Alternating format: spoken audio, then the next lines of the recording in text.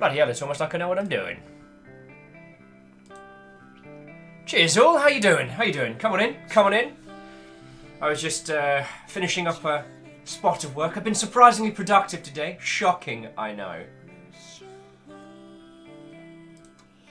Hey! Alfred the Deluge! What-o, friend? Dorcas, what-o? Aspects, you mother hobbit. You know what you did. In fact, we're still talking about what you did already. You know what you did. You know what you did. Sorry, joking aside. Firstly, Aspects, what-o and welcome. Secondly, thank you. Like, inordinately thank you, alright?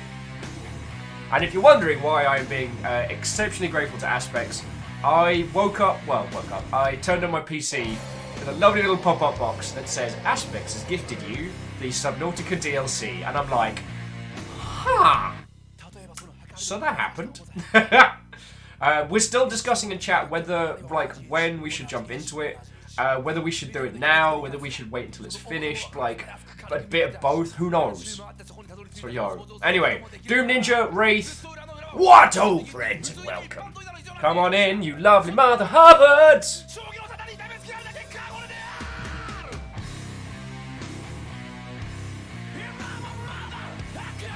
And to Meow Kitty Sakura, I say to you, greetings, friend. Oh crap, I need to do a tweet. I have not done a thing. Okay.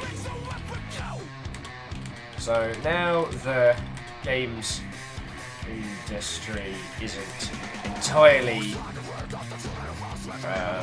blaze. Let's get back to really pretty looking indie games. Right? Right.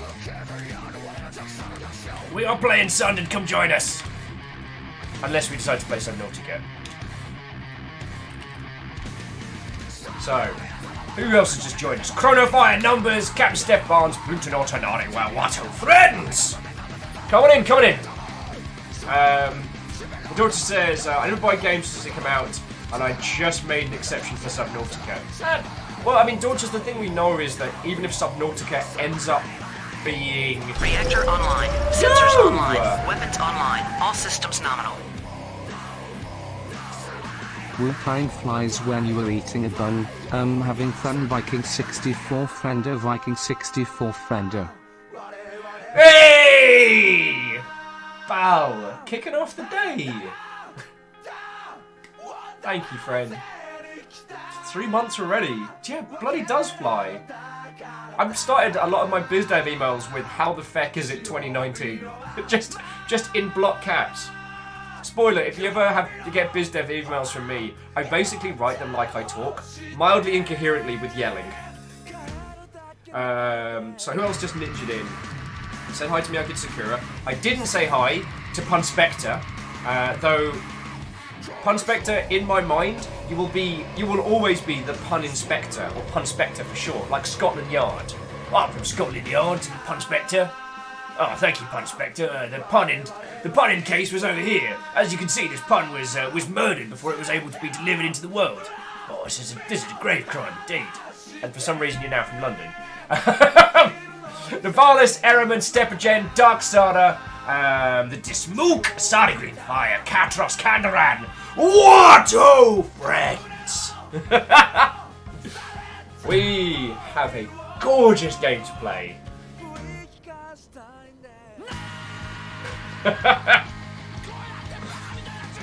Geraldine, how you doing? How you doing? Geraldine's like, not first to the door? Curse you, cookies! Some days you gotta let other people have that top spot so you can get the sweet, delicious biscuits. So, announcements, chats and things. I still can't talk about what's going on the 10th. But I will. We got a key for Wargroove, so we're going to be playing that next week. That's been added to the docket. Now, the team at Chucklefish will be joining us for a future stream. They won't be joining us for that one, because the time that we will be streaming it is their launch party. So they are going to be happy and hopefully very, very drank. This Friday. So, Flourish Clink is joining us for a stream. Now, none of you know who that is, and that's fine. But Flourish is a feckin' legend. If you can imagine, like, the intersection between, like, hey, it's starting the day with a raid. What ho, Caffeine? What ho to yours? Come on in, come on in. Just doing announcements for the mornings. Oh, heck, and I missed Arden Sakharev, Alpha said hi to. Obviously, Caffeine, Hindle. What ho to your Vanderbeast? Dashko. What ho, friends? So, announcements. On Friday, we have a dev interview. Well, we have an interview with a feckin' ledge. Flourish is a community specialist, and her sphere of knowledge is the intersection between, like, metrics data and, like, deep dive community knowledge. And her and I have been chatting on and off since 2016. And all we end up doing is just having, like, a Skype call and just talking about the weird intersection of metrics when it comes to community management. And Flourish's knowledge is light years beyond mine. So getting to introduce you all to her is something I'm very happy. Plus, we're going to play a hardcore survival game at the same time, so you can all laugh at me dying of hypothermia whilst... Yeah. And as I said, I don't want to spoil Flourish's story, but she got her break in the Harry Potter fandom and is now fucking top tier community analyst. Like, yo, life is weird and awesome. So obviously I want to introduce you all. Captain Steph Barnes, head of House Valkyrie, welcomes you all to Raid Defense. Hindle says, what are we listening to? Maximum the Hormone. Because today's game is going to be very, very, very pretty. So I wanted to listen to something very, very, very silly. Yeah, can't say what's going on the 10th yet. If you didn't see from yesterday's announcements, we have a PO box. So if you want to send things to Longship Command, if you want to send things to my noodly self, you can. It is not a PO box technically, it is a UPS box. So you can send stuff from Amazon, you can send stuff from online stores, you can send personal goods, you don't have to worry about size of package, lol. You don't have to worry about where it's coming from. And if you want to send stuff to Ket as well, it will arrive.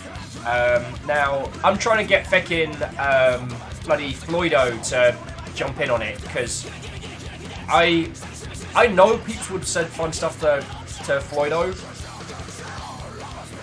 But yeah. Tal says, as before, no giant dildos. Speak for yourself, Tal. Jesus. Those things are expensive, yo. Thank you. Hey! Oh. So firstly, someone just picked up the Humble Bundle Manga Fantasy by Kodansha Comics. And the reason I went is because the first proper job I had was working for a gentleman by the name of Tony Luke, who did a comic series called Dominator. It also ended up becoming like one of the early standalone animated films. Arguably the first anime produced in the UK, because Tony lived out in Japan for a while and was actually published in Kodansha. And he did a crossover between Dominator and one of Kodansha's like long-running like slice of life serializations. It is the most surreal thing. So yeah, Kodansha's always got a place in my heart. And when I was just a nobody with nothing, Tony gave me and Larry, he gave us a gig writing comics. And our comics were terrible and awful. But we did paid work for him. And so, yeah. Dude was a feckin' legend. So, none of you knew him, but to you, Tony, cheers to you, man. Feckin' badass. Right. Sakharev says, intentional alcohol shipping is 50-50. Yes. If you want to send booze, please check to make sure that the method by which you want to send booze, you are allowed to do so. Alright? I don't want to get anybody in any trouble. But it won't, yeah. Anyway. TLDR. We've got a PO box. The address is down the doobly-doo, and it's pinned over on Discord. Flourish is on Friday. Chucklefish aren't going to be on the show for Wargroove, but Chucklefish will be on after. They've agreed to come on the show, so that's feckin' cool. And they got us a key to Revolve. So one of my Chucklefish friendos was like, yo, do you want a key? And I'm like, yeah, if you'll come on my show. And that happened. And Secretly Robin, thank you for the teeny tiny, the flags of pride there in the Bits Cup. Dragswart says, so only send full growlers if it's legal to do so.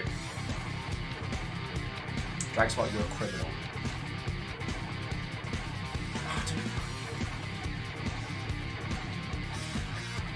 One of the things that Lizzie was asking me is, am I going to do like an unboxing for all the stuff that comes through? I'm entirely down for that.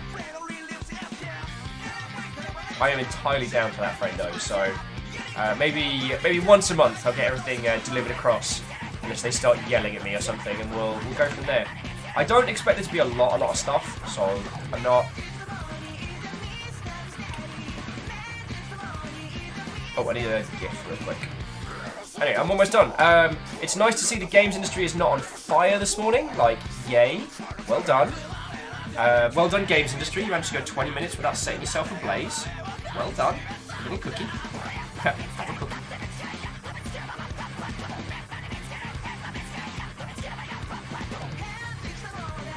I just need to find a really good gift for the game we're playing today. Because the game we're playing today is Sundered. Now, there was a potential... I mean, one of the things we were discussing earlier was whether or not, when should we jump into Subnautica? And I think that discussion is still valid. But I've been wanting to play this game for you all for a long time. It's so beautiful. It's so beautiful. I just need to find a gift that is as good as the game is pretty. And this is why I love hanging with Crowbeak. Whenever Crowbeak hooks me up with a game, there is a press pack. The press pack comes with high quality GIFs of great moments. I'm like, yes, yes. I don't have to fucking troll through Google.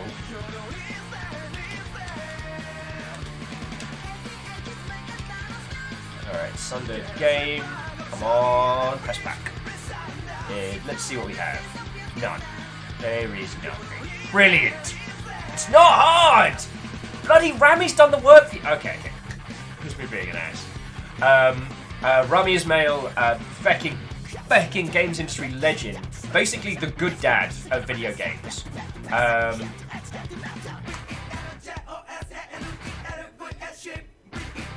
on, something good. No, they're all stills.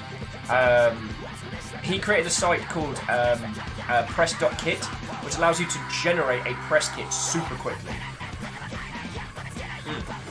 So again, so Miyaki says, slightly sad game news. Sailor Moon drops will be closing at the end of March 2019. Is it criminal that I don't know what those are?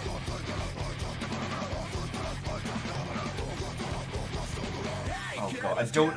Alpha says, I don't expect to see a lot of stuff. Yeah, just like your subcat, right? Oh yeah, Dorcha's saying, once again, to quote Ket, have you met these people? Have you spent any amount of time with them? Rukaridi says, do you mean, do press kit? Let me just make sure that's the correct address.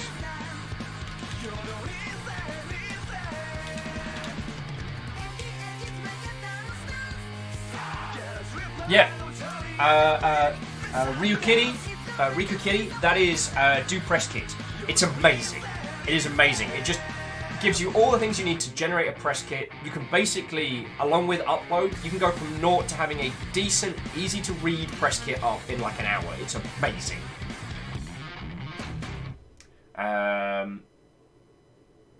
Miyaki Sakura says it's a mobile game, so nope. Oh, well, Miyaki Sakura, I'm sorry that one of your games that you love is closing. I mean, you know my feels. If it's a game and it matters to you, then it's a big deal. One of my favourites is Space Invaders Infinity G, which you can no longer get the iOS version. And Ryukiti says, yep, used it for my game's first version of press kit years ago when Rami first made it. Oh, wow. It's such a good resource. And I get so grumpy when games that should know better don't have it. Grumpy Will. Grumpy Will sounds like...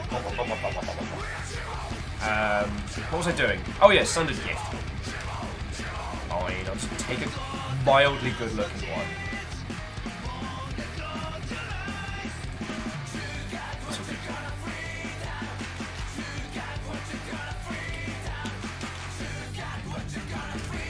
Okay, so nearly done, friendo. So jumping back into chat, Isacrid's pointing out Below Zero is up now.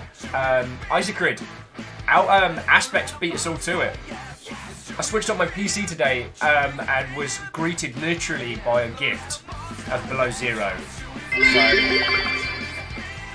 PC next me here! A pride flag to upset the Bits Cup. The Bits Growler.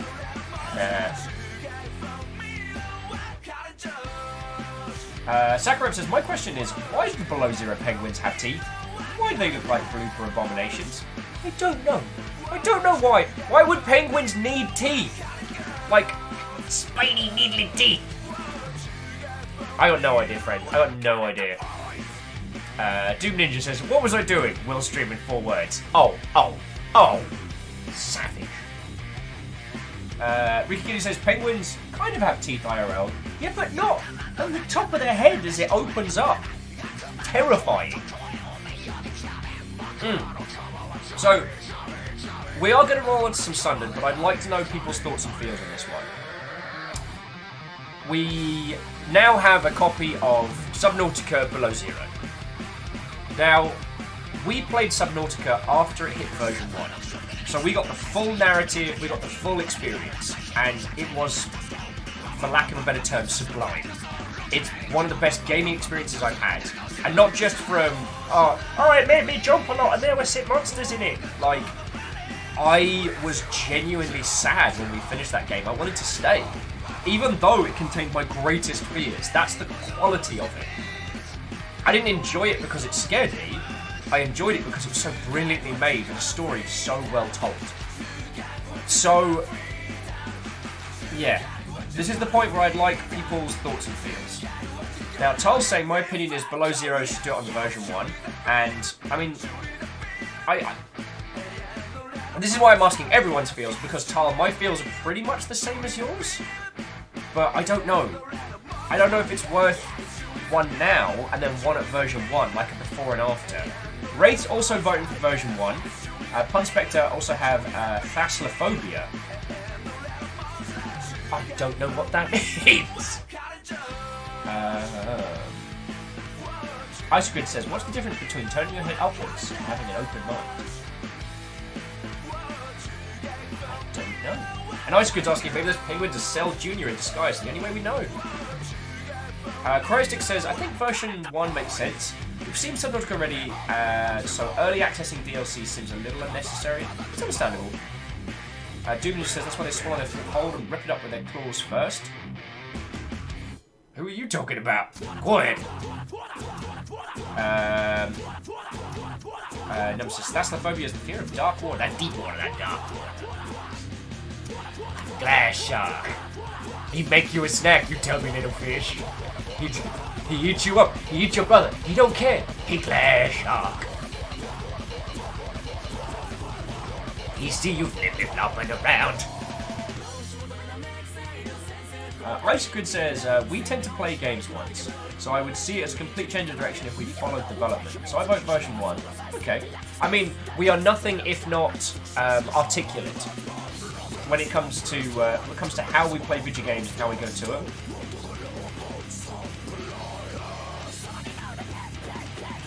So Aspect says, I played Below Zero for like 2 hours now, and it seems like I'm done with this kind of content. It's quite stable, but has some visual bugs. I'd say wait at least for a few updates until it releases. Alright, so Aspects, Marshall Raya, let's go. Aspects, as you gifted it, and it seems to be the general consensus that we'll wait for version 1, or we'll wait until it's content complete. So, that was real easy. See, we can have... I like that I can have this talk with all of you lot. You know? Just really hope I can announce the cool things for you. Okay.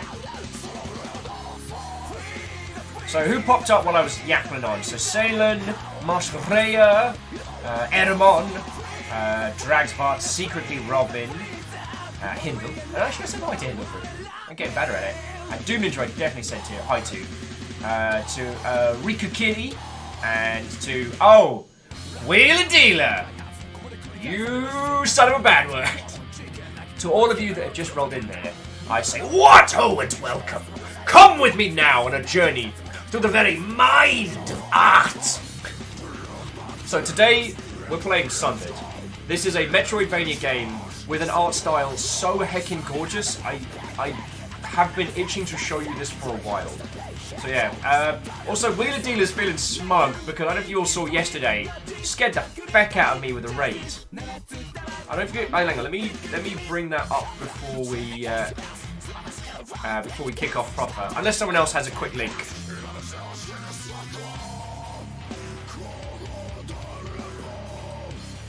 Now here it is. Here it is.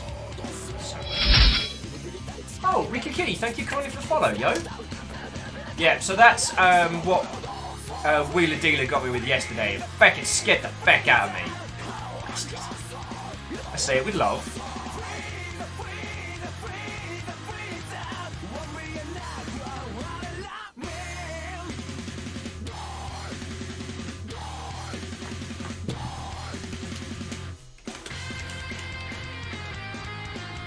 Right. Also, just something I've noticed today. I love you all. If you want to tell me about a game, please tell me the full title, not the acronym. There are so many games now with so many acronyms that it could be any number of a bajillion things. I'm starting to feel like the granddad where someone's like, oh, have you heard of Maflufflefuff? I'm like, I'm sorry, what? You just showed me a lot of letters which could have been any number of terrible point-and-click adventure games. You're making me feel old! Oh, Icy Creed. Oh, you mean like GOW? Get out. Okay, come back. Oh, caffeine! No, that wasn't at you. It's just, it was just one of those things that made me chortle. I realised, yeah. That wasn't at you, dude. It was more a... Oh, Christ, it's love me some fluff. God damn it. Why do I come up with these dumb things? As I know you're going to use them to mess with me. Oh, that's fucking cool, yo. Again, I know it bears no relevance, but... I mean, one, thank you for using the Humble Bundle link to pick up something, because they give us a bit of cash.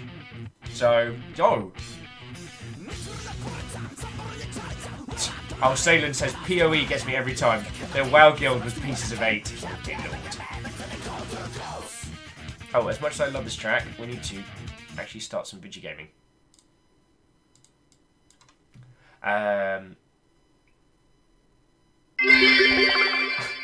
Maflaflaflafe. Maflafaflafe. Oh yeah, I was a big fan of Maflafaflafe. Honestly, like when Maflafaflafe got popular, like I started kind of being annoyed by, you know, the streamlined content, but early Maflafaflaf, some of the best. Feck it. God darn it! I need to stop coming up with dumb names for things. They'll haunt me. I don't know if you've ever heard this. There's this theory in another 100 to put Maflafaflaf on the schedule. No, we don't do.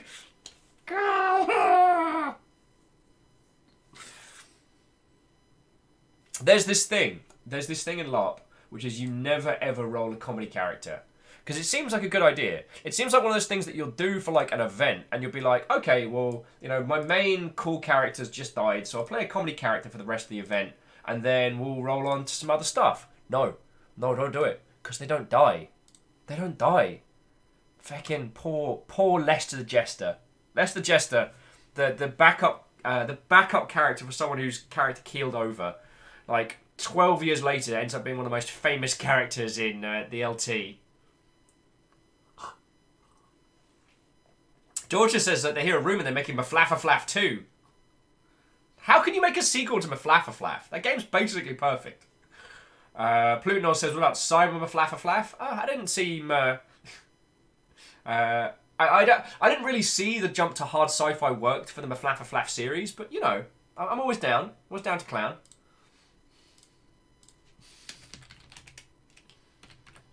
Okay. Oh, what was the other thing that I needed to say?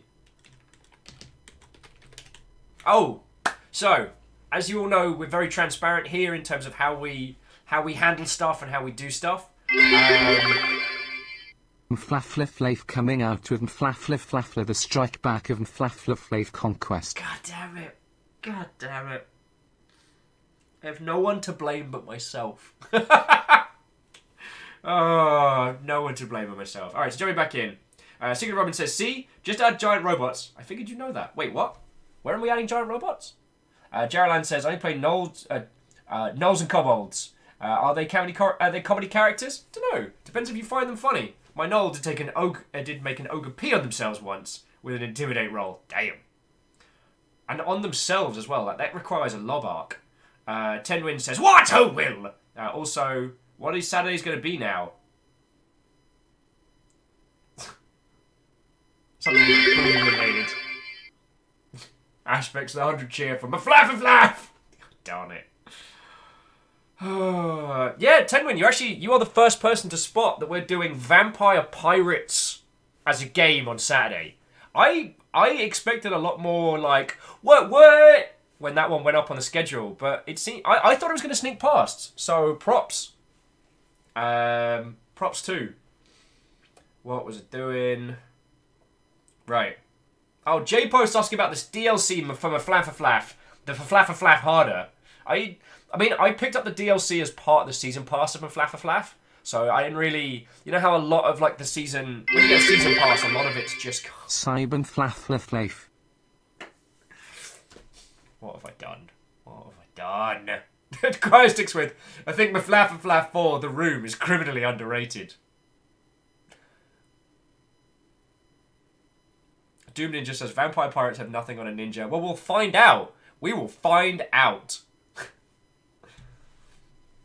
Dismig says, you were saying something about handling things transparently. Yes, I was. So, you remember we did that party a while back for Turbo Play. So when I went to Turbo Play, I said to them, like, because I agreed to do it when I was very drunk. And I said, like, and it ended up being a great evening. So I said to them, is like, I have not said that this will cost. I have not charged you. If you see fit to give some money to Longship Operations, if you think I am worth it, then great, I will accept it. But, you know, we did that on the proviso that we weren't going... That it was up to them whether or not they gave us any cash. And they did. So I just...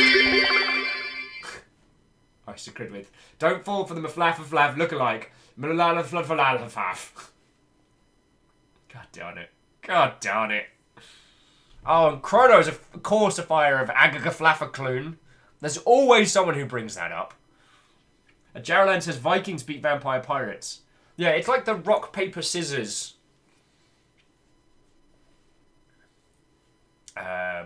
Yeah, so we're playing Total War Warhammer 2 on Saturday, and we're going to be playing the Blood Coast, which is, like, I'm not even kidding you, vampires with undead ships. And their top tier kind of titans are basically like broken ships piled up with corpses that kind of walk like titans. They got cannon arm. It's fucking cool. So I'm really looking forward to it. Oh, Vampire Coast, but okay. Alright, well, I mean, there's going to be blood on it, Hindle. Hindle's like, what even is chat right now? If anyone works out what the Longship chat is, then I will write that scientific definition down. Right, let's get this started. Someone was asking me the other day how many games I'm up to. What's my count while this is starting up? It's something ridiculous. Ooh. Ah, cool. See, Sundered. 10 points to House Sundered. We get the video options off the bat. At Hindle 101 Flafliflave mood right now. Hey, I mean, if you're down. Wraith's asking me for a Maflamfaflamf tattoo when. Oh. Well, first we have to agree on a spelling of it. Oh!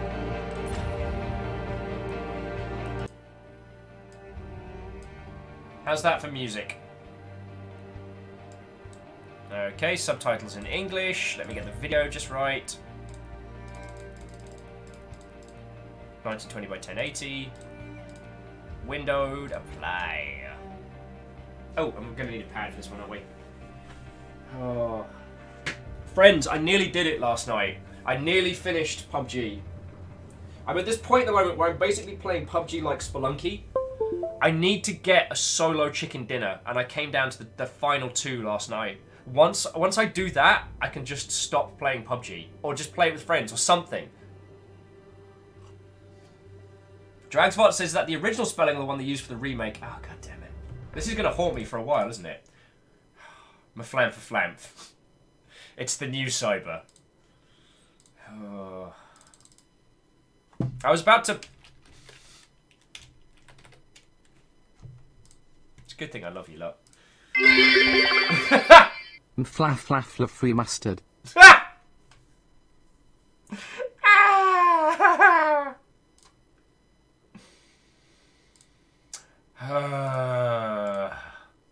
Alright. Alright, game's ready. Hindle says, you said something you said haunting you. Know my pain. Okay, Hindle, I'm sorry I got you exploded. I'm mostly sorry I got you exploded.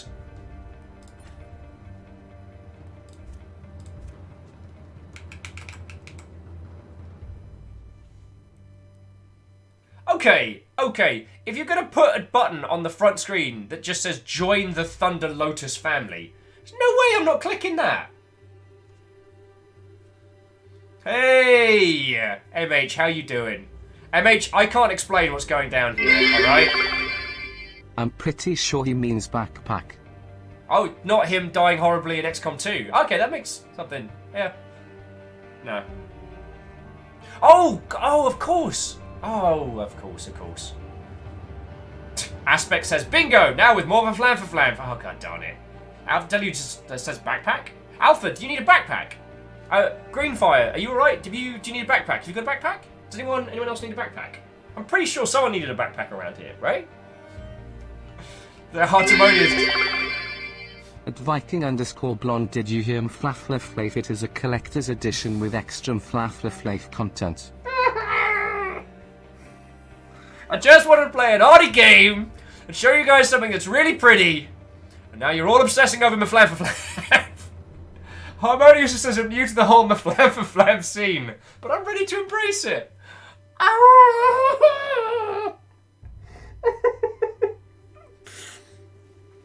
I find this simultaneously hilarious and agonizing in equal measure.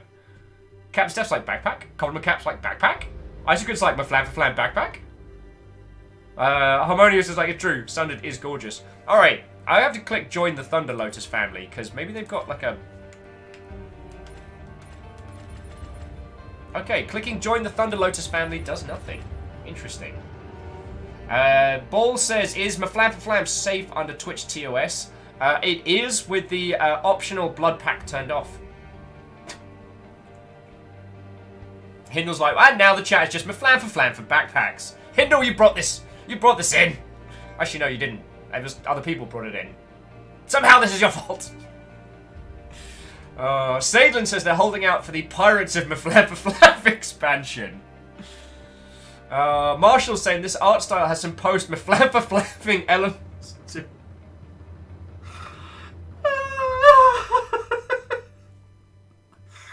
I find this, as I said, simultaneously hilarious and agonizing in equal measure.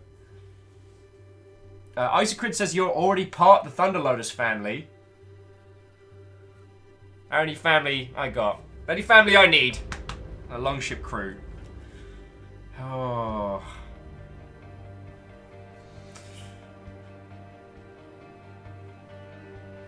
Dashkill says, well, of course there's Mflaflaflaf backpacks. There's also action figures, fruit snacks, and oddly, they tried to put a Flintstones, and there are some vitamins. With some merch.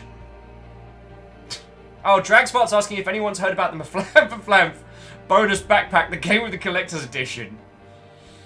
Alright, I'm just starting this game. I'm just starting it. Yes! Just... give me a small break from Mflaflaflaf. Oh, cool. I've got to actually control this. Okay, this game is really pretty. It was made by the people who made Jortoon. They're kind of like the teeny tiny boss rush Viking themed. Colin McCap says, "Don't worry, Viking Blonde. At this rate, Maflamflamp will be dead by tomorrow." No! You can't kill comedy characters. Isaac Chris says Grist 2.0. Yeah, it's Grist, but we get a sword.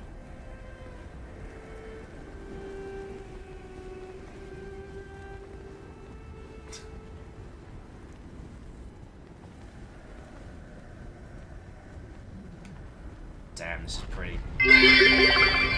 Oh, good! Has anyone seen them flaff from flaff dance? Yeah. Okay!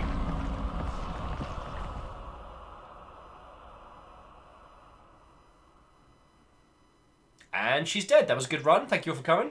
That's been my speed run of this.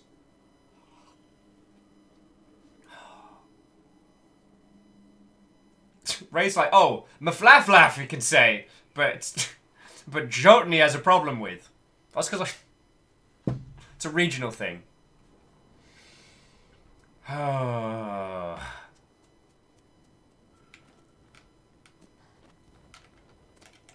Alright, no weapons, nothing crazy yet. Max health. Oh, got a little dodge roll. Where were you, dodge roll, yesterday? Where were you? So, jumping back into chat, Lord Lost. What, friends? Why are you apologising? That was brilliantly funny. The joke I was going to make was I'm pretty sure that Will Smith is suing them over the Flam Flam dance, which I believe was taken from one specific episode of The Fresh Prince of Bel-Air. I mean, I don't think anyone expected the Flam Flam dance to become as popular as it did, and the legalities of copywriting a dance move are still kind of in question.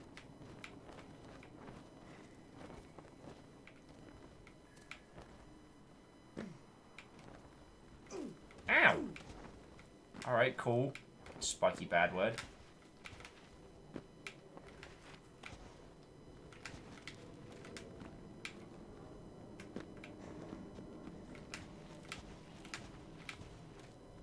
Damn, this is one pretty video game. As Lord Love said, man, his life was turned upside down. Right? I'd like to take a minute. Just sit right there.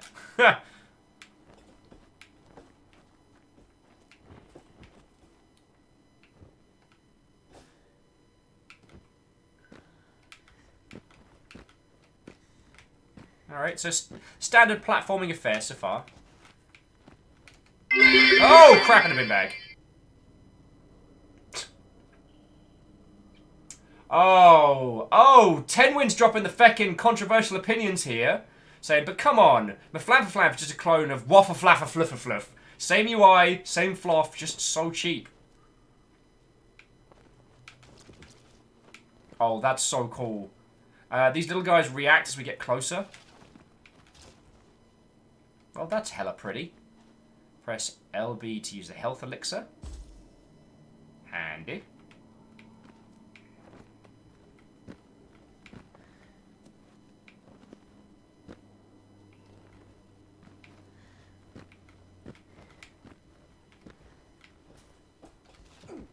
Ow.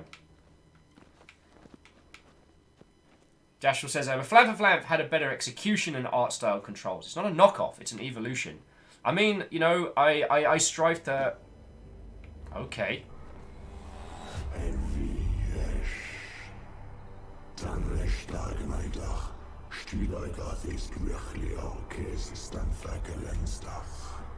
Okay!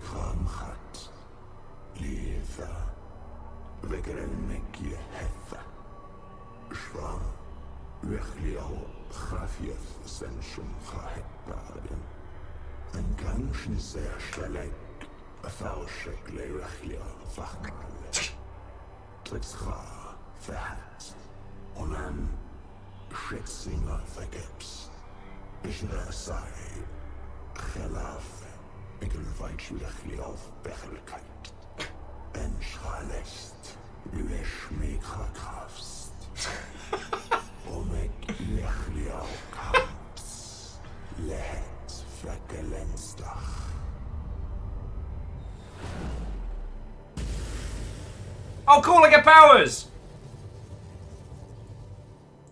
Okay, so anytime you meet a... Oh, that is cool.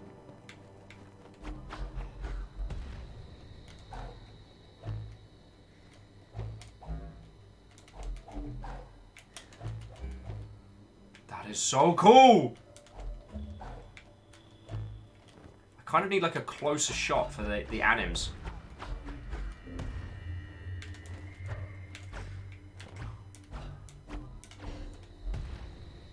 She's just pulling like an energy. Oh, it's so cool. So cool. There's so many good Maflamf jokes. I actually can't keep up with them. Oh, and Camille, firstly, what, oh friend? Secondly, I'm sorry that you're having another day of breaking meetings. Did you manage to get the I survived a meeting that could have been an email t-shirt? So jumping back to... so Ricky Kitty says, so obviously this game is freaking gorgeous. But did you all feel... how do you all feel about a fun game that doesn't look great? Well, I mean, Ricky Kitty, I feel that one of the reasons why... And this is, again, I don't expect anyone to come on this opinion quest with me. I personally feel that one of the reasons why visuals is one of the elements that we obsess over when discussing video games is they're one of the easiest to convey outside of direct experience. If you've not played a game, you can say, this looks gorgeous. It might play like a pile of hot garbage, but you won't know that until you have hands-on, and the experience of playing it is sometimes harder to articulate conversationally. Jumping back into chat, Tenwin saying, but have you heard of the sequel, Maflafaflafaflafaflamf? It's like an MMO, but with all the Maflamfaflamps and all the flops that you can desire. I heard that was still in development. I mean, someone earlier on was discussing a potential Maflafaflaf sequel.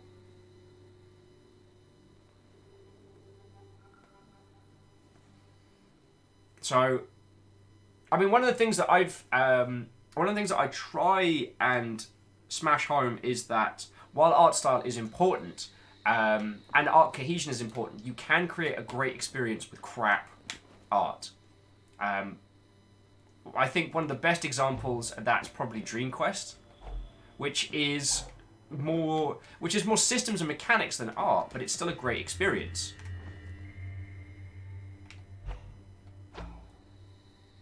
Oh, that's cool.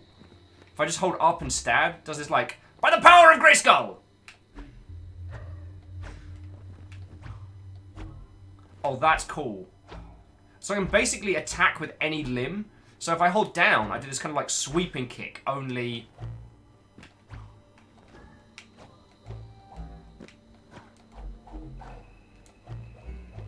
Oh, and I can do like a little uppercut as well, too.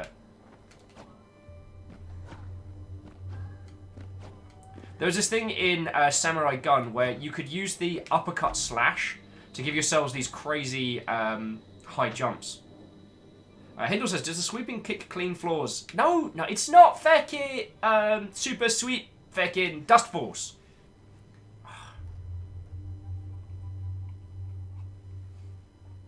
So yeah, I mean, video games are an experienced medium, not always an observed medium, so while art style and delivery and execution of art is a big part of that, it's not the only part of it. I mean, we've played amazing games. Let's take Duskers, for example, which is almost entirely command line, and yet it's successfully a very tense, very fear-inducing experience. Tenwin saying, during this entire conversation we have said more than most E3 trailers usually. Slay 'em. Although E3 Bowl this year is going to be off the chain. Lordless says, I love games that look amazing, but maybe it's just because it's got insane detail, but sometimes it's because the art style is gorgeous. Well, hell yeah. But, I mean, are there any games that spring to mind that you feel fall into that point, Rika Kitty? Because the thing is, the games industry has been nice and quiet today. The whole Epic versus Valve thing, it's gotten, like, it's so middle school, it's ridiculous. Basically, yesterday, THQ said that it didn't agree with the exclusivity. Today, THQ Main said that it was actually THQ's subsidiary of THQ something, of THQ Nordic, that was disagreeing, and that THQ as a whole brand, which includes Koch Media, were entirely on board with this idea. Meanwhile, all of the old Metro games are now getting review bombed on Steam. Which, while I think the users doing that is pretty lame, but Valve putting out their complaints about that product, the choice to resist or embrace is permanent. Interesting. Valve putting out a comment directly. Left trigger to open the map. Cool.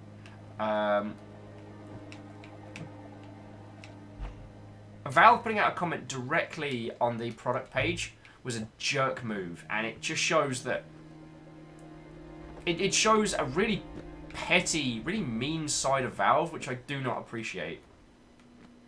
I don't know who in their PR department let that slip, but that was a big snafu.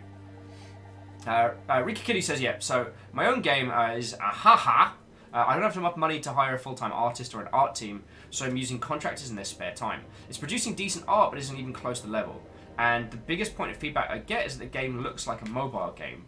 Well, Riku Kitty, now, I'm not saying... Okay, so Riku Kitty, if there is anything that I say that sounds patronising stuff that you already know, I am saying it for everyone. So for the whole audience, people who haven't gone through this kind of challenges or haven't produced a title. So if I do say anything that's patronising, I do not mean it as a... Stop that incessant clicking! Get!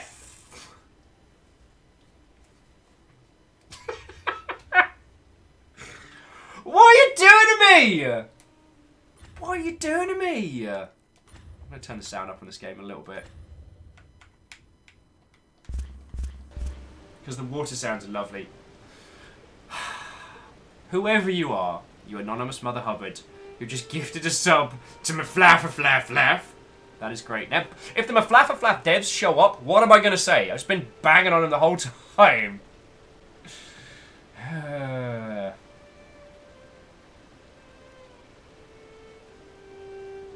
So jumping back into chat, GC says, what else was Valve to do? The game is thousands of people's wish list and it's not perishable, they had to stress it. No, they don't.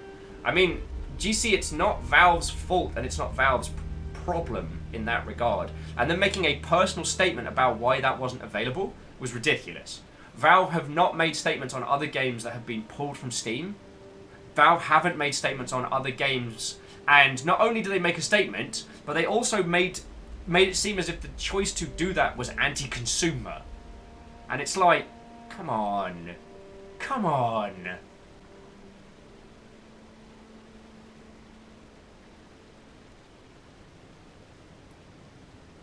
GC, I love you.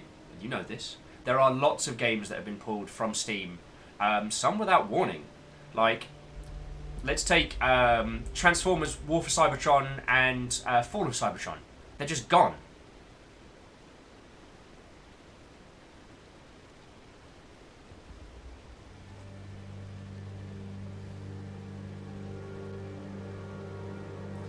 Robin says this might be a product of their corporate structure. I agree.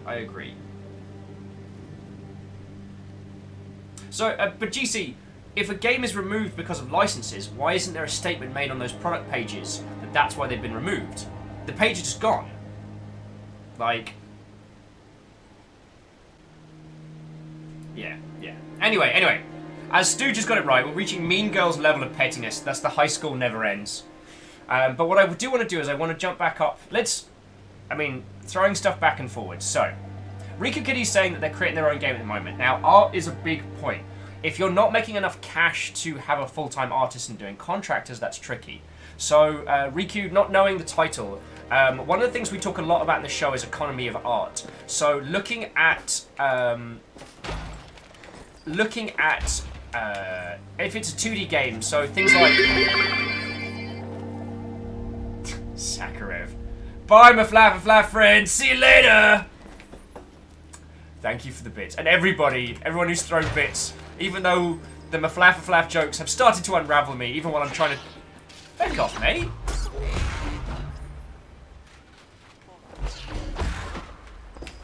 Just dropping slugs on me.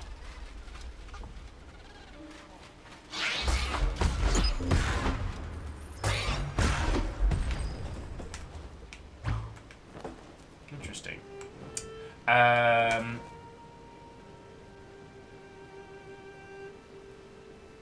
on. So, as I'm getting murdered. So, firstly, Camille says, Goobrain has arrived. I feel like my home has been found among these maflaff and flaff talk. I have no clue what we're talking about. Then that's entirely this whole thing.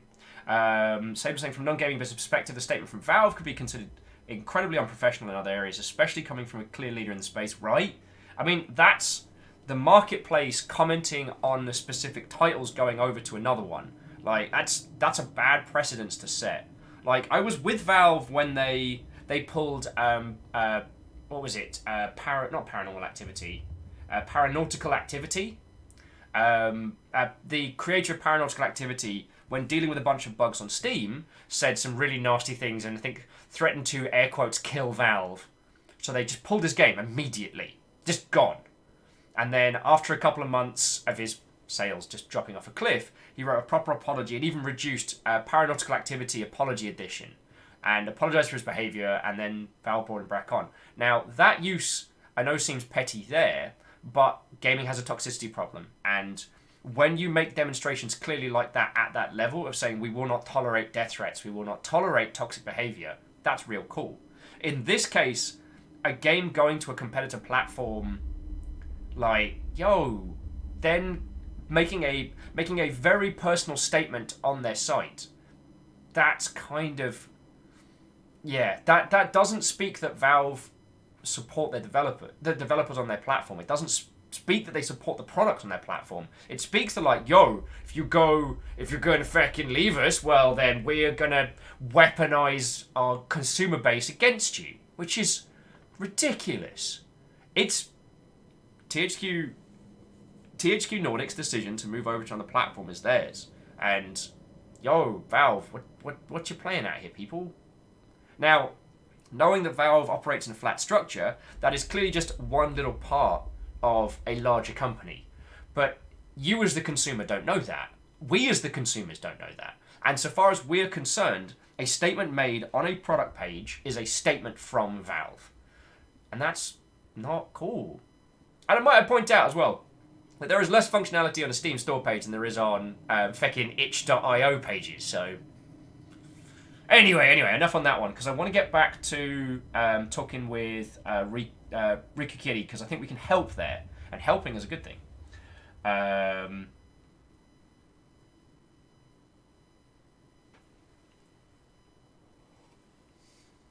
So, Riku Kitty, not knowing your game and your art style, is there much you can do with economy of art? So maybe you can go for and this is not having seen your art, not knowing what we're doing. We're just talking about the theoretical business and design elements here, so that we're not bashing on anyone's art. In terms of economy of art, is there anything you can do with the style, like paper doll style designs? Hey! Is there anything you can do with... Wow, there are a lot of baddies.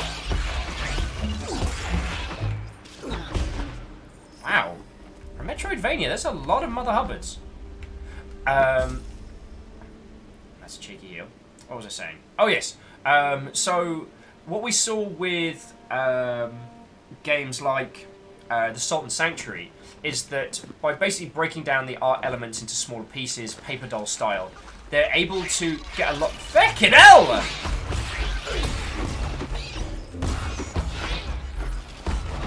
They're able to cover a lot more ground. This allows their team to do more... by doing deconstructed pieces, it allows them to create more different armor sets, create more different bad guys, etc. Which seems to really help. Valkyrie base. This is kind of got a sci-fi blend. Alright, so jumping back in. Hey, Catberry! What, oh, friend? Catberry says, wait, what did Valve now? Oh, we're talking about the past. Oh, we were talking about earlier, but we're moving on from that one. Riku Kitty's saying, so it's a 2D, content-heavy, it's a story-based game where I try and reuse art as much as possible. Tile-based areas, etc. I do use Spine, which allows for doll-style animations instead of having to do them frame by frame. It also allows for mesh deformation of art, which does make it feel a lot more dynamic with a lot less art required. Well, that is awesome, because, well, I'm not saying that you should take your cues from it, but If the Emperor had a text-to-speech device, is a great example of economy of art. If using like animatic-style animations on still images to create something. Can I smash those? No. All right, down we go.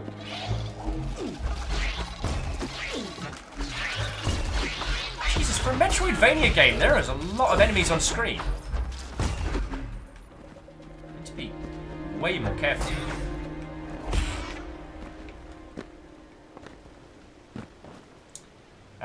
Catberry says, I hope you're doing well. Catberry, aside from the Maflaffaflaff, the entirety of the Maflaffaflaff fandom has come out today to mess with me.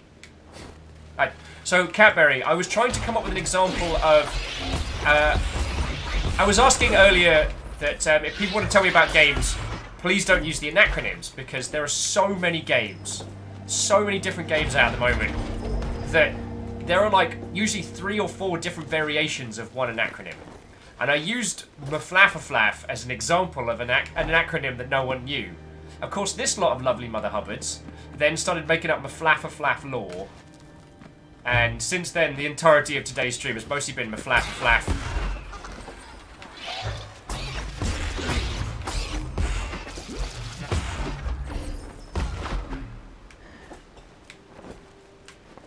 So Captain Steph says, how would one use creative writing in games? Oh boy.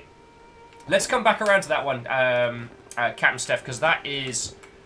I mean, that's a question as deep as the ocean, my friend. Oh!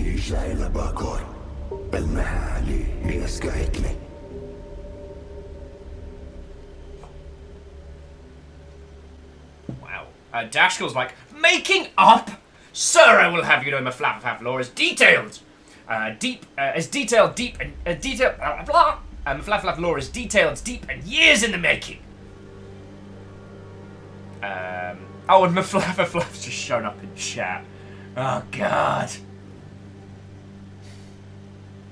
Oh, no, Maflaffaflaff devs are here. God.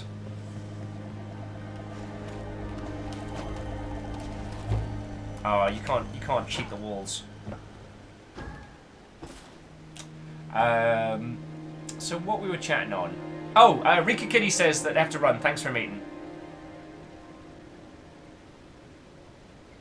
Well, so, Rika Kitty, if we can help, and if we can get into the weeds more in terms of how to get you some coverage, or, you know, see about what we can do, either come talk to us here, talk to us on the Discord, you have our axe. Dorches with Maflaffaflaff, a multitude of fighty flying longships aggressively fighting the legendary abominable ferret for freedom, laughter, and adventure. Fredos! First Longship Studios game? Oh, I don't know if we'd say first Longship. That's technically the, what was the Endo Team title we came up with? That's technically the first one. Oh, and Rika Kitty, it's no worry. Like, if we can use the knowledge that we've got to help out a project, then we will. That's what we do here, yo. Yeah.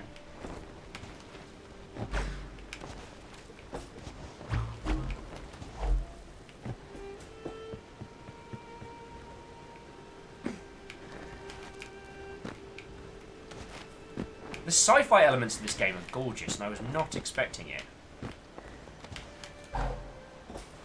So joining back in chat, Krobik says, don't let the community be sundered apart arguing over which would be the first Longship game. Ah! What you did there, I saw it, Krobik! How you doing, friendo? How you doing? We just started playing Sundered. We're like 2 minutes in, even though it's almost at the first hour of... Never mind. You'll know what I'm like.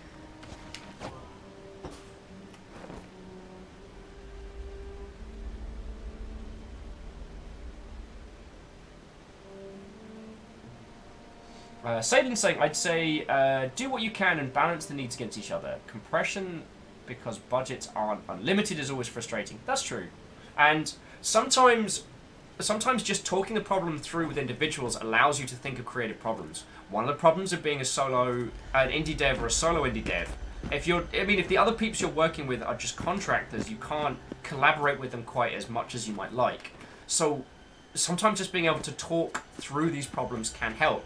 You know, solutions that you come up with yourself are found through the kind of collaborative problem solving.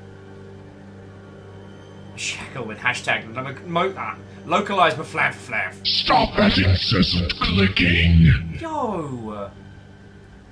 Whoever it was that just gifted us up to Riku Kitty. That's fucking lovely of you. And Riku Kitty, yo! I tell you what, so Riku Kitty, in chat now, there are artists, programmers, PR specialists, community peeps. Like, you've got the full complement of the Longship here, so we got you. We got you!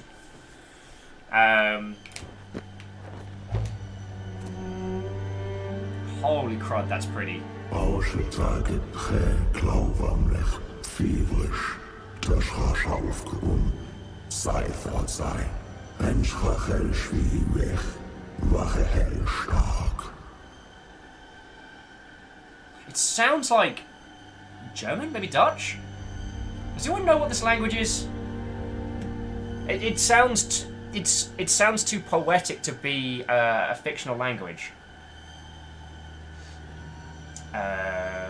Baal says, I can make an awesome cup of tea, but not so much use on the internet. Ah.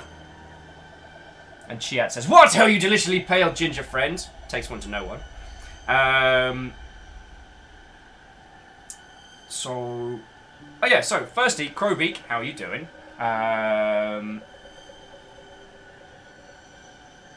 So Almif is saying, I know that one. It is a fictional language, but it's based on German. Oh, and Isocrid says, I know what the language it's supposed to be, but that's a mega spoiler. Okay. Hey, then don't worry about it. Don't worry. A Pun Spectre says, developer but not game developer. And that's all good. Okay. Oh no, I broke it. Oh, I broke it.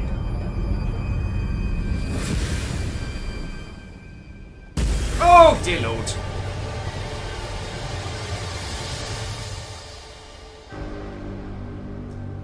Alright. Schwakkes Ausschwach, noch in Lektere Eifstas Alekt, Jenksharig, wie Tashiset, Starker. The Valkyries have some redeeming qualities. We got a shield! Crowbeak says, speaking of what language can be, the new Utada Skrillex song for Kingdom Hearts 3, this part uses Japanese phonetics but is actually gibberish. Oh wow! One of the things that still breaks my brain is for, I think it was The Sims 3, they did a whole album of songs in Simlish. Like essentially mixes of existing songs in Simlish. And it breaks my tiny mind.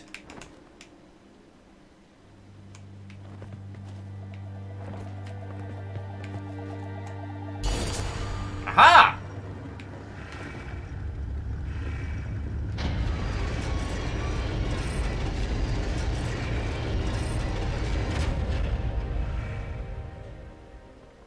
So Alnaf says, sorry, I'm kind of like a walking wiki for this game right now. Stop me if I'm too much, please.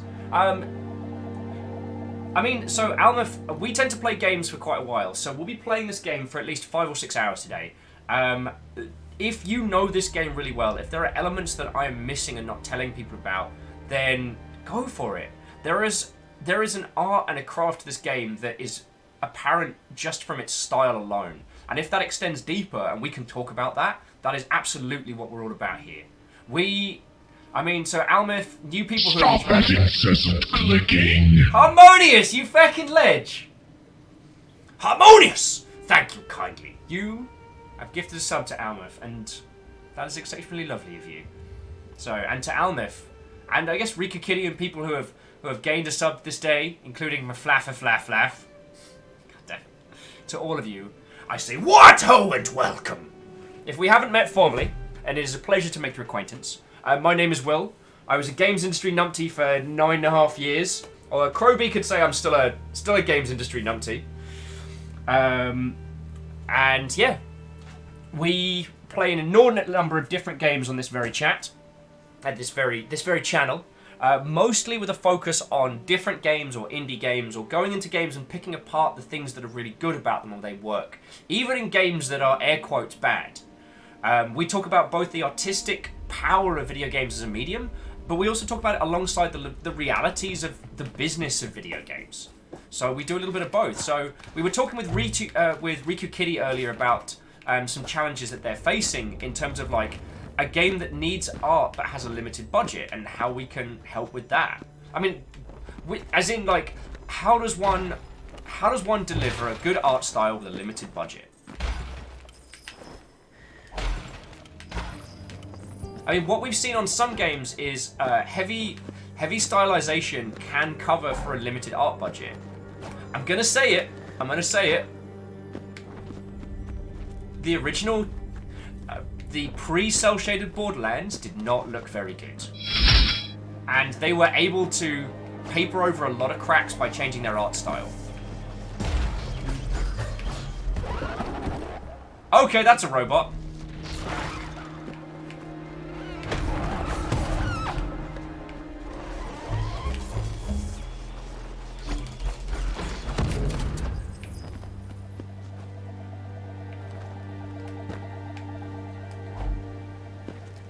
So joining back in the chat, Almith is saying thank you to Harmonious. Salen's saying, Krovic for later, YouTube series on the accent experts that I've been watching over the weekend. Nice. Krovic says, have you seen Amorphia? It's got an awesome Shadow Puppets look. Let me quickly check, because if I have not, that sounds entirely like our jam. Honestly, I am getting to the point in video gaming stuff now where I have to fucking Google it. No! I have not seen this. I'm always impressed when people can recommend me a game that I don't already know. So yeah, Krobeak, I've added it to the my monstrous wish list on Steam. So.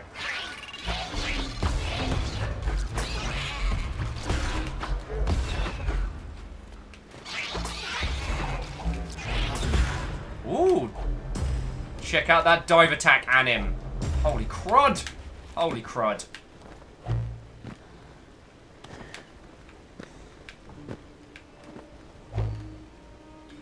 So again, I'm not saying anything controversial, but like having not seen necessarily the game that you're going for, Riku Kitty. While a change of art style is always expensive and dangerous, is it something that could save you time and money in the long run?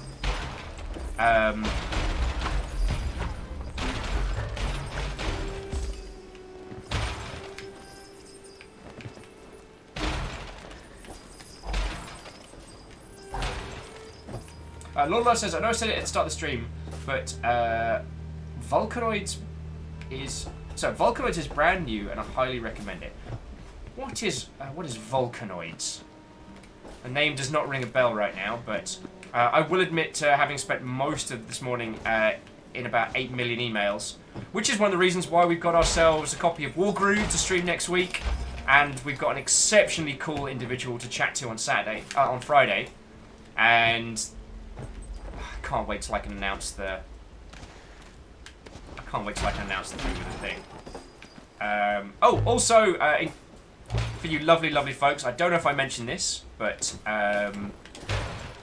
to those that weren't here at the beginning of the stream, we have P.O. Box finally. Oh, crap in a bin bag. A lot of you guys.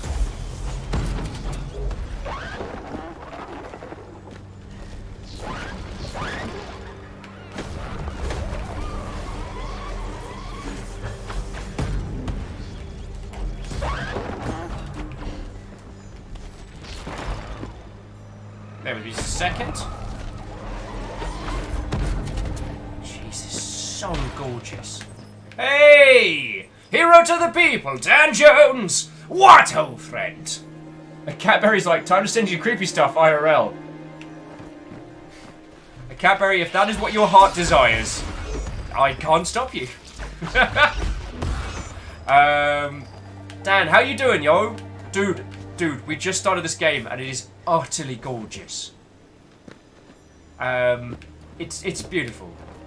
So Dan, we've been talking. Actually, Dan, this is something that you might be able to help with. we've been discussing economy of art in indie projects. So, I'm a nutter is now following. It's an excellent name. So Dan, we've been talking about economy of art. And so one of the individuals in chat is working on an indie project. They don't have enough budget to bring on a full-time artist. So at the moment, one of the areas of weakness they're really struggling from is the quality of art. Or no, maybe not quality, but the amount of art they can produce. Are there any tips that you can give for economy of art from an artist perspective? Like ways that an artist can create more for a project create more with less time. Which I know is the mystical, every single client. I want to spend less and get more. You know what I mean?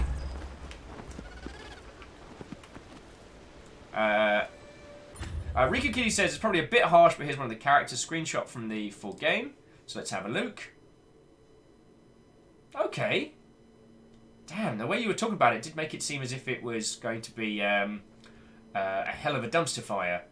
Riku, but I mean the art style looks strong. Like I'm not seeing anything that leaps out and it's terrible. And as you have told us that you have a problem, there's no benefit to me telling you, your art's great and fine, when it actually looks like a series of matchsticks and bloody arts and craft supplies loosely glued together by a toddler. Dan Jones says, I'm pretty terrible with these things. Well, fair dues, DJ, fair dues. I mean, DJ, all the times that you and I have worked together in the past, you've been a feckin' ledge. So...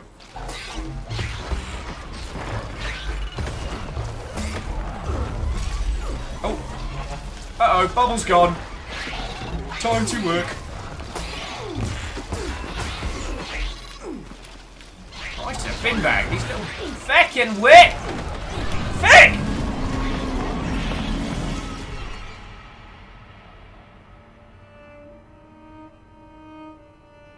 Jaralan says, matchsticks can work. Remember Nidhogg? What the feck? Het geslagen in ik geachtelijk. U vergeps. Rijfer is luchterweg. Svenster is die stalekt. Gesekte is die fachmale. Achlau en weglia nechekta. Trust me, you'll need it. I've actually taken that as a compliment or an insult. Okay, and Crowbeak is very down for sphere grids. I'm always down for a good sphere grid. Path of Exile, I'm still happy that I made a dual-wielding fencing duelist who used cleave and blood magic corpse reanimations that exploded.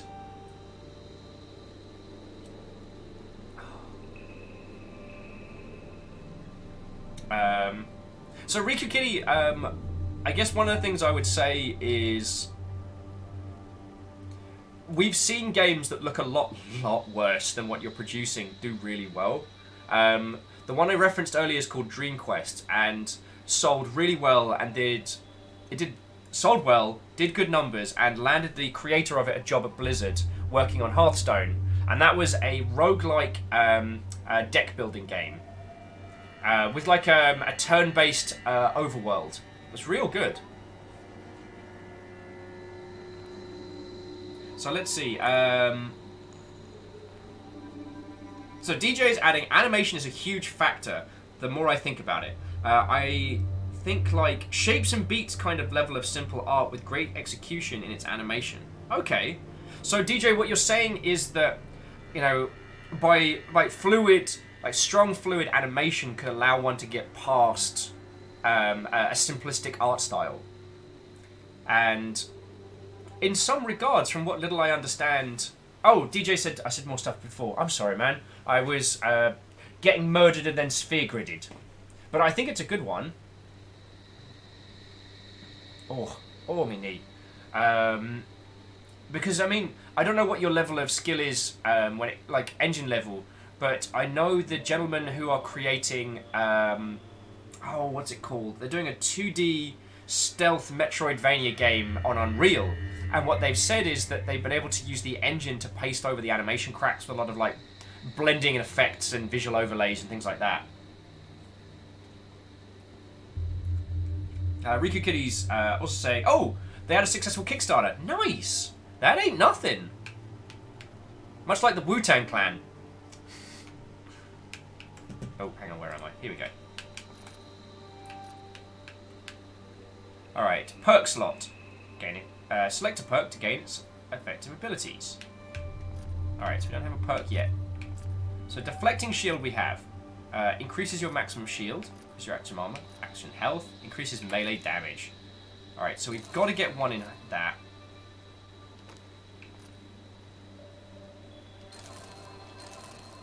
Okay, so do we want reducing damage or increasing health? Either way, they're going to lead us to more murder, so... So decisions. Greenfire says, sorry, I'll be in lurk mode for a bit. Ah, no worry.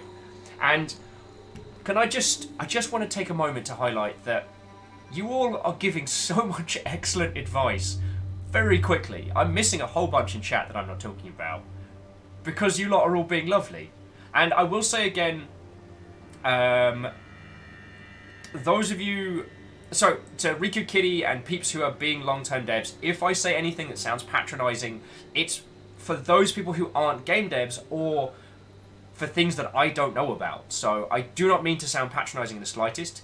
That is one of the things that I get really arsey about. As I know a lot of community managers have had to do their whole life of... okay, I hear what you're saying, but my uncle has a Twitter account, so I'm going to tell you how to do your job. Hey! So to Textbox North, who's saying, I am one person making my own game. My first serious attempt and absolute weakest part is the art.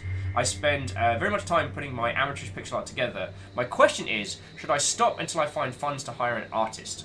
No, because you can, with pixel art, you can always have someone else go over it. The great thing about, this is one sphere I know about, the great thing about sprites, you can have someone else do them after. Placeholder sprites, getting the systems down and the content down and having someone come over and do an art pass, especially for sprite work, is brilliant. I cut my teeth on sprite games. RPG Maker, Mugen, I lived in those engines for feckin' years. Also, to Textbox North, as I don't believe we've met before, what oh and welcome! Armor or health?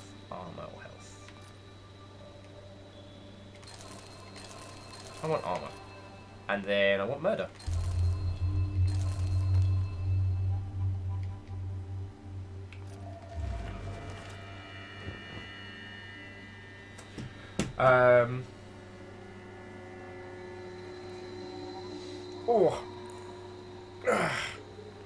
Almif says, I just noticed how many viewers there are. Chat's moving fast. It is.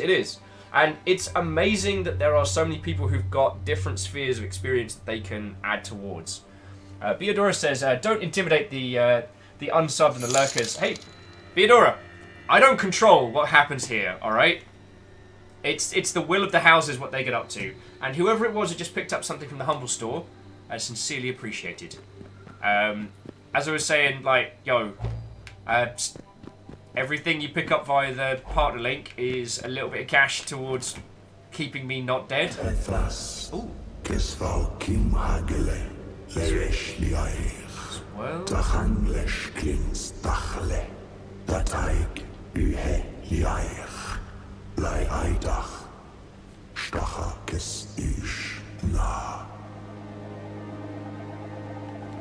Stay alert, this danger is always near. Beodor is asking, did you finish Resident Evil 2? We finished Leon's campaign. Now we need to play through Claire's campaign to finish it proper. I don't want to spoil what happens, but there are a few things that they have added, which I'm very impressed with. But also, Claire's campaign B is kicking my ass at the moment, so there's that. Jumping back into chat. Who's that? I'm going to say hello. Oh, I'm a Nutter. Nutter, it's lovely to meet you. Timwin says, tomorrow there will be a new Dual Universe Alpha test. I will jump on again, as I've skipped a few. Okay. Viking_blonde tomorrow will there be a new Dual Universe Alpha test? I will jump on again. Smile, I have skipped a few, so I can see the changes more clearly and so I don't get tired of it. Okay. I mean, Dual Universe is a game I'm thoroughly intrigued in, and I met some of the peeps working on it.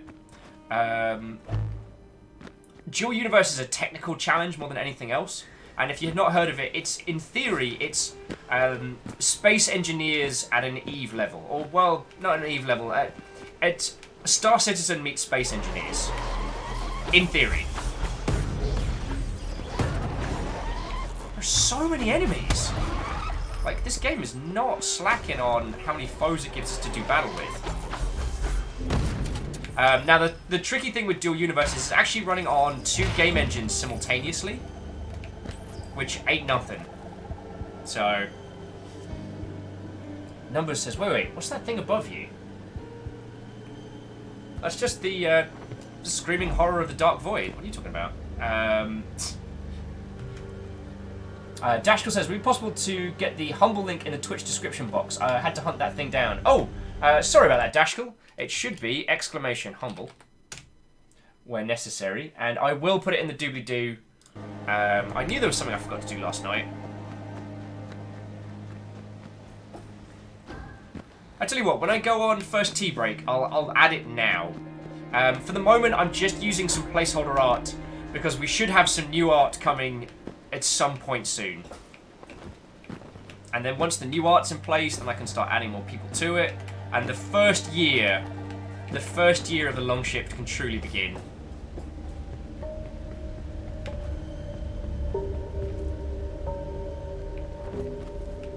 Secretly Robin says, 2 engines at once, you say. Elaborate. So, Dual Universe is using 2 different game engines in tandem to run both its server setup and its in-game. I believe there is 1 game engine being used for the users, and there are 2 that engine plus an additional that are being used together to run the actual gameplay.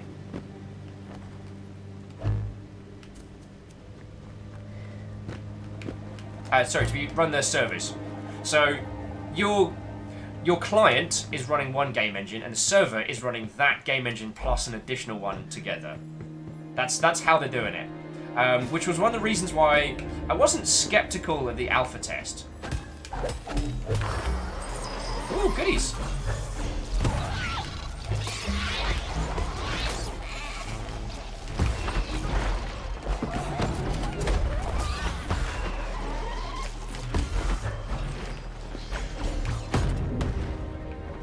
Damn, it feels good to be a Lannister. So that's one of the reasons why I was a little bit, not skeptical, but hesitant to encourage people to be very enthusiastic at the initial launch of Dual Universe, because I'm a little worried about them. Not today, Satan! Also, it's interesting that we have a stamina bar, but our stamina bar is not affected by swings. So we can wail on these mother hubbards as much as we want. And they throw a lot of them at us. Okay.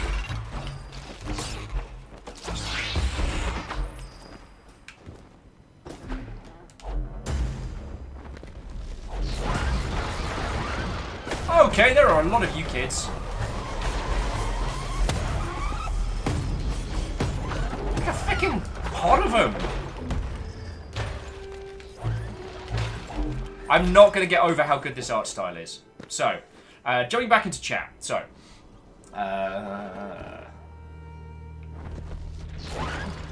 Beodorus says, Humble link should also be pinned in general in Discord. It is. So that at least I've done. That is to say, Tull did it.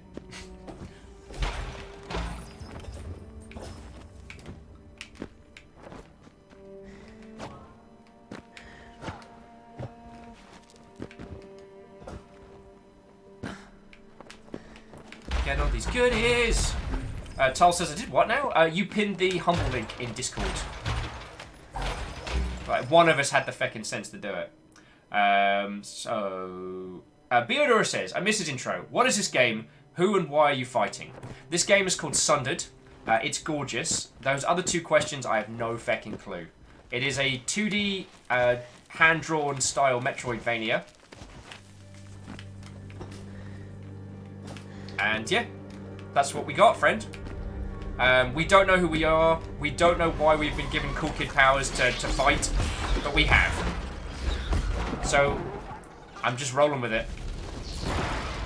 Whoa! Rude!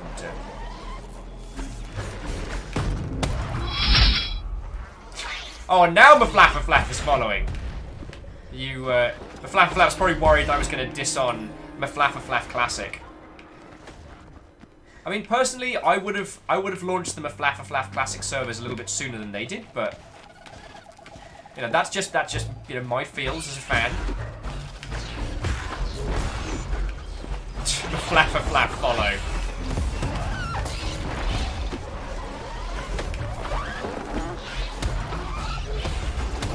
This game is really fun! I'm just wailing on. I'm just wailing away. I'm just raving. I'm just repeating.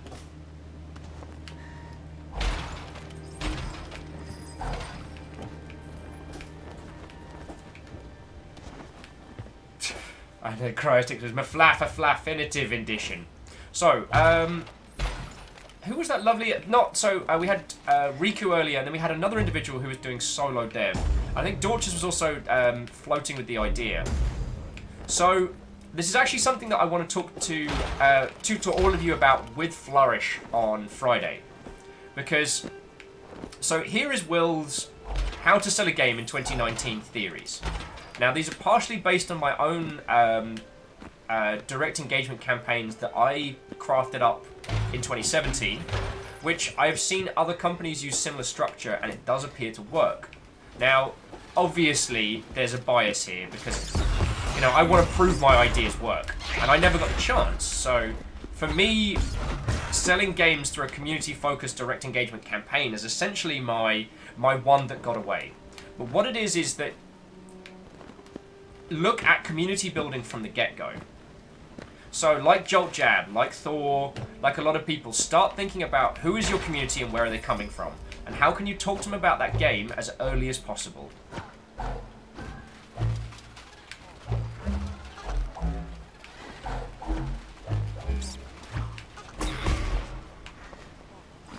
Once you know where your community is, start building that engagement.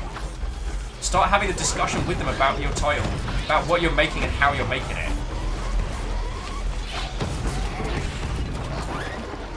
Now, the other thing that Thor said, which I wholeheartedly believe in, is that look at your first title essentially as an experiment. So, if there is a game in your heart of hearts you want to make, consider making a very simplistic game first. So Thor and Go Pirate Software put together a title called Champions of Breakfast, which is a kind of a bullet hell shooter based on different breakfasts. And that allowed him to go through a lot of the processes of selling a game, creating it, putting it out, supporting it, and all the processes needed, rather than trying to do that alongside Heartbound, which was the title he wanted to make.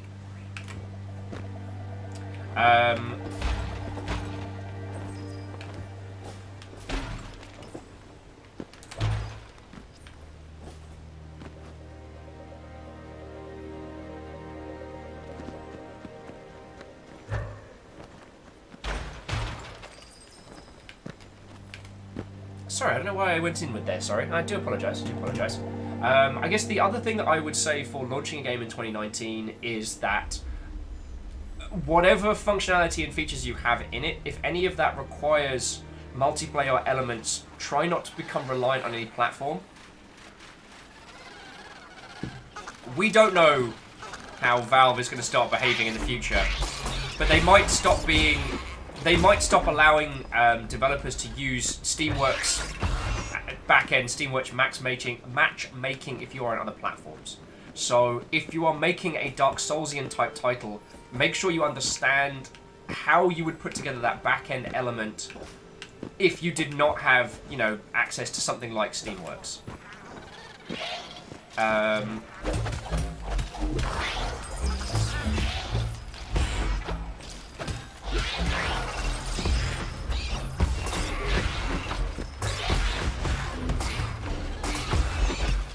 Basically, you need to consider being platform agnostic at this stage, because we don't know how things are gonna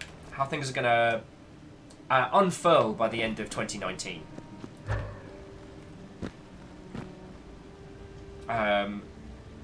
My other, I guess, piece of business advice: absolutely do not sign any exclusivity deals, because no one knows how 2019 is going to pan out.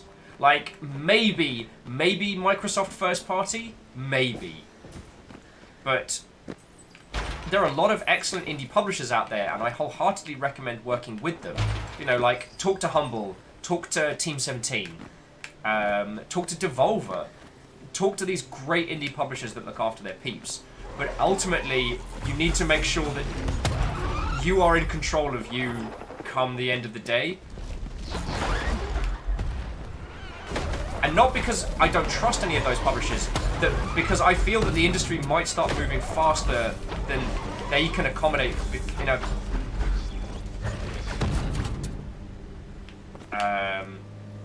The other thing I would say avoid at all costs is anyone who says we will fund your project in exchange for you being part of our games as service model. So absolutely do not be part of any game passes, any monthly setups, because you will end up fecked over and the people who run that pass will be fined. Oh, this was the first time I died. Oh crap. Let's wait for that shield to come back and then...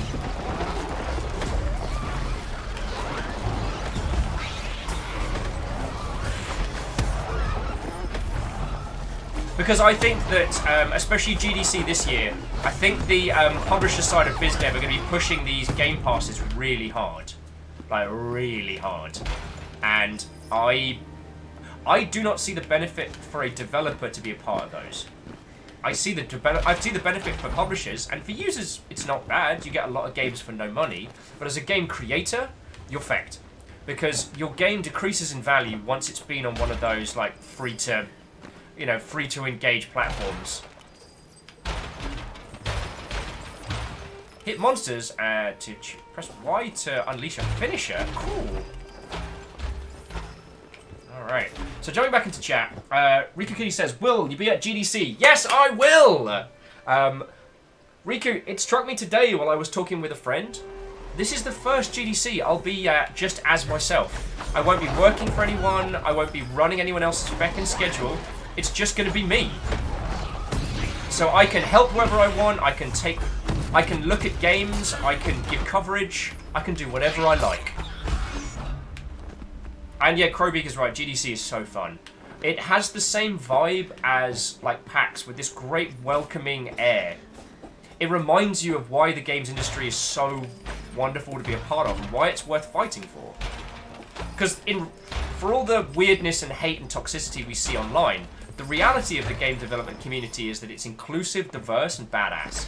It could be more diverse, and it could be more inclusive, but none of the people who matter in the games industry are against more.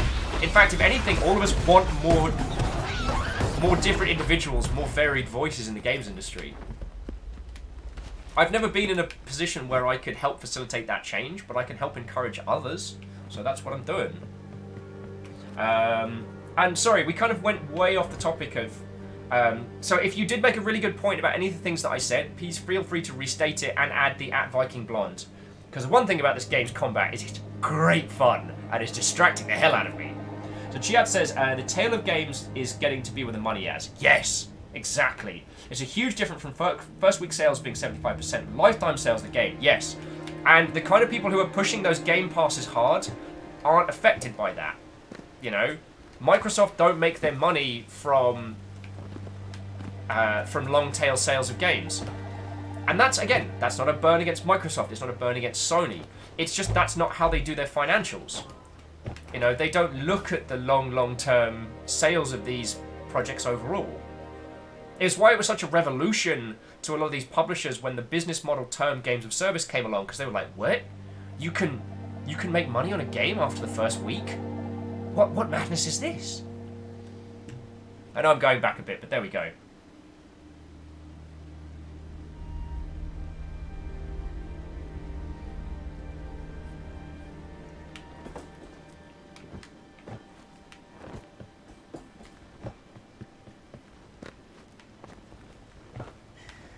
I feel like I should go back and level up. So Chiat saying, so game passes and bundles are not great deals for games. Well, it's okay, so don't mistake game passes and bundles. Bundles can be amazing. Being part of a Humble bundle can be an incredibly good tactical decision. But you need to think about what your game is. So let's say...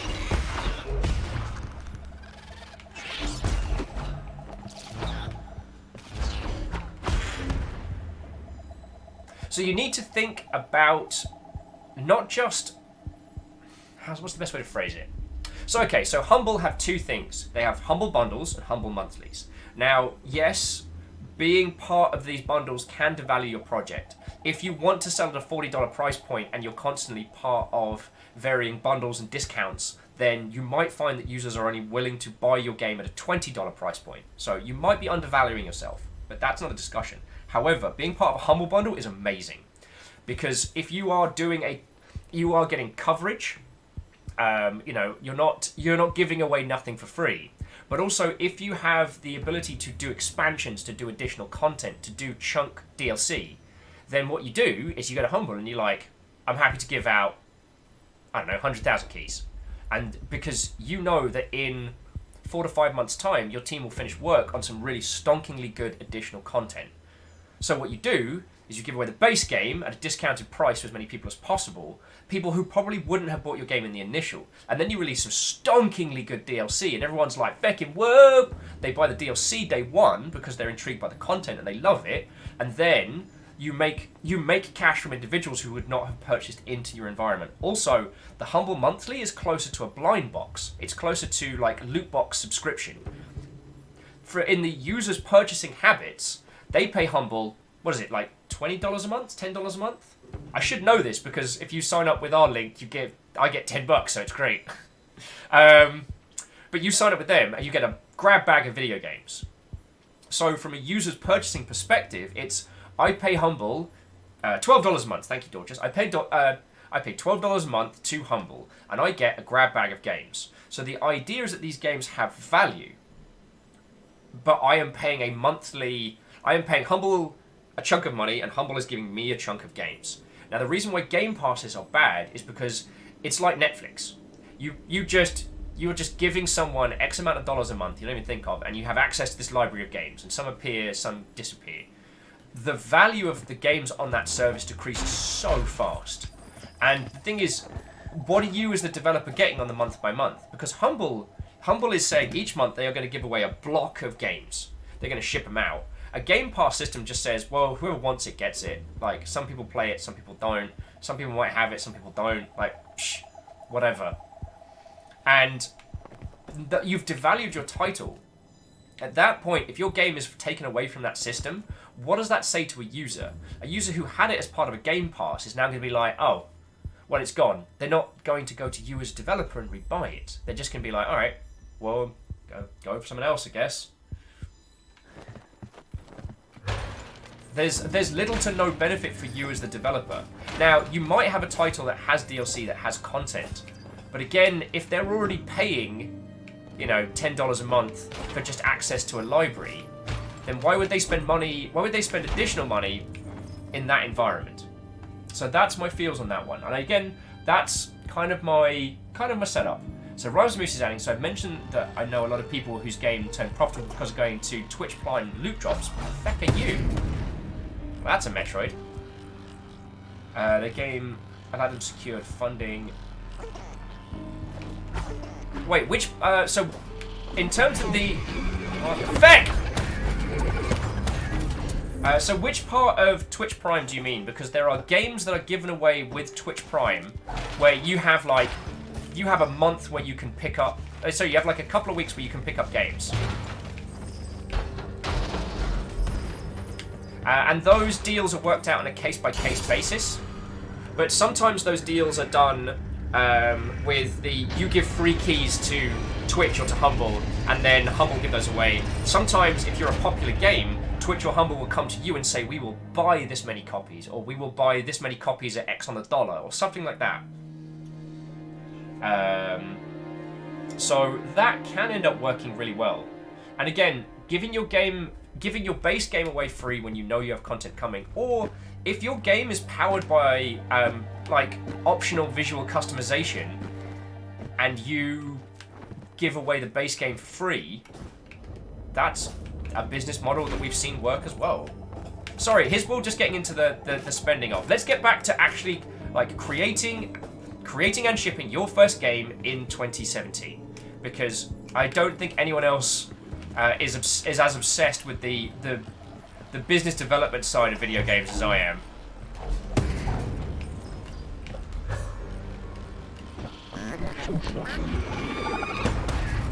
I mean, Sean, you've done this dance a whole bunch of times. Is there anything that you want to add for like things that people should be looking out for or wary of biz devery stuff in did I say 2017? I apologize. In 2019. And while we're waiting for Sean to bounce back on that one, the Dreamer saying, it sounds like the Spotify streaming solution and how streaming drastically reduces musicians' ability to make money. Yes. I mean,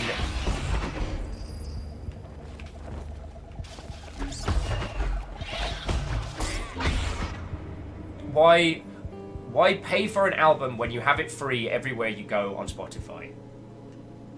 Plunge says, speaking of Humble, I found Renowned Explorers on Humble Monthly and never would have otherwise. Now bought the DLC and I'm hyped for the next game. Oh, Renowned Explorers is great. Is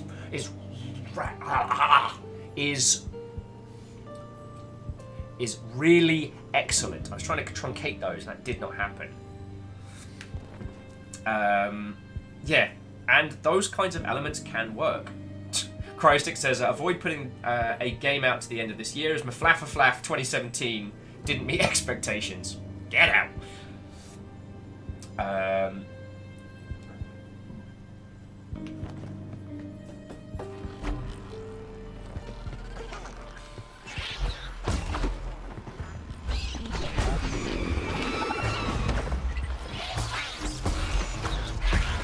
I have to say, friendos, the combat in this game is so good.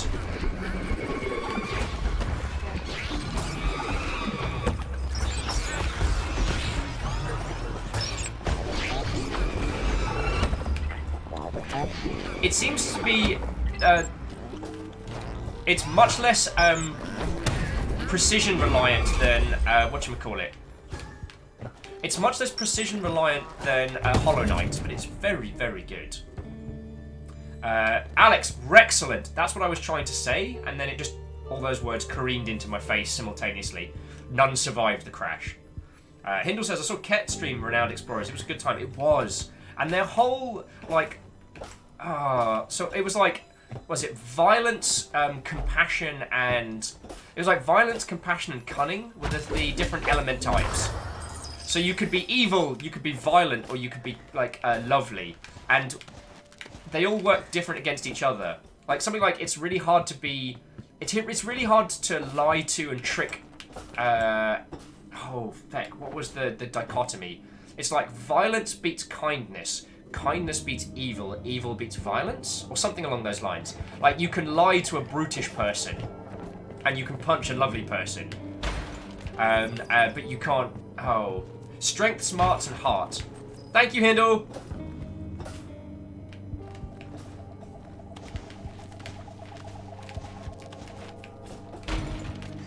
I have no idea where we're going, and I love it.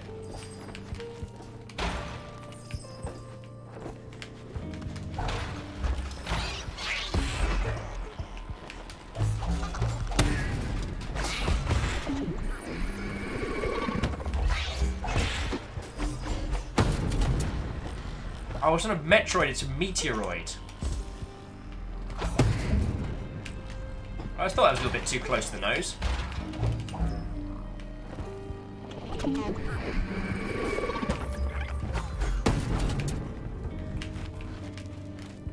Rock, paper, brains. So where were we? Oh yeah, so it's talking about on the how to make your studio survive. I mean, you've all seen the interviews that I have with a lot of the teams that are doing really well in this current climate. Mostly remote teams. Remote teams not working in very expensive parts of the world. So, you know, if you want a studio, maybe don't put it in San Francisco, just saying. But yeah, the teams we've spoken to that have been surviving, keep it lean, keep it lean, keep it mean.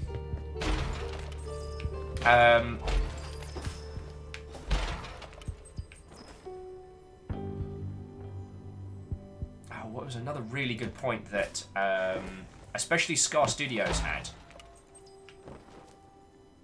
Oh, feck. Alright, it's dropped out the back of my head. I know Thor would say to avoid taking publisher cash where possible. I mean, the ideal magical scenario, and I know this is magical because, you know, this requires, you know, finances at a very privileged level. But if you can produce your first game by yourself, taking no money from anyone, and own your own IP at the end of it, you are sitting pretty, because that is yours. That is yours till the end of time.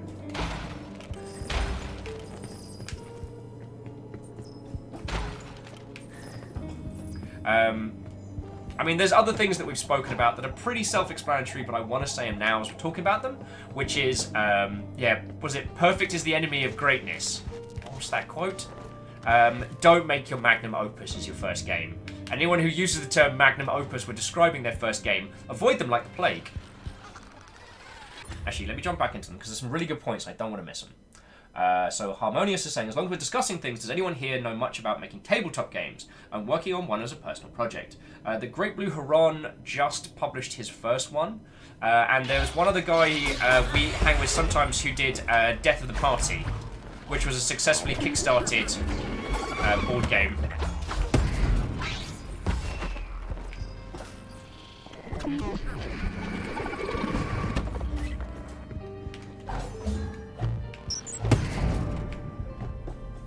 Moose says, this part of the discussion where location comes in a lot. Outside of the US, a lot of places have grants and such which are available, allowing you to secure funding without having to give up things like your IP. Very true. It is absolutely, absolutely worth looking into.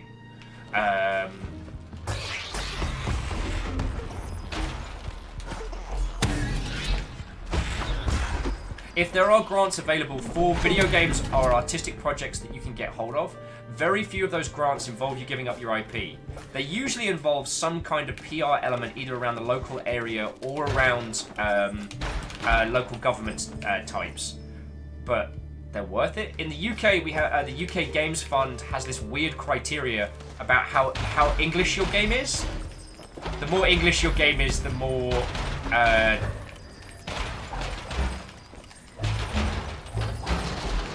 English your game is, the more funding you have access to, or something ridiculous like that. But yeah, there are funds entirely available, and they are amazing if you can get them.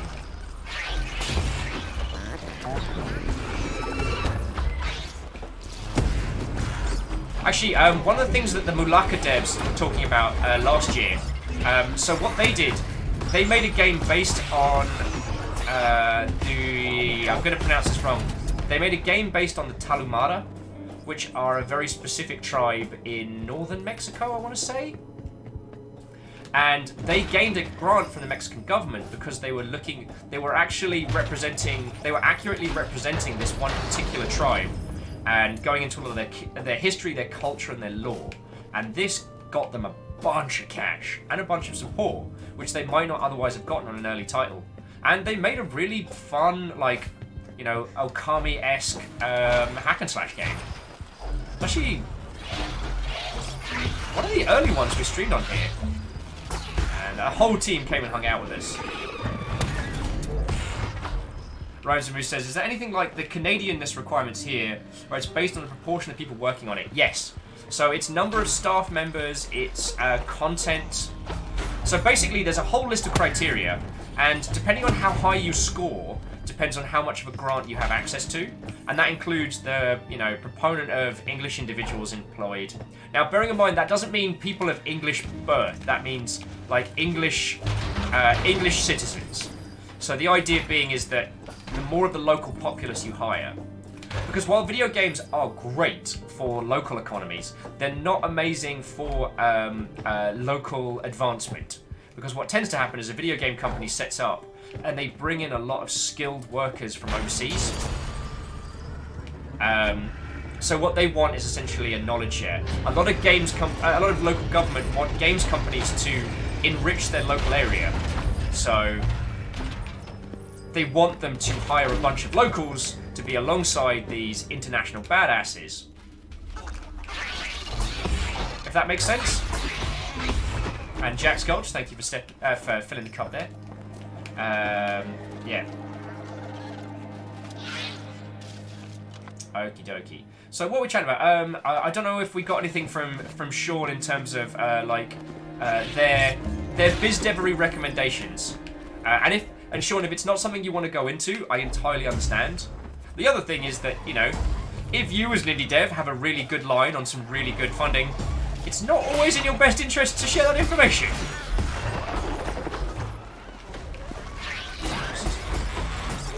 And I don't mean that to sound callous, but, once you enter into that arena where you are looking for funding and going to market, even though, indie devs do support each other, it's you and your employees that are going to be the ones who have to make enough money to eat at the end of the day or pay their mortgage, so yeah. I'm going to head up and spend some of these points because I'm unlocking shortcuts. Yeah, Kroby. I try not to bring too much real-world politics. That was cool. That was my finisher. Damn it! Wasted my finisher. Alright, up we go. I try not to bring too much real-world politics into this because the current world is on fire, and I strive to be, maybe not an escape from it, but, we focus on art, the positivity of art and how it affects people alongside the genuine business decisions that people have to make that art. And yeah, but Brexit is a thing that does need to be discussed a little bit for the English games development team, because for a long time England's been really feckin' jammy.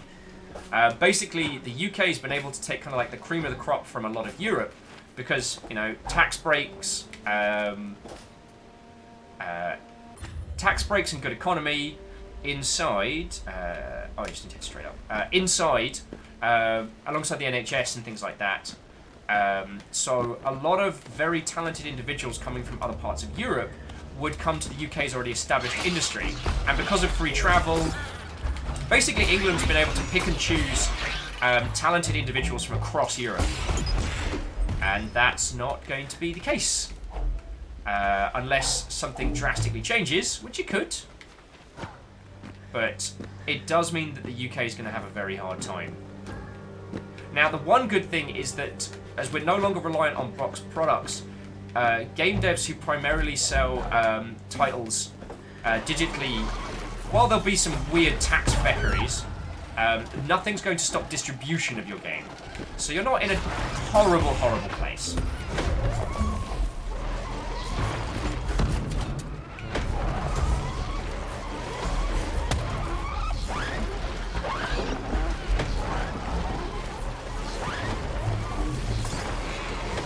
How are there so many people? Catberry, that's an excellent point, and I do want to jump into that in just a second.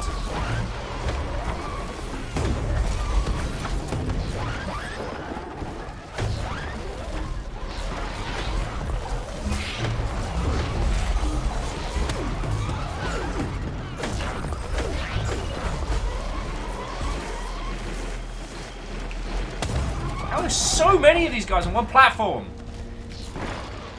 So Cadbury is saying, when it comes to tax though, they've been talking about doing similar tax situations to Singapore, which might actually be good for business. That would be lovely. That would be lovely. One of the things I would say is that if you have the option, maybe consider setting up your team internationally.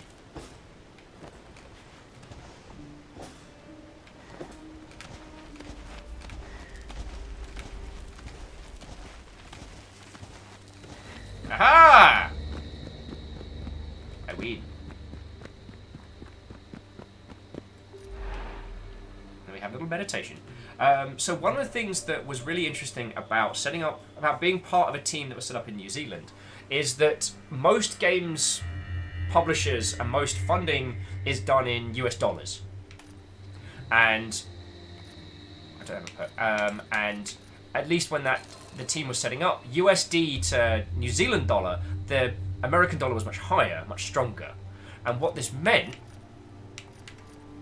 increases maximum shield, reduces damage, increases energy, increases melee. So I guess we're going up. So shield regen, health elixir, elixir capacity is not a terrible idea. Yotze's devotion increases max shield. It's not terrible. You can go that way. So one of the things that was really interesting.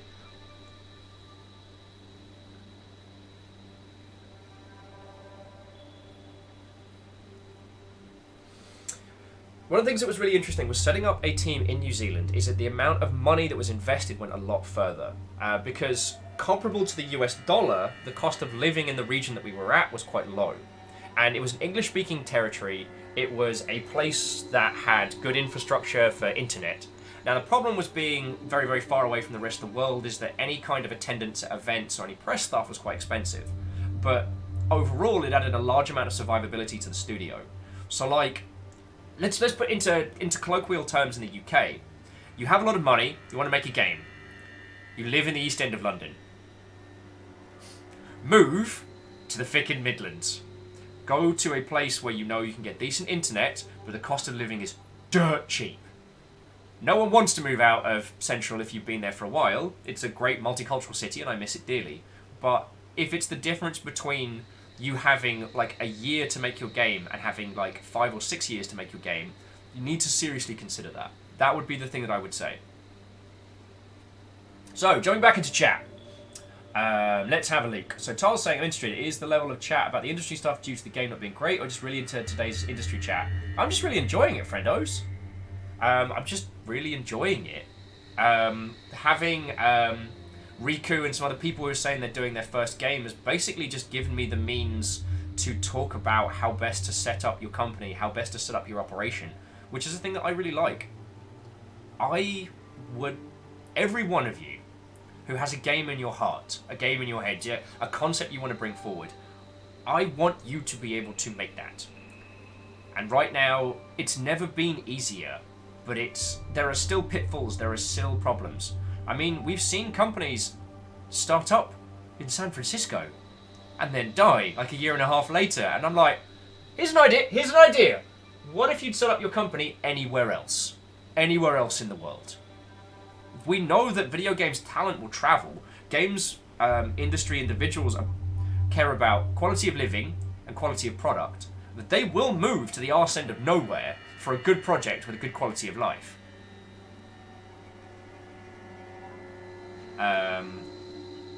So yeah, it's a mistake that's still being made.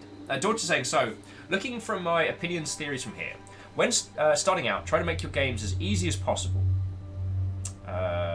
What do you mean development of your game? Because accessibility is always a good idea, but a cohesive vision is probably...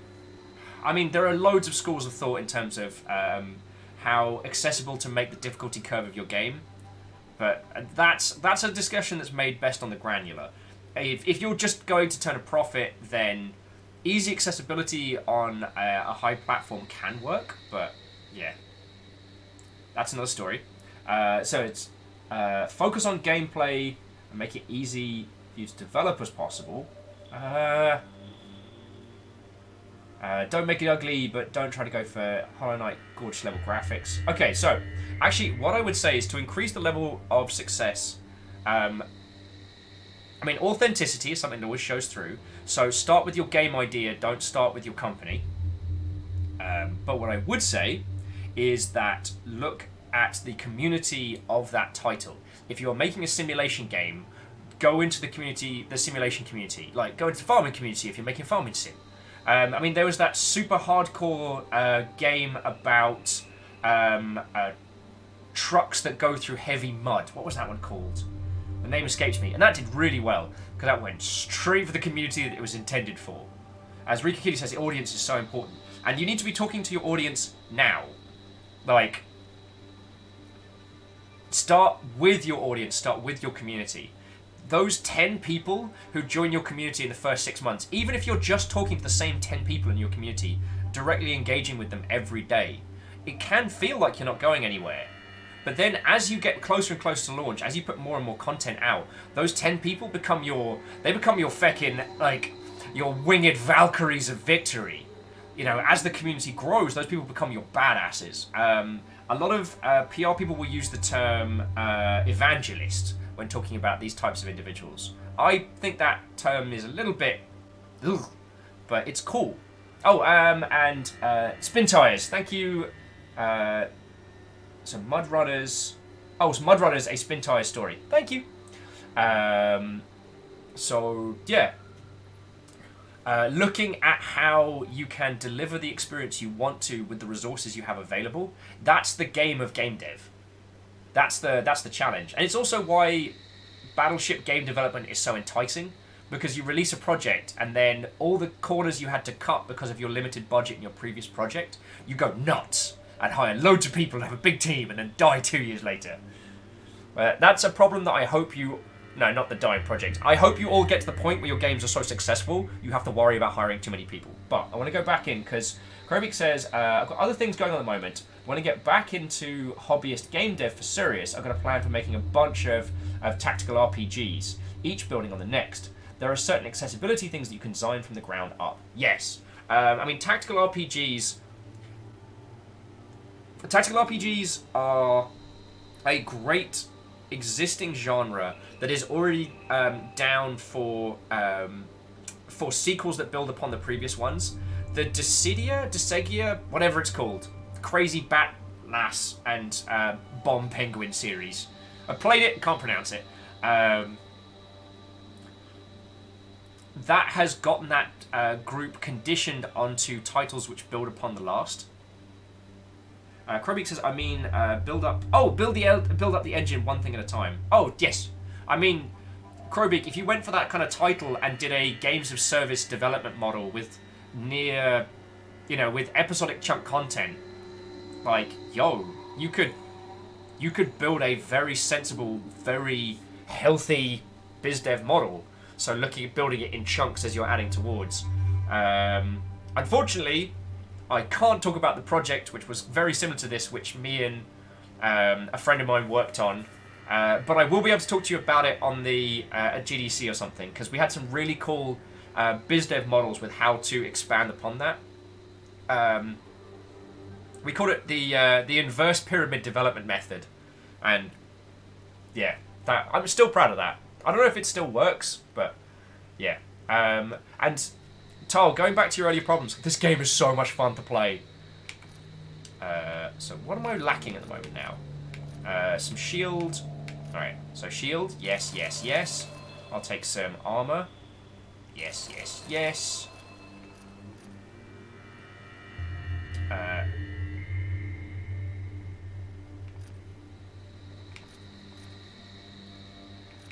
Elixir capacity isn't a bad idea. So maximum energy is 100. Why not? Why not? Because then I can get some more damage. 1, 2, 3. And then... Do I want more shards? Of course I want more shards. What am I doing? Regen or health? Yeah, give me that regen. Alright.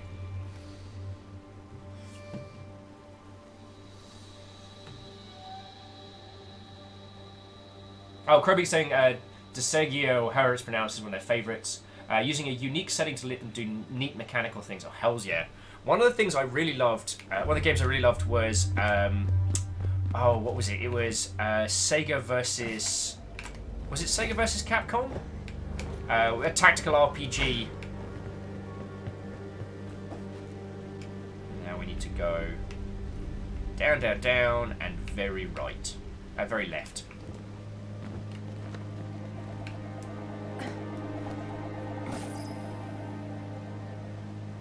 Woohoo! Valkyrie Camp Headquarters. So much.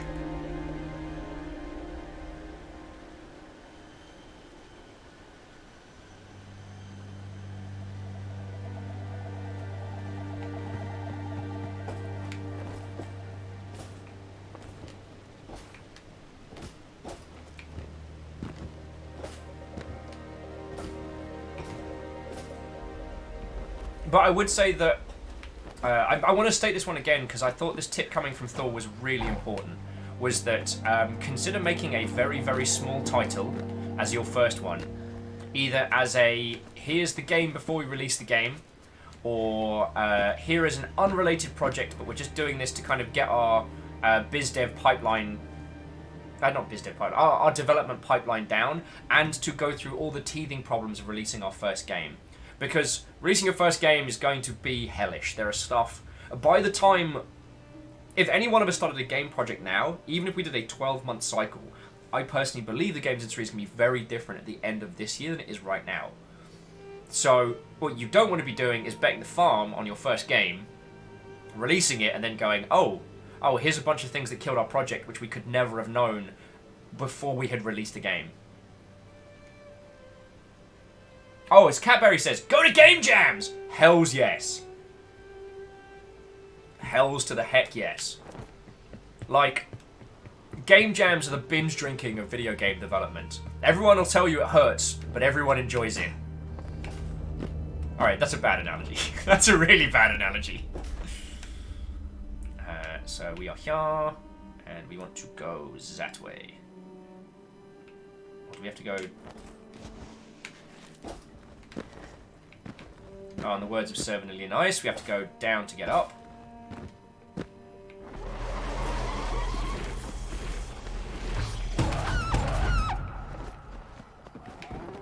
I mean, let us remember that the project that turned Bossa Studios into Bossa Studios was a Game Jam title about doing crap surgery on people. God, I remember back when they still had the Casualty theme song in Surgeon Simulator. Dun, dun, dun, dun, dun, dun, dun. No, wait, no, that's not Casualty. That's the Crystal Maze. Don't mistake those two.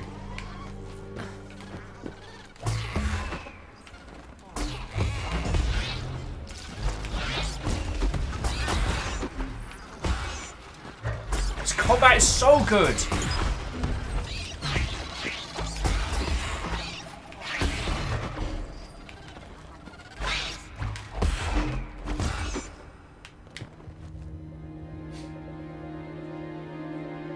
Catberry says, you say that, it's kind of my job to make sure people survive and stay healthy at those. So any event I try my best to be good dev mum. Still fail. I mean, Catberry, I have hung out with you. You look after people's good. But sometimes, some people want to destroy themselves for their art. And you know what? Sometimes, this is the thing that no one really says. Sometimes staying awake for days on end to make a video game is kind of fun. As someone who is wholeheartedly down for destroying themselves for both art and others, no one should take Will's advice on this matter.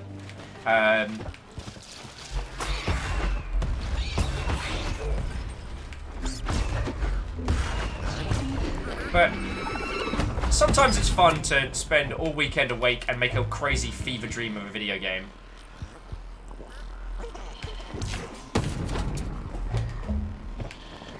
Catberry's like, Will, you're a bad influence! Duh!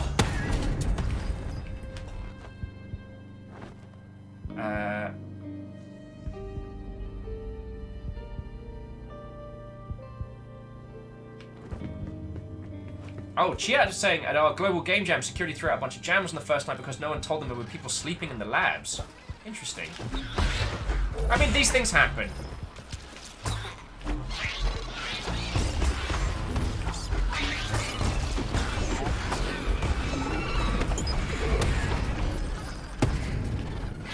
Hey, did I mention I really like this combat system? Did I mention that? I think I didn't mention that. I don't think I told anybody. Oh, so Textbox is saying, think about just that. My game might be too big, mid-sized Metroidvania, that perhaps I should put it on the back burner and just go nuts with some fun top-down shooter. Absolutely. So, and it's not putting your other project on the back burner. So Tech, think about maybe creating a prologue or creating something that uses the same assets or the same type of assets as the project you want to make. Think about creating something like that so you can reuse any art assets for your next project. So you're not wasting time or money, but so that there's separate titles. That way, the project that you really want to create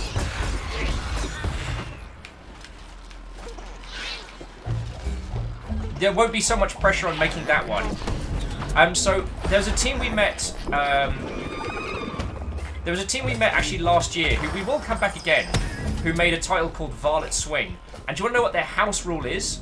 They never spend more than 12 months development on a game. That's their biz dev rule.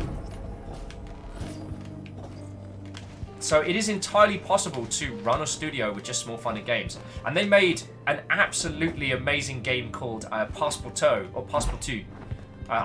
My French is fucking terrible these days, so I can't pronounce it. And that game is, you play a puppet starving artist in France. And your goal in that game is to make enough art to be able to feed yourself. And it's really fun because you actually get to create the art yourself. Yo, feckin' Hexor! How you doing, you lovely mother hubbards? Ladies, gentlemen, and folks of all, we are under raid. We are under raid by a pirate, no less. I need shield wall, front and center. Skirmishers to the left, ranged units at the back, shoulder to shoulder, spears at the ready. I almost held it. I almost held it there without laughing. Yeah, that's right. That's right, everybody. I'll go from legit biz dev discussions to screaming about pulling up a shield wall. I don't give a heck. Hexor, how are you feckin' doing? Actually, I give precisely one heck. I give a Hexor. That was terrible and I feel genuinely bad. Hexor, how are you feckin' doing, friendo? What-ho and welcome. And to those of you from Hexor's crowd that have come on over, it is fecking lovely to meet you all. So Hexor's has been doing well. We're playing Portal and Portal 2 all day, and now your brain is fried, right? Portal 2, especially the co-op, melts my tiny brain. Okay, so, firstly, ladies, gentlemen, and all descriptions, if you have not met Hexor, Hexor is another Seattleite streamer. You'll notice that basically my social circles these days are just Seattleite streamer friendos. Hexor has been consistently excellent to me since I started going to Sober. Hexor, you've been on first-person shooters in the ilk at the moment, right? I saw that a lot of your day streams have been doing really, really well. And I was going to say it at Sober, but I just wanted to say congratulations on kicking some serious ass, friendo. Like, I've been seeing some badass numbers from your streams. Yeah. Hexor is an excellent gentleman, and if you would consider throwing them a follow, that would be a lovely, lovely favour. To those from Hexor's crowd that have come over, firstly, I must say greetings, what-ho friends, and welcome. And yeah, it is lovely to make your acquaintance. My name is Will. If we haven't met before, I stream 5 days a week, different weird indie games all the time.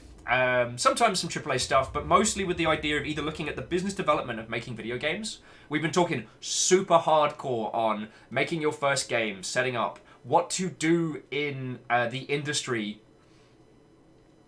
to increase your survivability for your very first video game that you want to make. And we also talk a lot about the artistic intent of video games, what they make us feel, the experiences and how important they are as an artistic medium. And whilst I do play a lot of arty stuff, it's worth saying that, if a game matters to you, it matters. If you are playing inordinate FPSs and whatnot, if they have an impact, then they are still incredibly important as an artistic medium, Hexor says, you're getting closer and closer to that partner, man. You'll be there shortly. Well, I tell you what, Hexor, you and I can do that. The ARM, like the the arm clasp from Predator 2, from Predator. Basically, I want us both to hit partner at some point this year and be able to do that. And we'll get 2 people who are both our shades of pale with like fake stand-in arms when it happens. Because you're doing real cool as well. I'm probably ages away from getting partner because I stream too long.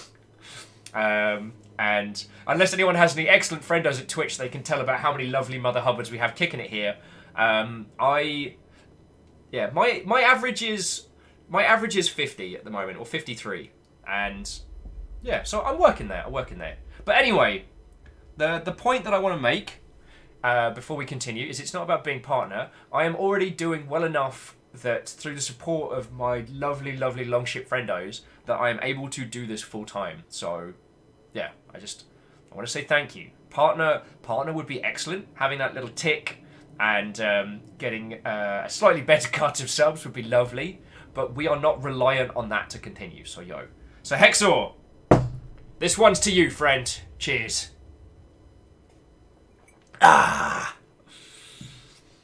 Right. Shall we continue? Yeah, and Hexor, the community are a lovely Mother Hubbards. So this game is Sundered.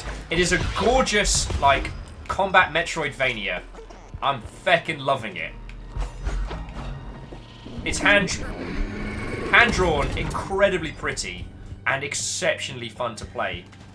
It's got more of a brawler feel than Hollow Knight.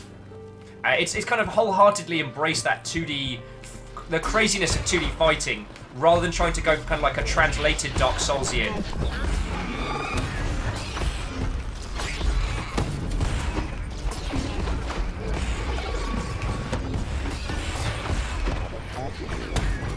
So.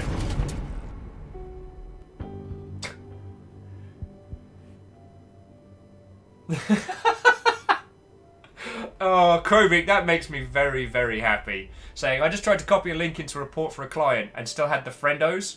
So just copied a bunch of friend. Hey, if you want to start sending friendos to your clients, I will not take offense. I will not take offense.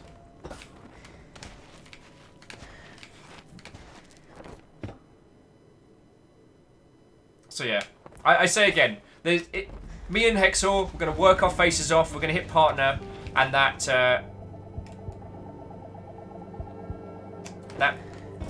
Predator high-five arm thing's going to happen.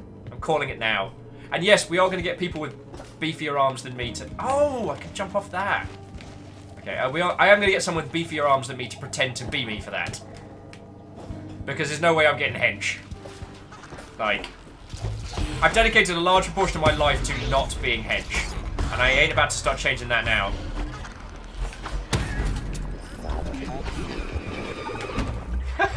Krovik's like, alas, friendo's not particularly useful for data. Psst. I mean, whatever. What do you mean friendos aren't a valid metric? Huh. Look how many shards I got. Blaze it! Rhymes and Moose says, huh, I just got an email from Global Game Jam telling me it's time to go home. Moose, are you still at Global Game Jam? It's been a week! Go home! Moose, go home!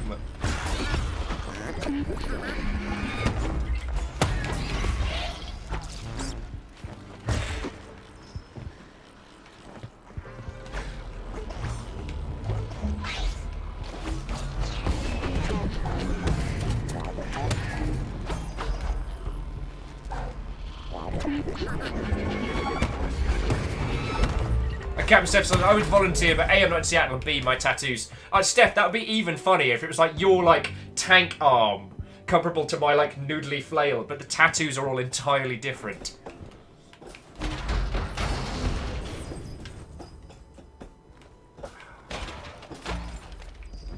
I tell you what, once Operation Soggy Lettuce is done with, I can't wait for that to be done. I'm going to try and make more little silly videos, because I do miss those. I never got the chance to do another promotional video for E3 Bowl. And the last one of those I did, I basically ripped off a Mitchell and Webb sketch. Me and Christian ripped off a Mitchell and Webb sketch. And it was really funny.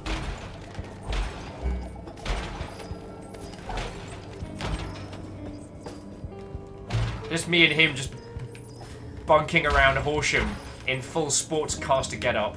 Sensueel Oh. is veel besje. De schijn ligt vierisch nog een. Ieder zijn mijn schildest. They turn the power back on, but they also activate the defenses. There are 2 switches. The parish above, and the bloody bog down deep below.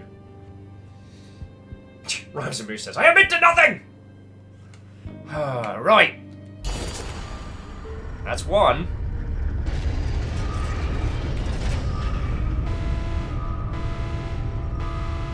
Oh boy, I sure hope that's a good thing. Good sound and not a bad sound. Oh dear lord. Okay, they've got lasers.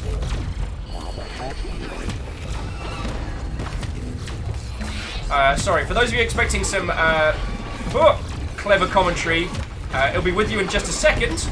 I just need to not die. 2 lasers!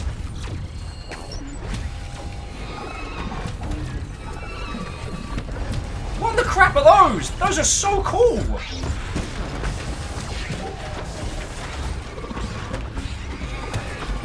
I know I didn't leave him long enough to... Oh, wow! Wah! Do you mind me?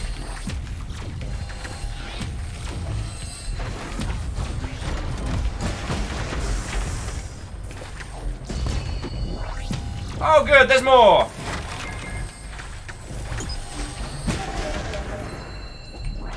Oh, good! Oh, power's on.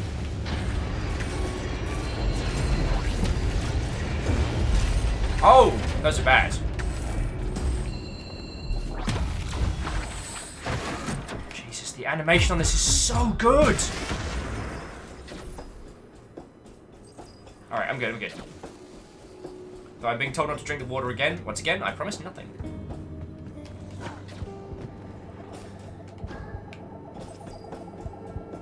Ooh, I wonder what this does. Still with chess. So Marshall Reyes says something about this game makes me very much want to jump back into projects of my own. I would blame it on the game dev discussions, but it's... Oh, can't we just blame it on the game dev discussions anyway, and I can take credit for it?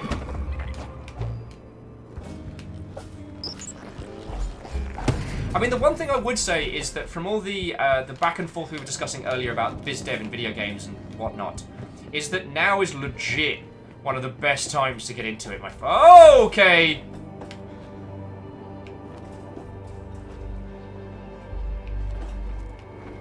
Well, I sure hope that's a good thing and not a bad thing. Abraham had the fasting lecteth. Gelets. Before this place turned to ruin. Abraham had the fasting lecteth. Okay. Gelets. Knock knock! Valkyrie delivery! Adish. Kruchal milach. Priest Kulhal Milah, goddess. From the corruption of men. Whew. Ice Grid says, did he hit the round wheel thingy? I don't know! I don't know where I am. I don't know what's going on. I got a cool glowy blade sword thingy. Now crystals are talking to me.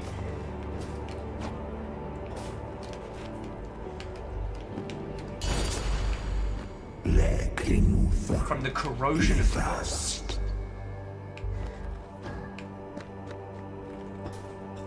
Chromic says, would you say your mind has been sundered? Puts on sunglasses. Now I know why you hang out with us. The pun masters. Pun masters tend to congregate, apparently.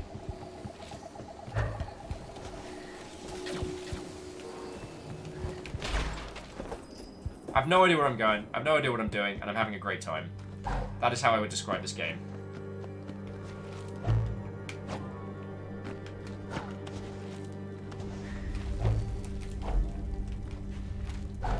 There we go.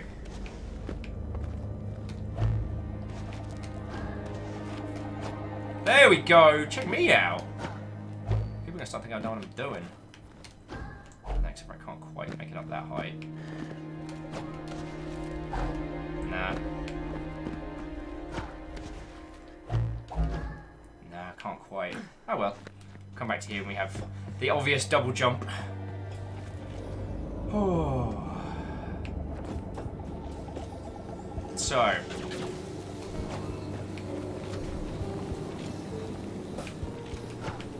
Wow, we've already talked about a bunch of cool stuff today.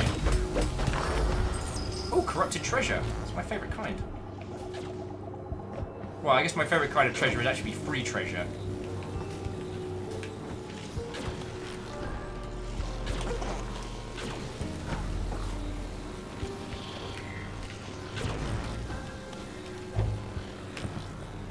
I have no idea where I'm going.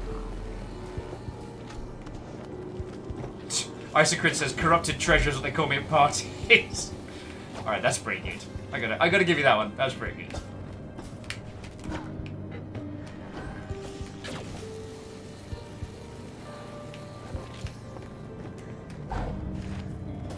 Oh, I guess. Oh, that sounds bad. Actually, going back to what you were asking earlier, Tal, I think the other reason why I'm doing so much BizDev talk at the moment is I'm really thinking about GDC. Like, I've been sending the first round of my GDC emails.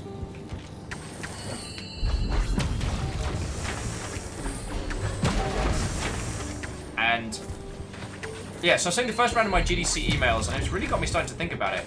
This will be the first GDC that I've done ever, where I'm not working for someone else, I'm not repping someone else's thing. It's just going to be me there, and I wonder what that's going to be like.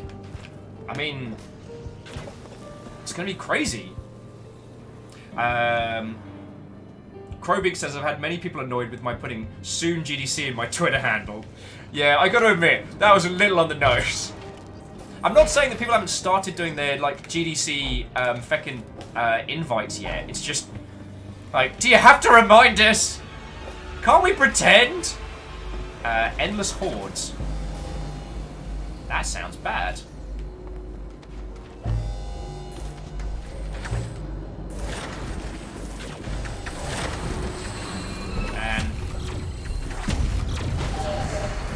I don't know what I was expecting from this endless horde, but I was hoping it might start a little bit quicker. Alright, so now we're... Whoa! Okay! Ow! Alright, so first things first. Might need to do...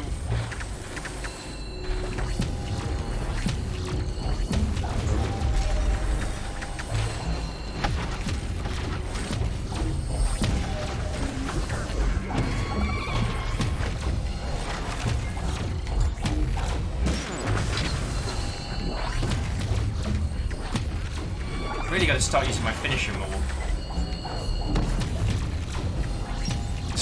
Isocrid's like, how's that sass working out for you? It's fine. I'm fine. How are you?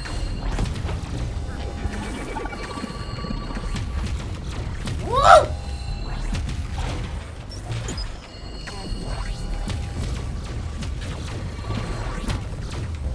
I'm fine. We're fine. Everything's fine here. How are you?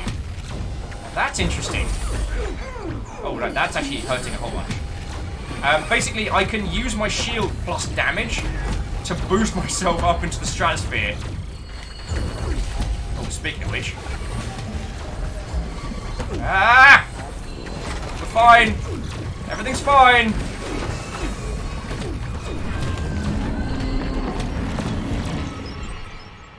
Wasn't fine.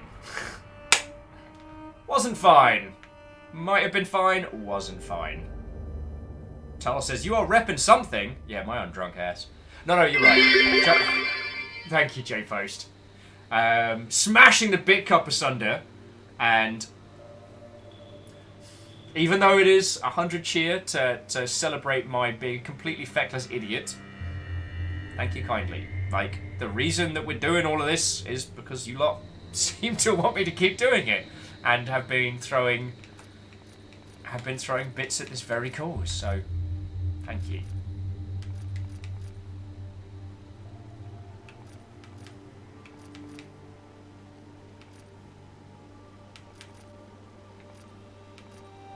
An additional elixir capacity is pretty good.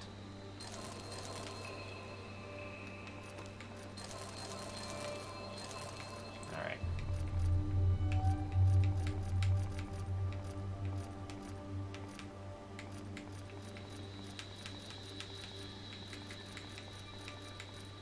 Guess we're going this way.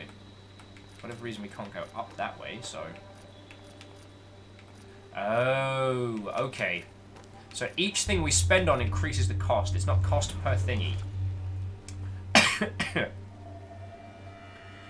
Oh, Krobik says, too bad there isn't a sun icon for cheering. Could be a little sunglasses on for a sundred. This is just the puns that keeps on giving, isn't it, friendos? Isn't it? Okay, so. Rosamu says, I have a mildly interesting note to share from Global Game Jam. Lay it on us, good friend. And Alleged says, I'm back again. Man, today is not my adulting day. Well, the one thing that I try and do is when I'm having those days when I just can't make the boring stuff that I need to do happen, I just try and give myself a break, let myself recover. You know, sometimes if it's not happening and all you're going to do is be spending a lot of time beating yourself up, I try and spend some time to just play some video games and not fail. Krobik says, you could say chat has been punded. You could say chat has been punded. Krobik, I will report you, so help me.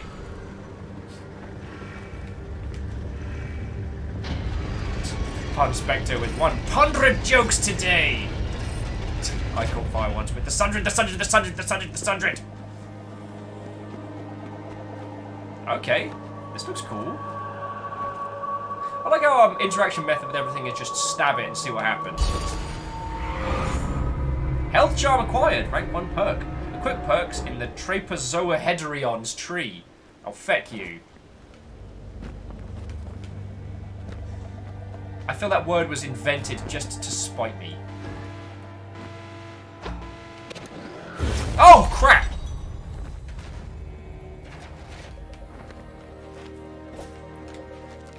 Okay. So that happened. Should probably heal. Oh, back to killing these little things. I feel bad for them now. Even though they did swarm me and murder me like several times over earlier. Where are we? Have we been here? We haven't been here. Cool.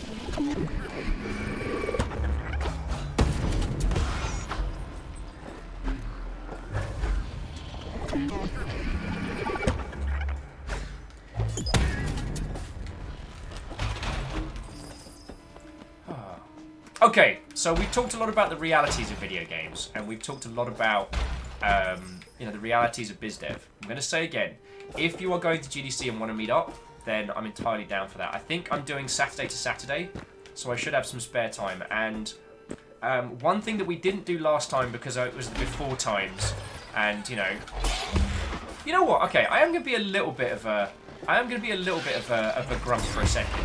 Oh no, not a grump. For the previous peoples who shall not be named, as they do not deserve the coverage, the last time I went to GDC, I paid for that out of my own money. I'm using the money that I make from streaming with all of you lot to fund this trip, but, I just want you to know, last time I went to GDC, that wasn't paid for by anybody. Paid for by me. I feel like a dumbass for doing that, let me tell you. Oh, that's a secret.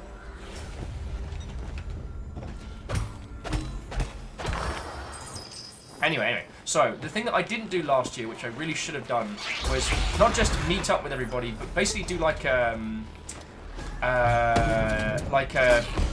get ready to rumble. So do like a little coffee meetup or a dinner or something where all of us who are going come together, share our tips, share our tricks, and just get ourselves generally ready for the incinerator. Ooh. Elder Shard Destroyer. Alex, I read the sentence that you just wrote down, and either I am unraveling or there is something going down. So anyway, jumping back in. So Moose had a thing which was which is Moose on. So basically, Unity's prominence on the sponsors list has been dropped way down. The going theory seems to be that there were some issues with their keynote last year. Basically, they delivered a keynote that left a bunch of people convinced they were required to use Unity, which is seriously not cool. The way it reads to some people is that they got slapped down for that. Okay. I will have a look into it. I don't know the specifics of it. One of the things that I would theorize is that Global Game Jam... Waters was an old fool. This Valkyrie contraption was used to destroy Elder Shards. Such profanity will not be tolerated. But we can't destroy it yet.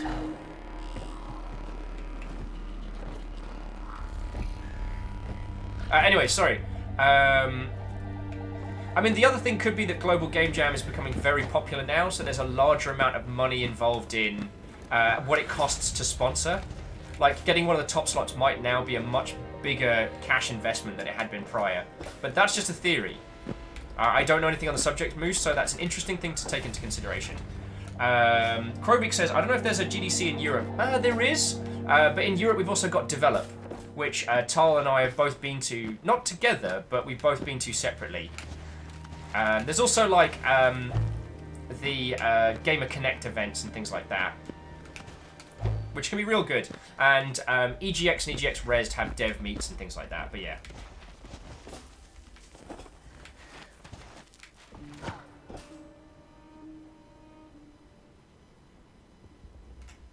Rise Moose says, for context, the headline sponsors this year were Unreal, specifically Epic and Mixer. Okay. I mean, Microsoft have Infinimoney, and Epic have Fortnite, so they have the cash to throw big sponsorships at.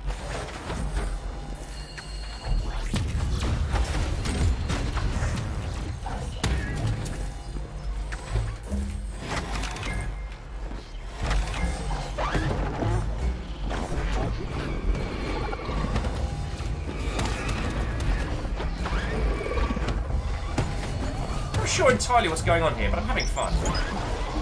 Hang on, let me, Moose, let me do a whole bunch of murder and then come back to your point. Just a second.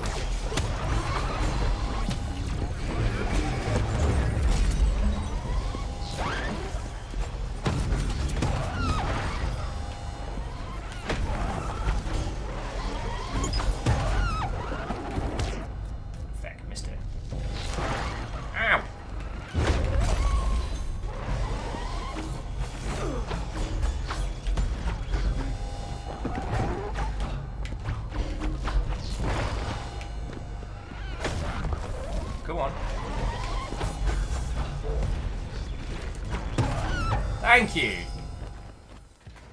Oh, okay, that was just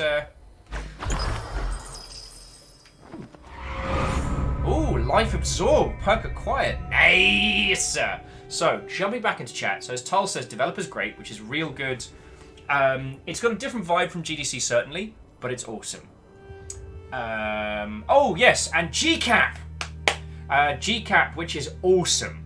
So, if you are in the Oceanics, GCAP is part of Melbourne Games Week and is the week before PAX Australia. So basically you can hit all your beats in one operation. So go out for GCAP, then do PAX Australia, and the PAX Australia crew will look after you.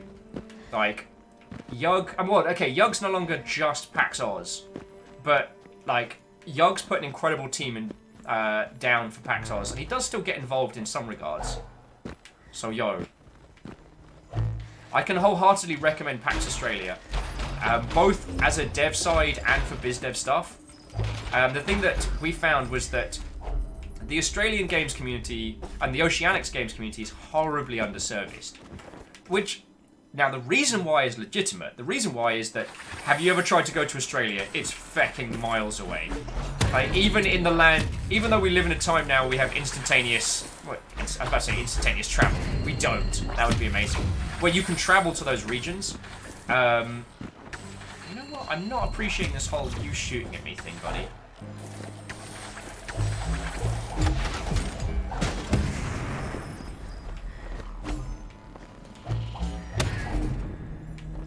Okay. Yeah, we understand the reasons why Australia and New Zealand aren't catered to properly in terms of like events and things like that. We know the reasonings, but it doesn't mean that the people in those regions aren't especially awesome and incredibly grateful for when you are able to come over there and like bring a game and show them cool stuff. What are you doing? Dear Hunter, I want you to think about what you're doing right now.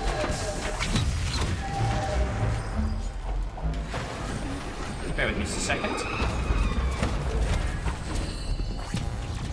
Ow!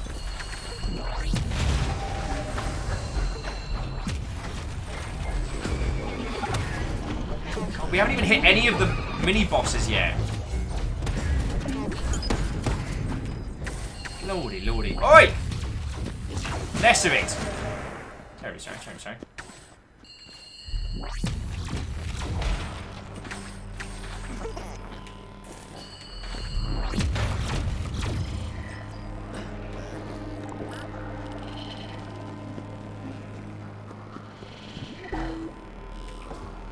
Nothing else bad happened that day. Okay. Back in the research base. Actually, let me take a moment. I'm going to take a slug of my tea. Moose. Okay, so Moose is adding. I think Epic understands that gamers go where the games are. Courting devs in particular exclusive is clearly a way to make their store succeed. True that. I mean, we as consumers of video games buy video games. We don't buy platforms. Like, it's a pain in the ass when the game we want to play is on another platform, and, you know, most of the time, you know, users will go for the path of least resistance when it comes to consuming media, but...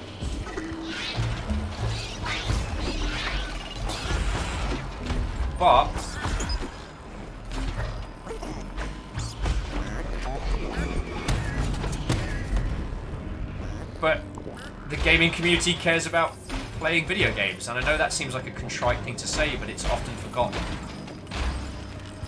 We see it a lot with console launches these days. I see these discussions of features and functionality, and I'm like, cool, that's great, but what about the games? But we discussed this the other day, we don't need to go back over that one. And Epic are weaponizing the Fortnite money very well. Wait, where are we? We've been here. Yeah. What the bloody hell is that? Samuel Salem Williams. Johnny Trashbed? Slow death awaits your foes.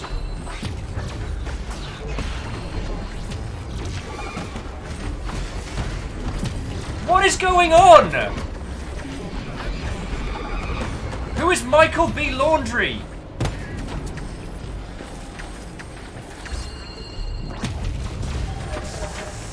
What the hell is that?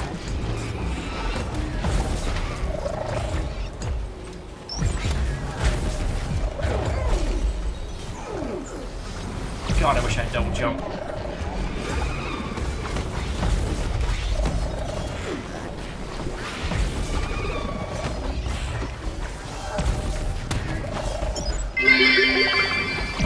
What's an aluminium falcon? What's an aluminum falcon? It is an aluminium falcon, thank you. Who's they? I'm sorry, I'm just dealing with like crap life now. Death Star blown up by a bunch of teenagers. Oh, just rebuild it? Who's gonna give me a loan? Do you have any idea what this done to my credit rating? Got an ATM in that Torso Light Bright? Oh, I remember this place. This was a bad idea, wasn't it, last time I was here?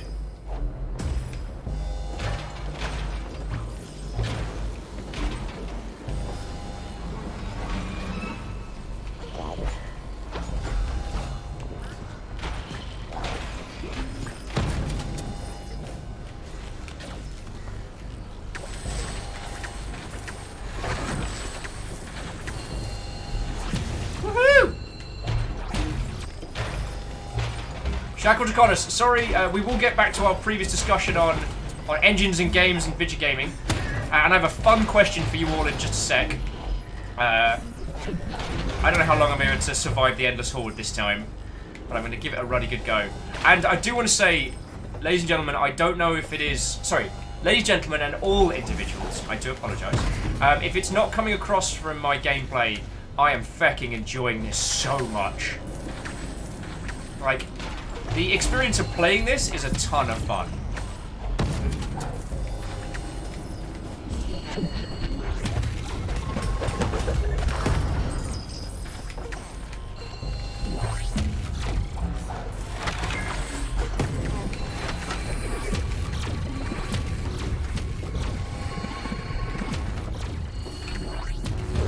Ow! Ow! Nail! Nail! Don't take his coat!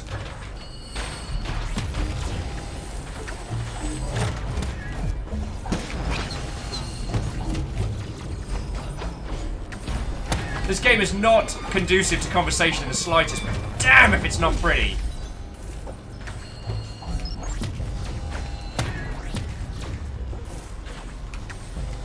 Making bad words.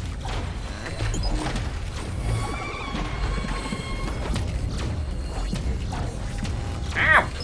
Ow!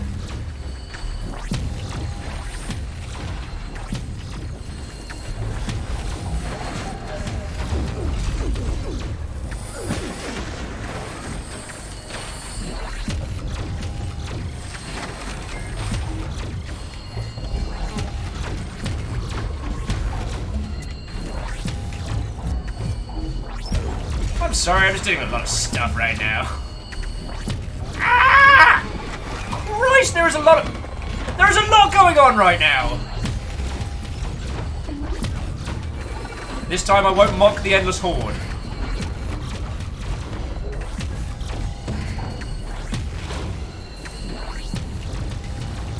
So many lasers!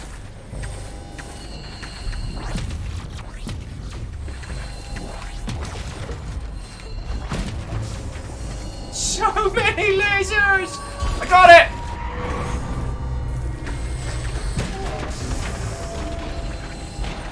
Tough skin, rank acquired. Got that from working on the internet. I don't know where I'm going, I don't know what I'm doing. I just know there's a bunch of robots all trying to kick my ass.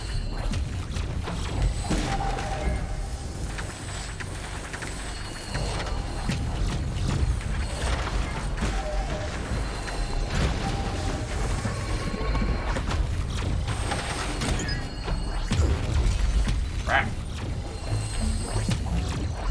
Ow, ow, ow! Spiky is bad! Spiky is bad!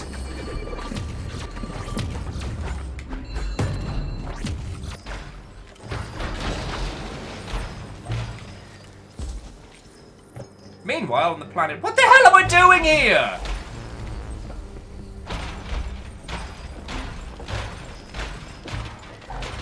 Beadora, I like the robot design. Beadora, I like the everything design on this. Like, our character's design, our character's weapon, the sheer amount of badassery that's going down, how it plays, how it handles. Oh. Damn it! Nail, don't take his coat! Okay, I'm back. I'm back. Oh, so, I got another fun conversation. We've got a lot more people in here than usual, so I think there's a few peeps that, yeah. Oh. Oh. Oh. Oh. Jared Allen's like, God, I want Bloodborne on PC, right?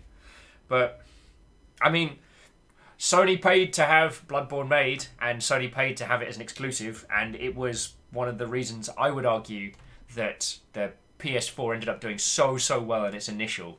And I don't think that's unfair to say.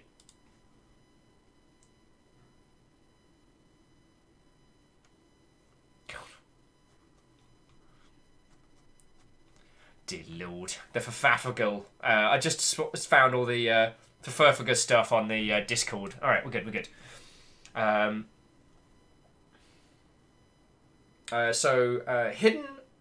Hidden Fell Loot. Oh, that's a really good username. It's saying PS4 is a Bloodborne and Spider-Man machine, and I think that's entirely fair. Creating a title that has enough of a value proposition that will get users to buy new hardware is something incredibly powerful. And it's often referred to as the killer app when discussing new platforms, which is a terrible, terrible term, and I really hate it. Oh, Vanderbeest's heading out. Vanderbeest, as always, lovely to hang out with you.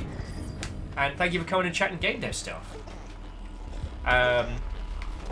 So yeah, the term killer app is often used with elements like that, but it's essentially something that makes a platform worth the cost of entry. And we have seen with some of the larger recent platforms that hasn't been taken into consideration when creating new hardware. Beatrice says, I've got my PS4 Horizon Zero Dawn, just try and get through it. That's true. And I applaud Microsoft's, buy it on Windows, get it on both console and PC. I applaud that. There's that alarm again. Anyone notice there seems to be a lot of alarms kicking off? Like a lot.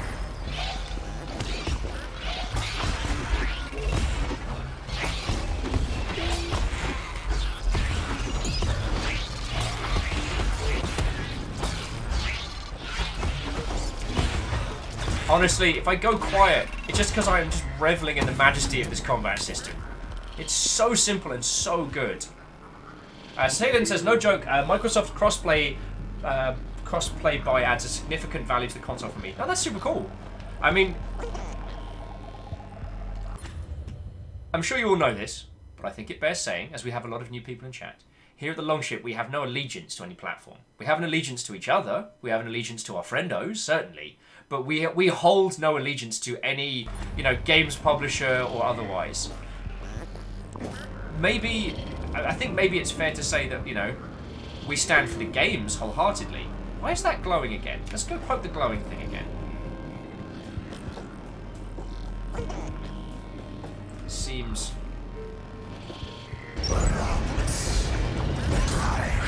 Machines with no soul.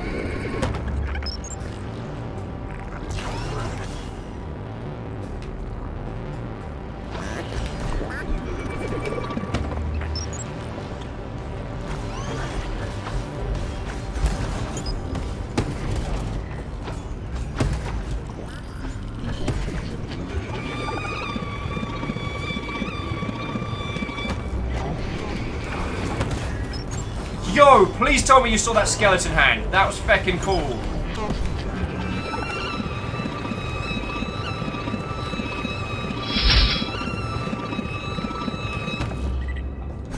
And Hidden Fell loot. I'll be right with you in just a second. Yeah, I kicked his ass!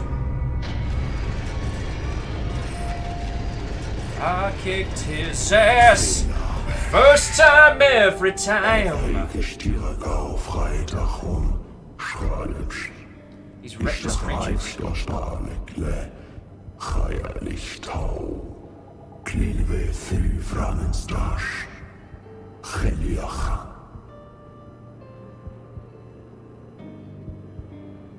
Okie dokie. What did we just get? 1 of 3 purple shards, 0 elder shards. I don't know what that means, but I'm very happy that we're here. So what was I saying?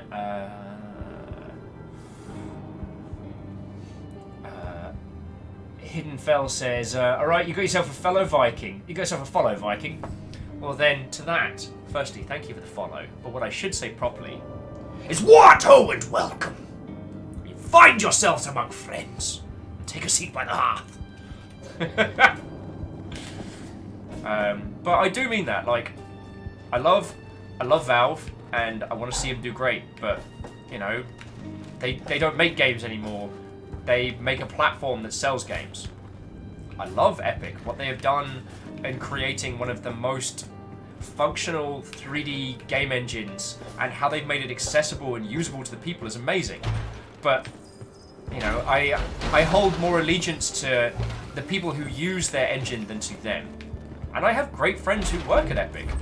People who've bought me a lot of drinks over the years.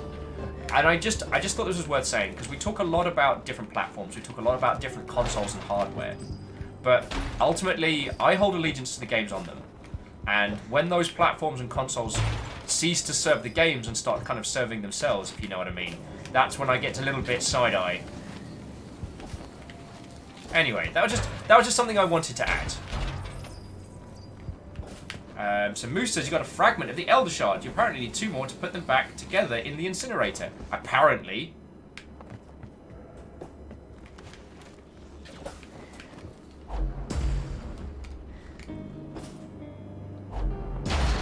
Okay, so I can do a drop attack and pass through. That's handy. Everybody, this combat system is incredibly robust.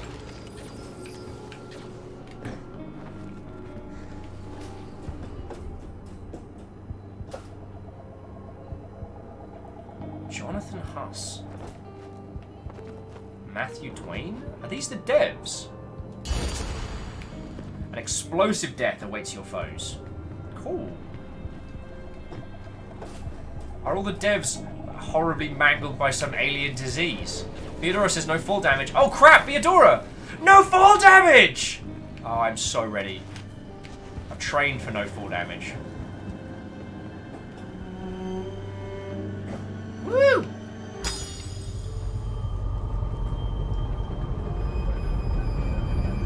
I'm assuming this is good.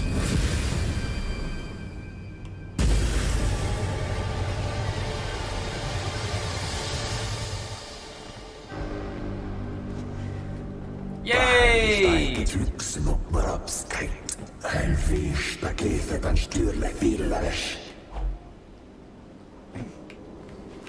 don't like you. Mate was like, the Valkyries had a head for science, but too bad they were so foolish. I don't think we're working for the goodie here. I think we're working for the baddie.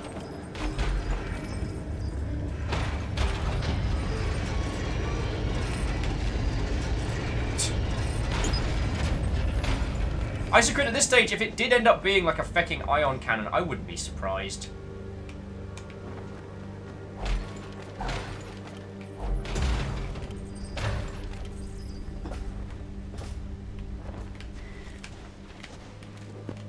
Wait, how far are we away from... Oh, we're not far away at all. Might spend a few points, see what we've got kicking on, you know? We've got 3,000 of the bloody points, might as well use them. It also gives us a chance to... gives me a chance to get a cup of tea. I think I need a slug of water or something as a...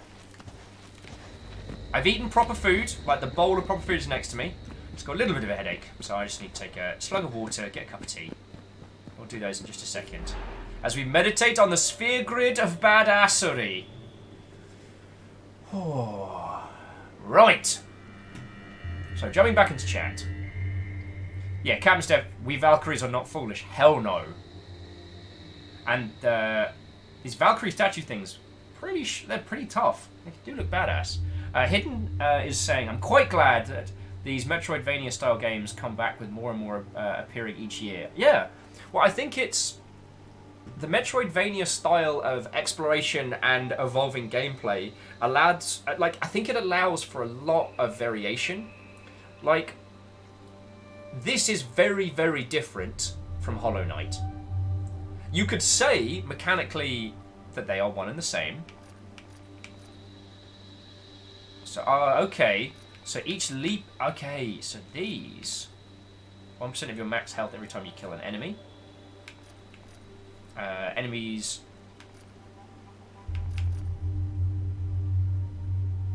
Increases your armor, reduces cannon's damage. Your attacks ignore enemy shields and regen. Well, we've already got too many elixirs, so I'll take that health. I'll take that vampirism. Okay. So crit hit, finisher.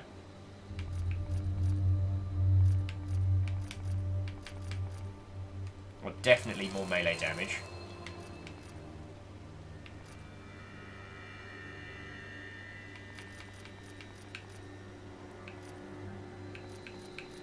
Okay. So the sphere grid, slowly unlocking over time. Okay. So we've got a few more powers we're going to unlock, which are going to unfurl this. So the question is, when I go from, actually no, let's have a cheeky chill in a chat, and I'm going to go get myself a beverage. Because I do always worry with games like this, where I'm careening around the landscape doing battle with an inordinate number of foes, that I'm ignoring all of your lovely selves. So Hidden saying, well, the clear difference between this and Hollow Knight would be the progression. There's a clear leveling system in Sundered, while Hollow Knight follows kind of an item-based stats. It does. And I guess what I'm saying is, no. Let me rephrase that, because that sounded like it was contrary to your statement. Your statement is correct, and I think it's a good point. The point I was making earlier about the differences is that there's so much variation in this as a potential genre. Despite it seeming so clearly very similar, the feel of this game is so different. We also played The Mummy Demastered, which was a very different game, again, entirely a Metroidvania, but a very different feel, and I would argue a very different kind of game. I wonder if, as this game genre evolves, we will see more descriptive language as to how it is experienced, but as to how it's described. But as I guess some of you classic lot in chat will know, one of my favourite things about the games industry is that we define our genres by the medium of by how you experience them, not by their content. You know, we don't have romantic games and comedy games and fucking far on a gnome games. We have racing games, simulators, shooters. We have Metroidvanias. We have roguelikes. The descriptive languages we use for our genres is based on how you interact with them, not on their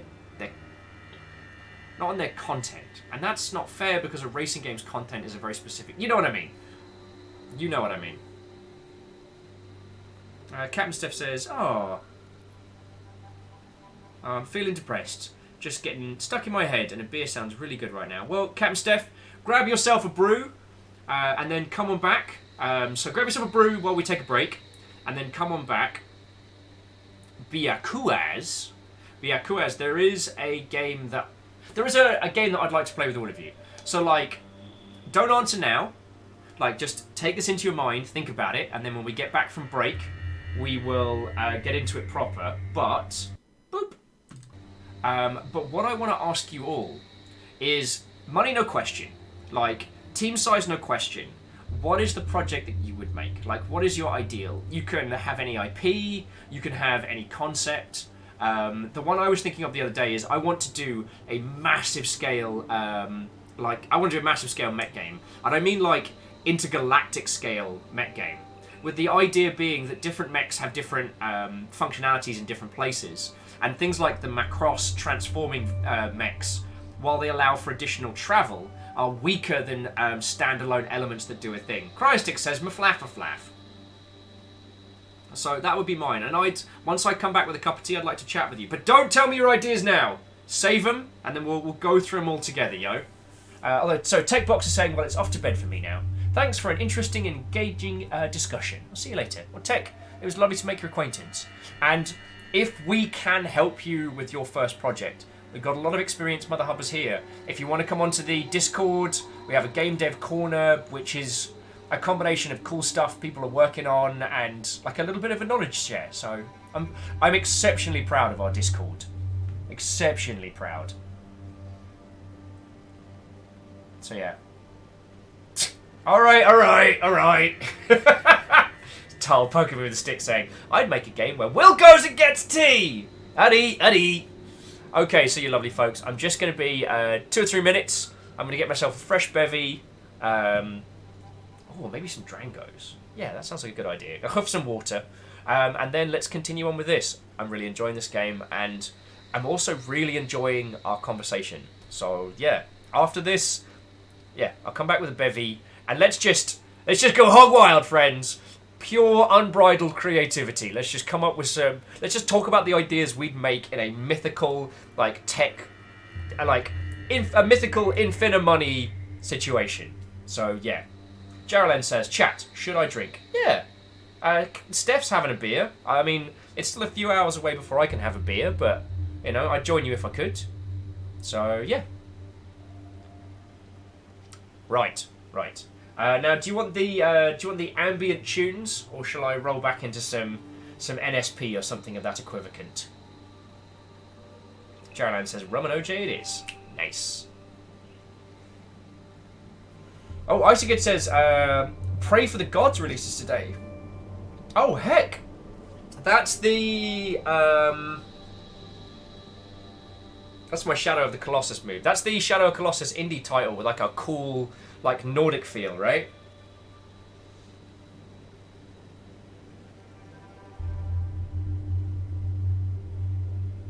Wait, what? Stooge, I just read the last part of that said, I'm so sorry, I hope it's easily fixed. I just read it as I sued my granny. Jeez.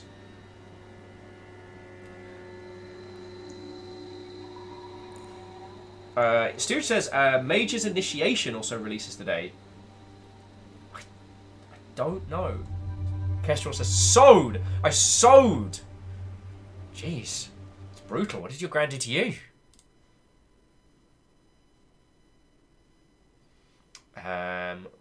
Right.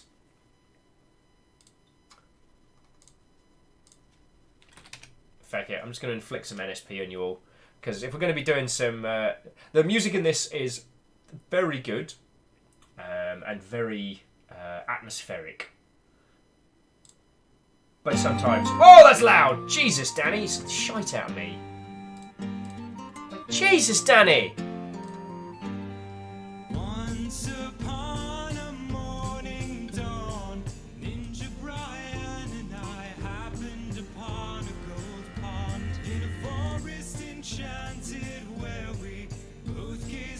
Okay. So, you lovely folks, I'll be back with you all in just a moment. Alright? And hey, don't go anywhere. Because we're getting into the good conversations now. This is the fun stuff. I feel like talking about the actual business development stuff is like, you know, that's going for a jog around the block. Now we get to have a pint and talk about the silliness. To be continued. I must play this just right. Pizza! I screamed loud as shit. Then I grabbed a whole pizza, threw the fuck out of it. It soared through the air like some pizza ass doves. Now marvel and witness the glory of love.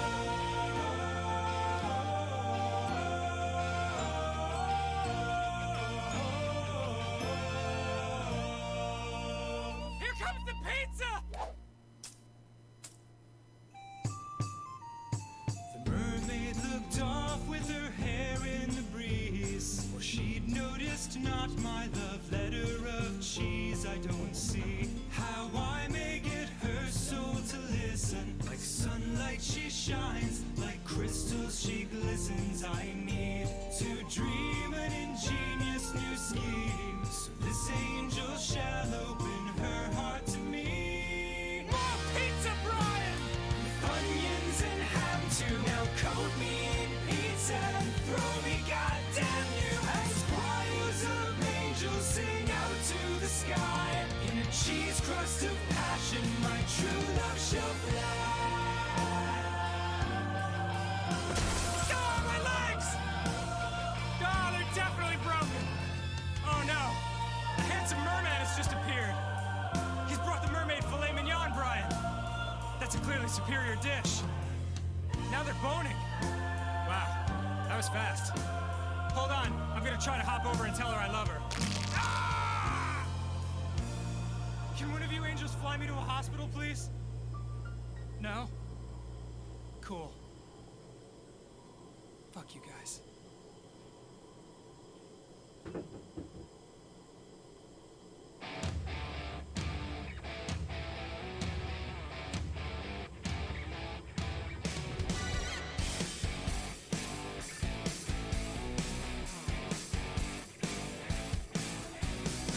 Hey, pretty lady, you're looking real fine. This is our first date. I'm not like other guys. I can tell that you have played it safe your whole life. So let's get naughty and break a couple rules tonight. Sneak in a movie, no one will ever know. Then run on private property and hold each other close. Beneath the moonlight, I've got a fun idea. Lean and kiss a cheek and gently whisper in your ear. Let's steal a car tonight. Commit a felony with me and drive until the sunrise. Let's steal a motherfucking car tonight.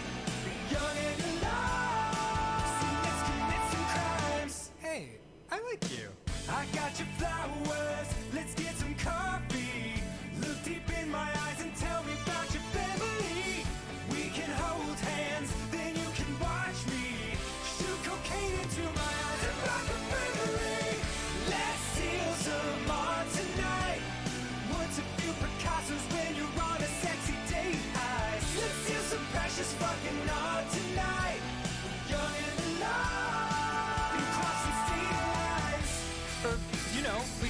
more traditional. Go for a walk, watch a movie. Actually, there's a really nice flower exhibit at the Botanical Gardens. Ninja Brian was just telling me about that last week. He loved it. Wait, you know what? Fuck it! Let's kill some guy tonight. We're holding hands and laughing while we shank him in the starlight. Let's take a motherfucking life tonight. We're young and alive, which I can see for that guy. Yeah, let's kill 5 guys tonight. The cherry cola while we blast a savage drive-by. Let's kill 10 guys tonight. You know what? First date, let's pump the brakes on the murders. Let's kill 5 guys tonight. I'll take you back to your place and we'll craft a perfect alibi. Man, we had fun tonight. We're young and alive, and you can call me anytime. Good first date. Want to do it again next week? No? Oh, all right.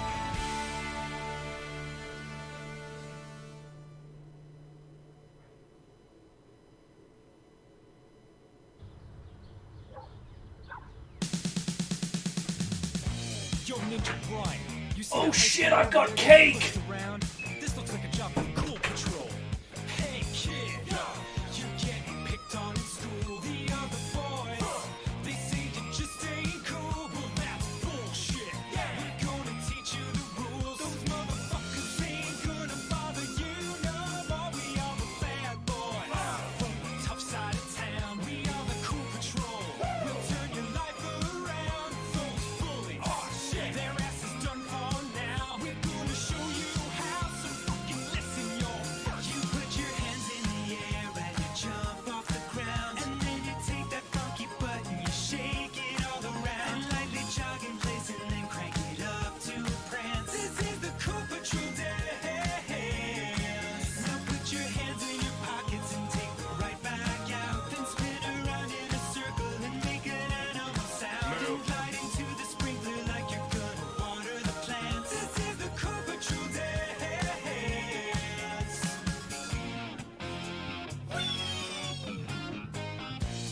You get all that, kid?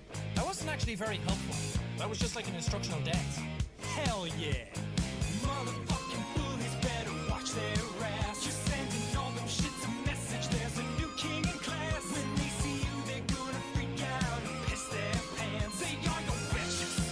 They are your bitches because you put your hands in the air and then stick out your rear end, and then you wiggle it real hard and you hug your closest friend, and then you wildly remove your clothes and tear away pants. This is the Cool Patrol dance. Now rub the peanut butter on you from your head to your feet, and cover up your nudity with different cheeses and meats, and slap a camel because this could be your only chance. This is the Cool Patrol dance. Cool break. All right. This is cool. Excuse me. Hey, I have an idea. Let's kick it.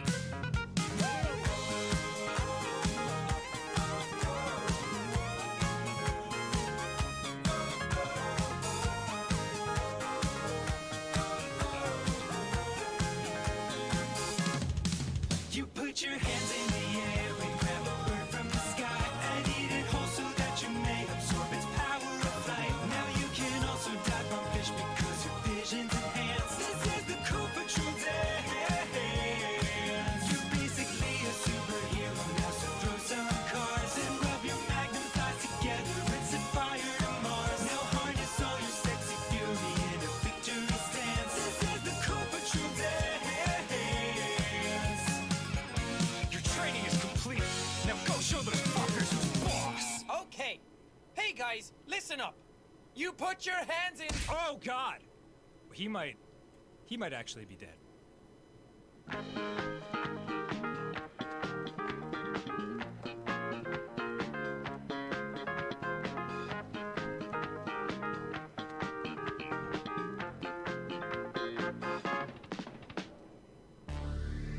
Somewhere, deep in the slow eternal dance of the heavens, drifts a planet called simply Earth. And among the otherwise unremarkable population of this planet are two incredible heroes, destined to save the future from itself.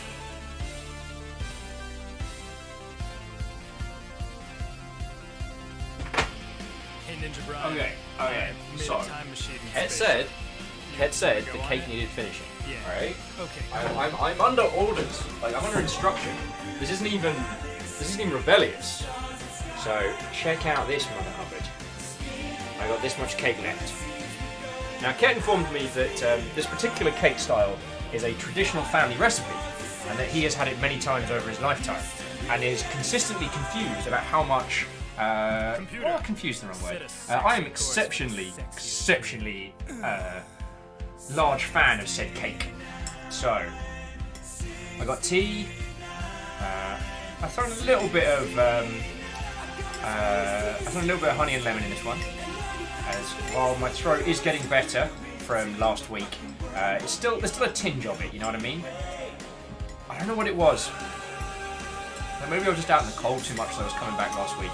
But I tell you, just, like most of last week, it felt like I got hit in the throat, like there. Very weird. But it's getting better. It's getting better. Just slowly.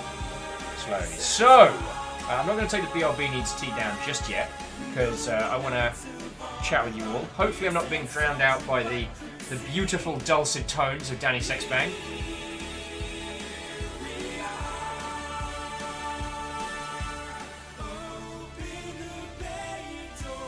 So, Gerald's saying, okay, important question. Only new IPs, or can we use an existing franchise in this mental exercise? So you can do what you would like. I mean, I am fine with this just being a creative exercise of pure proportion. So, let me use for example. So, Will's Met Game. Will's Met Game it's not the everything game, but it's done at a giant robot scale. And you fly around space on large, carriers, transporting mechs from planet to planet. Planetary battles are fought out. You can land through the stratosphere. I considered there being base building elements in it, but I think that would just be a feckin' nightmare to balance.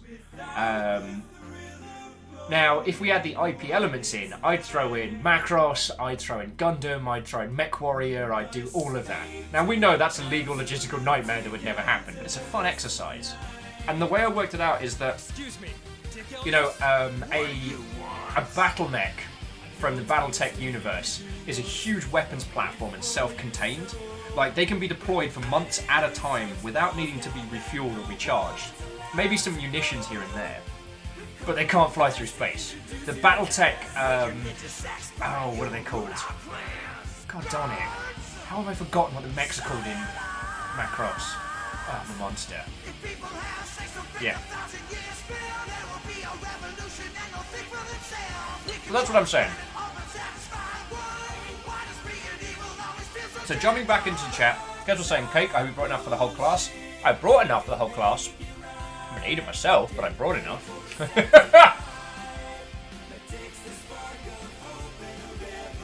Sparkle Plant said because Will said he had cake. Okay, so onto Gerald's. Stu's saying it's so much ever overpowering. We can change that. Hopefully, my previous rant about giant robots. Hopefully, that's a little bit better. So, Gerald says, I guess for me it makes a difference. Usually, I love an IP for its story, not its mechanics. Well, yeah, and this is where. Ysave says, Veritex. Yasawe? I'm not sure how to pronounce your username. Firstly, lovely to make your acquaintance. What, old friend? Secondly, thank you. I'm just stuffing my face with a little bit of cake and tea before we continue with the game. Meowkidskura says, Magical Girl series, dating game with combat. Ooh, what? Not saying that it would be necessarily from that IP, but what would be the Magical Girl IP that you would be the closest to the art style you would go for in that? I'd be really interested. Oh, if you say Madoka Magica, so help me.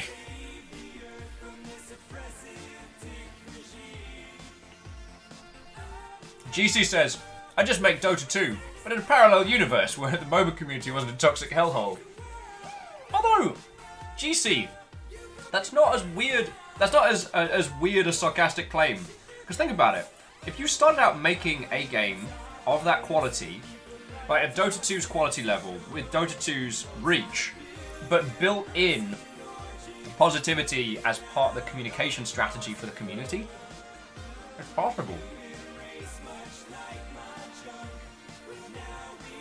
I mean, if you think about, if Dark Souls can create a free roam PvP environment where there is little to no toxicity in the actual title itself, you're on for a winner there. So what would the challenges be for your project, GC? I guess would be the communication. Like, a MOBA is about, like, coordination between 5 players. How could you bring that together without needing text communication or voice communication with randos?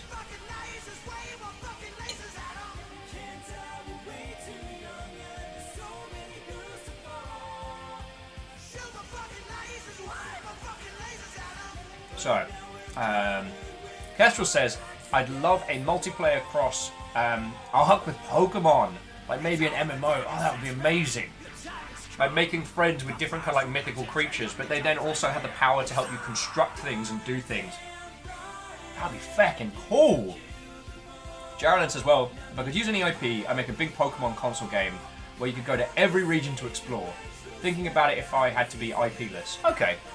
I mean, the Infinite Pokemon game would be amazing. It still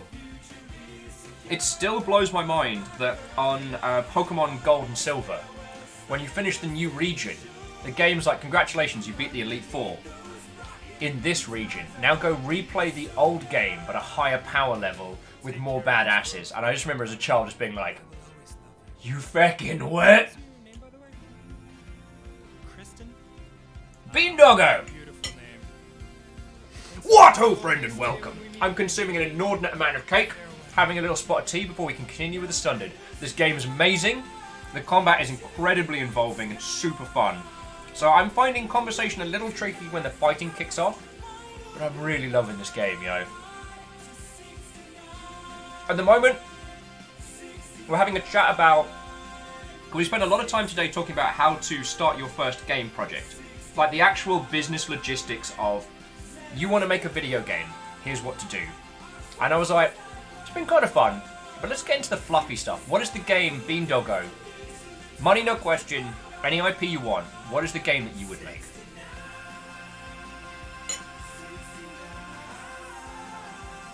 So, Dragsvart, I don't know, did I read out yours? Because Dragsvart was saying a huge MMO where characters don't gain skills, don't gain levels, but level up their skills. All abilities, items, etc. require the right combination of the right combo of skills. So much inter-skill connectivity. Oh god, to Dragsvart, I would love that. When I theoretically, not confirming or denying anything, theoretically worked on an Ultima Online shard, I designed a lot of the items around this idea that anything beyond the base starting gear required 2 skills to a certain level.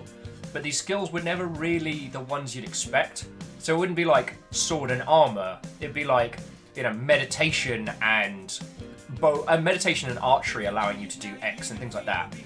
Just trying to encourage people to have these crazy builds.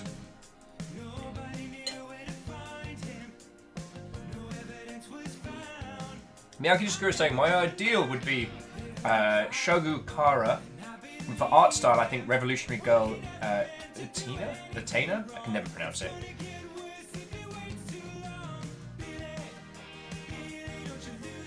Rosemary says, one concept I'd love to explore in a game is when violence is or is not justified and what that necessarily means.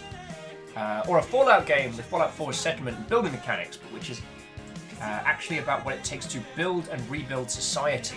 We tend to treat violence as an easy and clean solution in games. I think that misses some of the serious opportunities to do something valuable. Hell yeah, that sounds real cool. Also, Half Water A. What, oh friend, welcome. We are currently talking about money no question, budget no problem, any IP you want. What is the game that you would make? I was saying that I want to make a large-scale mech game, but that's because I've been binging on Gundam Thunderbolt, and I'll probably start rewatching Iron-Blooded Orphans again.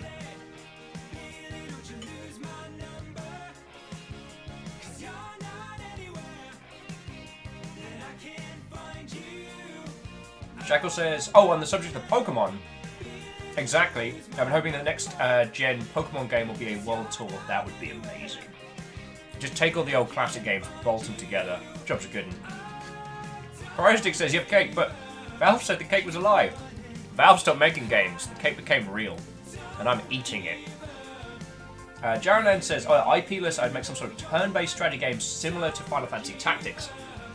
But I'd go sci-fi with it. Laser guns, plasma swords, power armor. Story would be something big and epic going into the background.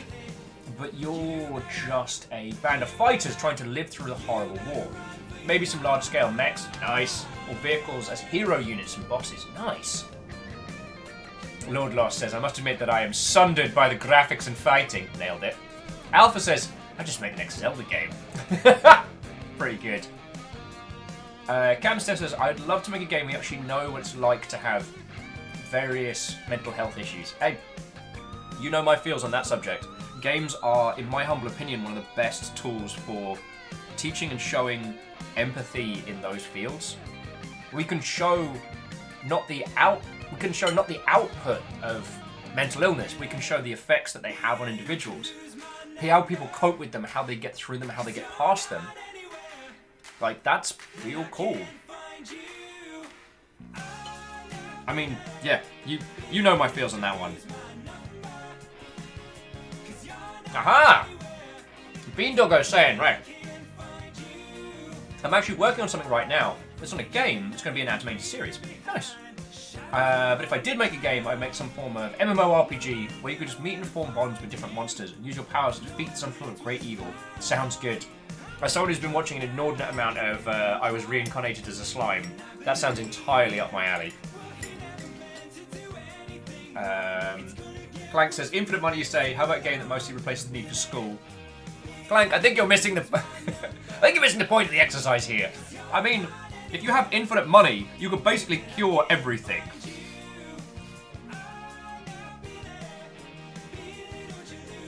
That's kind of not in the spirit thing. I mean, with infinite money, just make a mech. But you know what I mean.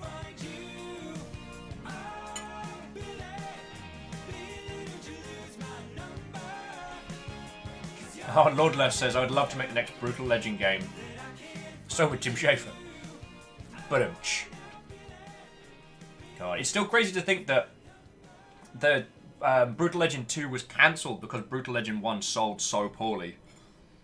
It's crazy. A lot of people talk about Brutal Legend now with such a fondness, but it sold like garbage.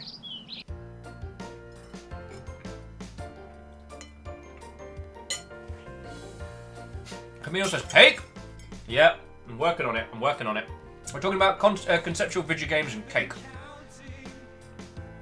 Oh yeah, Half Water Race says, the current game I'm making is the game I would make, money no question. Sounds good. Half Water, if you want to talk about it, you know you are more than welcome here. So jumping through. Stooge is saying, mine would be a large-scale multiplayer sci-fi game in which you have a trifecta. A hidden fourth culture would have both hardcore and regular modes, adaptive character models based on behavior as well as character skills evolving the same mechanic, completely classless, with magic being the only skill that's limited based on the amount of cybernetics, similar to Shadowrun. Wow. Dude, you've thought about this. Like, I can see the project that you're putting together in my mind, and it's fucking cool. Captain Steph says Longship RPG. I was actually working on a concept for that, which was kind of a Fallout meets. What would be the best way? Fallout meets Ark. The Longship crew starts out on a defunct aircraft carrier, and we basically have our little shops and buildings on the top and among the decks, and we send little raiding parties out onto the island in this post-fall of civilization, which I thought was a really cute idea. I like the idea of having each server has an area where everyone builds together and works, and then heads out and possibly dies. Because it's one of the reasons I haven't considered us getting a miscreated server just for us, is I think that when you all start working together in those kind of survival games, and the server is just full of friendos, it removes a lot of the challenge and a lot of the interest. That's just my own humble opinion.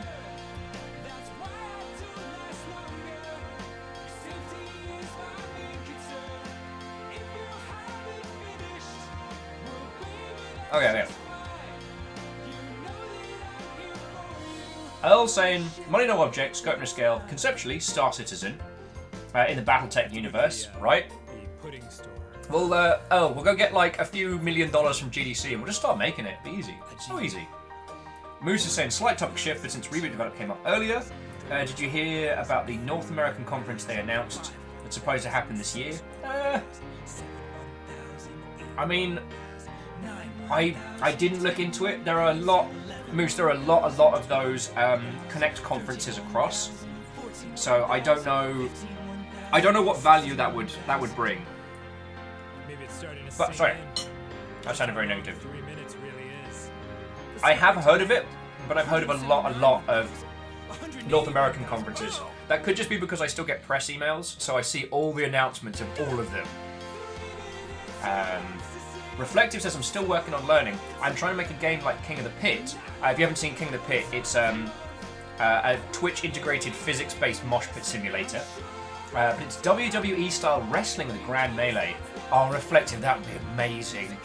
Each person who, like, signs up or subs or donates or just jumps into chat is another randomly generated character with their name that comes on in, and winning characters could stick around. Oh, it'd be amazing. Lord Loss, Firefly game, the full universe of planets and people, right?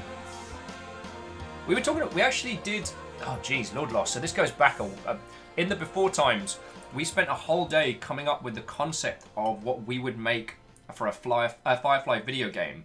So the concept, that design challenge was really interesting. We started with the IP, And thank you for watching another and we video did of Ninja Sex basically Party. whatever the hell we If you'd wanted like to see with the more IP. of our videos, please Excuse me, click any of T-Babs. these links back here. Whatever the hell we wanted with the IP, and we ended up designing essentially this kind of like What did I tell free-form, you about that?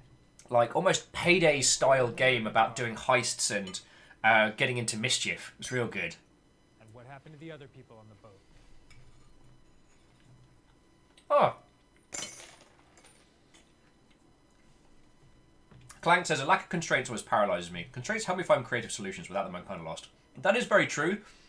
And it's kind of why I like posing this challenge, because I've been in a situation where someone has said, naming no names, but a person came to me and was like, look, I'm putting together a studio, but I want you to pitch me I want you to pitch me your ideal video game. Like, no constraints, what would you make? And it throws me in the tracks because I'm so used to working within, we only have so much time, we only have so much budget. We have to use this engine, we have to use these people. And so, I think it's a fun place. If we look at the fictitious game at the top of the mountain that we want to make, I feel we get further up the mountain than if we only look at what we can do at the base. If that makes sense?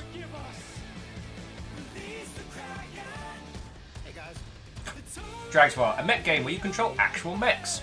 That's no longer a game, it's real life. Although, actually, that's the plot for Phantom Crash and Steel Lancer Arena International, so boof! Someone beat to it! Oh wow, there's a lot of comments. I'm getting through as fast as I can, because there's some really good ideas here. Oh, Clank saying aircraft carriers have machine tools. It's a good place to set up a shop post-apocalyptia. Yeah. And we'd still like be rocking house colours and stuff. Have the big Longship logo just like painted on the side. Great. Dorcas was also on the large-scale space MMO, underlying physics system to it, allowing people to research and discover completely new techs and abilities. Oh, that would be feckin' cool. Like, actually being able to mess with physics to do interesting stuff. That's super cool. So, Half Water, I asked them earlier what the game that they were working on was, and Half Water is saying that it's meant to be a 2D open-world adventure game. Got current basic movement animations and some ground tiles. Yo, way cool. I'm not saying that you need our help, but if there's anything that I or any of the Longship peeps can help you with that, yo, you got us. I got my press account, so if you need help with promotional stuff as well, we can always have a chat.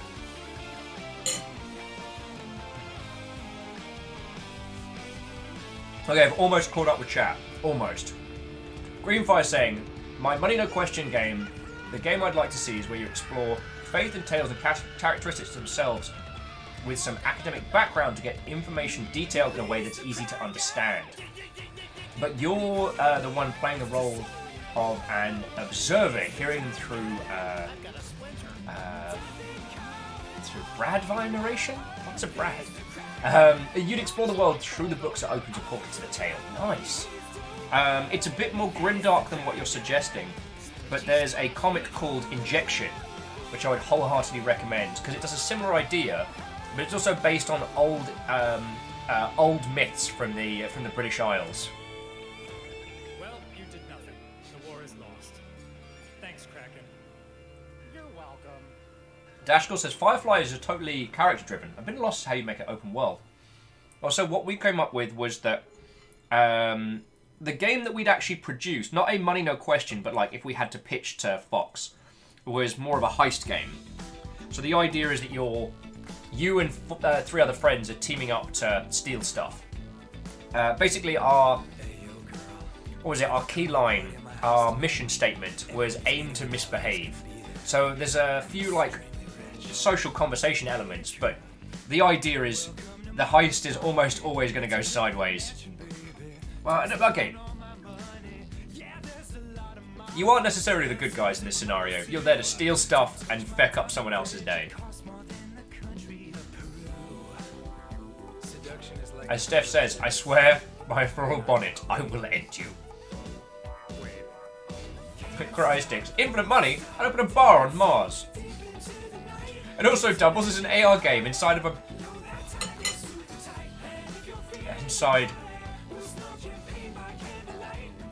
On the inside, it's a Mars bar. Crysticks, I will report you. I will report you to Punspector. So help me. So help me. This cake is really good.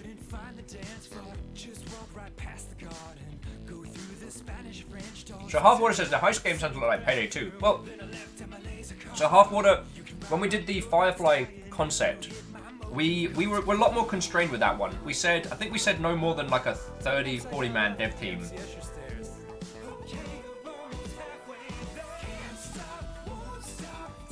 So that one had a little bit more in the way of constraints. What you could do with a Firefly scale MMO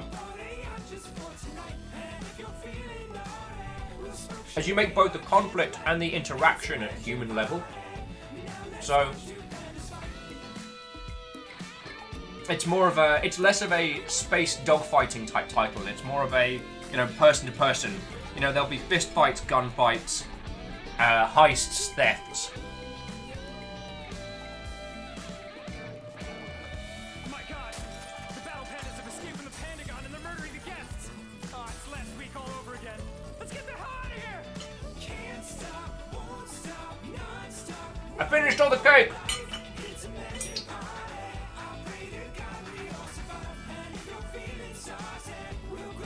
So Will, how was your day? I ate cake, we talked about infinite money video games, while I jammed to Ninja Sex Party and drank a cup of tea. How was your day?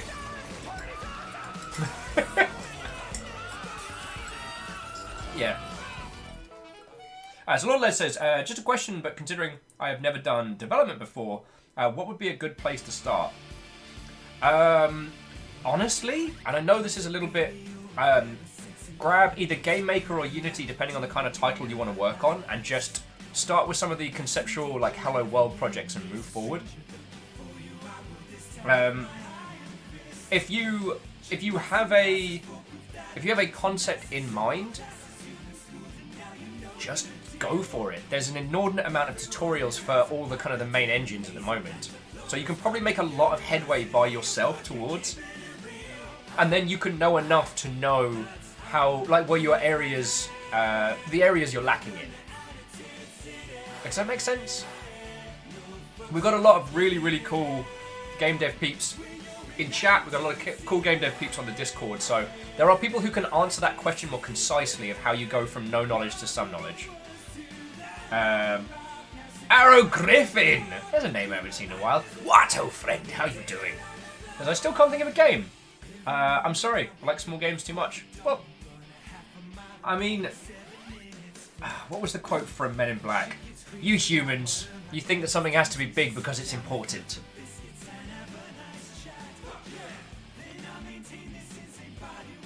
Oh man. This tea is everything that I want in this world.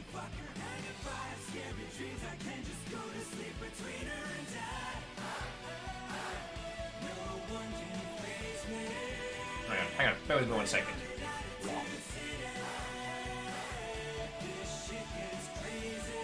And we're good. Half saying you should start with something like Unity. Tech channels like Brackley's. Personally, I've moved to Zenko since it's open source. Okay. I mean, so long as the engine does what you need it to, right? I mean, we've met some badass Mother Hubbards who've made incredibly successful games in engines like GameMaker. There have been some stonkingly good RPG Maker titles. If the engine does what you need it to, it's whatever will make you, what's the best way to phrase it? Whatever will help you bring your game to market with the least amount of, blood loss.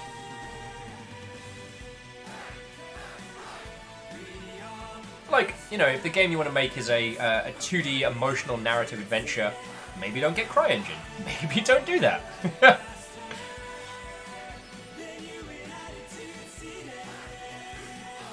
Oh yeah, Stooge, thank you for reminding me of that one. Yeah, Jaralan, Undertale was a game maker. Stooge was saying, there's no problem with a small game. One of the best game experiences I've had this year was a 10-minute game from the Global Game Jam from last year called One Ping Only. I've got the itchiest nose right now. God damn it. Yeah. It was a game called One Ping Only, which was a Global Game Jam title from last year. And I still have to play that because it comes very highly recommended, and I think that it will be worth the recommendations. Alright, so now I just gotta... Wait. Okay. I thought I'd broken everything there. Good work, Will! Good work, you feckless idiot! Alright, so that's locked. We've done one boss. Where have we not been? So we haven't been... There's parts of the Infinite Horde we've not done. We've not been down there.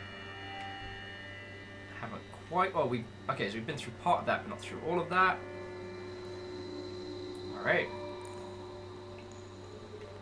Alright, so in the words of Sir Vanillion Ice, we have to get up to get down, and we are currently quite up.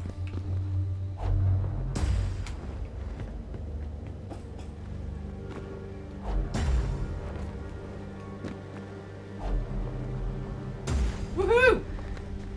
Now I've learned how to do that, it's great fun. No fall damage! I had a lot of fun with this. Okay. Jump back in. Miyagi Sakura says, I do like their map design. It is lovely. It's nice and clear to see where we've got to go. It's nice and clear to see how we're doing. Harmonia says, a long time ago I had an idea for a Lovecraftian RPG where character progression was based on the mutations you acquired from your own choice. Eldritch patrons. Ooh. I mean, once again, no one is denying the terrible... the terrible bad nonsense that... Wait. Hang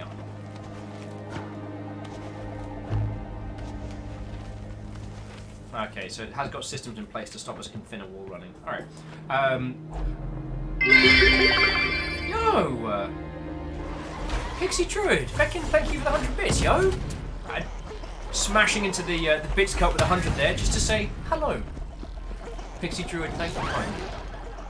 I know you're probably all sick to the back teeth of me saying, but thank you kindly, yo. It just goes on keeping me alive, which therefore goes on keeping this whole thing running. So thank you kindly. Dorcha says, are there any realistic submarine warfare games out there? I can't think of any. Oh, there is Silent Hunter. The Silent Hunter series is the one that springs to my mind.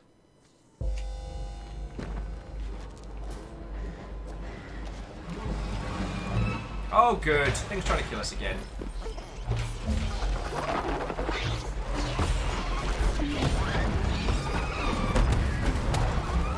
Caffeine said, so what would be your elevator pitch of this game after 3 hours?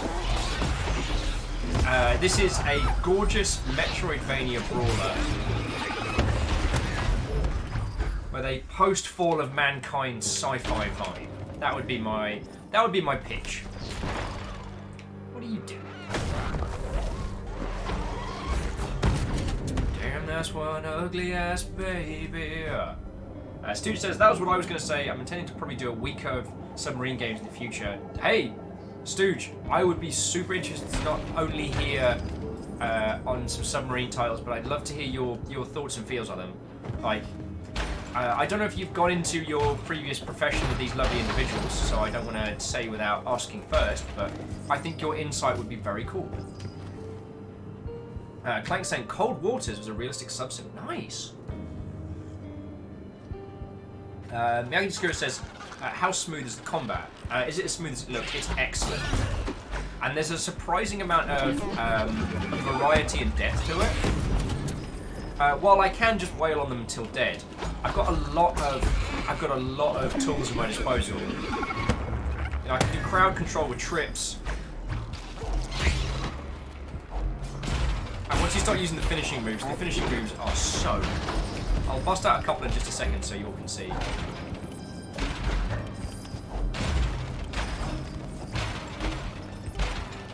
But the combat system feels closer to a brawler rather than your average Metroidvania type nonsense.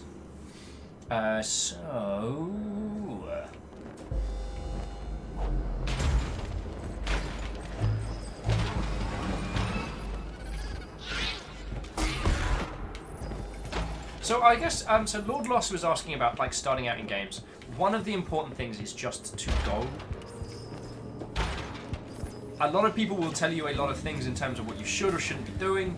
I would wholeheartedly advise that, like, the sooner you can crash into like video game creation, the better.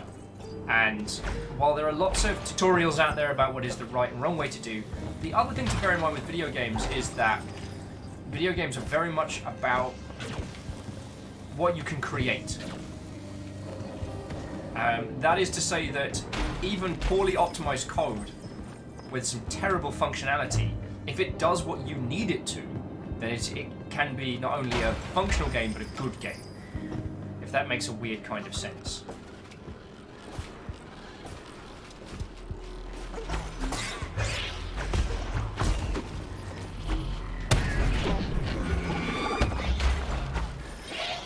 While it is always best to be able to create things in an optimal manner to save heartache in the future, but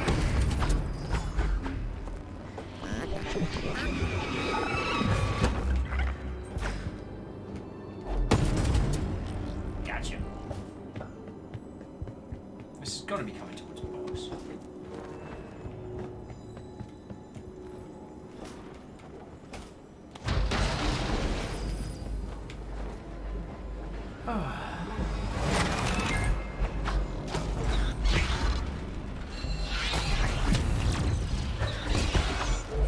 That was the wrong time to have a slug of tea.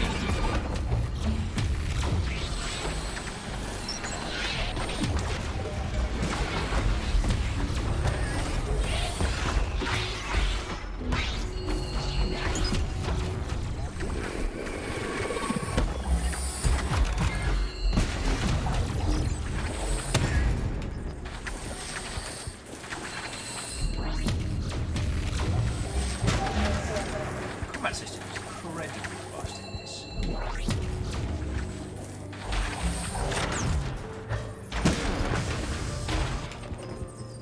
Which is one of the things I continue to marvel at. So where are we here? Down this way. Let's go back and explore it here. Okay. As Caffeine says, how responsive the controls? Thank you for keeping me on a conversational topic, Caffeine, and thank you for asking. They are ridiculous. The responsiveness of this entire setup is far beyond what I was expecting. I guess with Metroidvanias, there's a certain expectation of stodginess, you know. Super Metroid is not a fluid combat system, and Castlevania was at its best when its combat system was a little bit, I don't want to say unintuitive, a little bit challenging. So, Hollow Knight was very much a game about precision. feel this is going to end, Tiny Bug? Like, I want to know your thoughts. I want to know how you feel this is going to go down.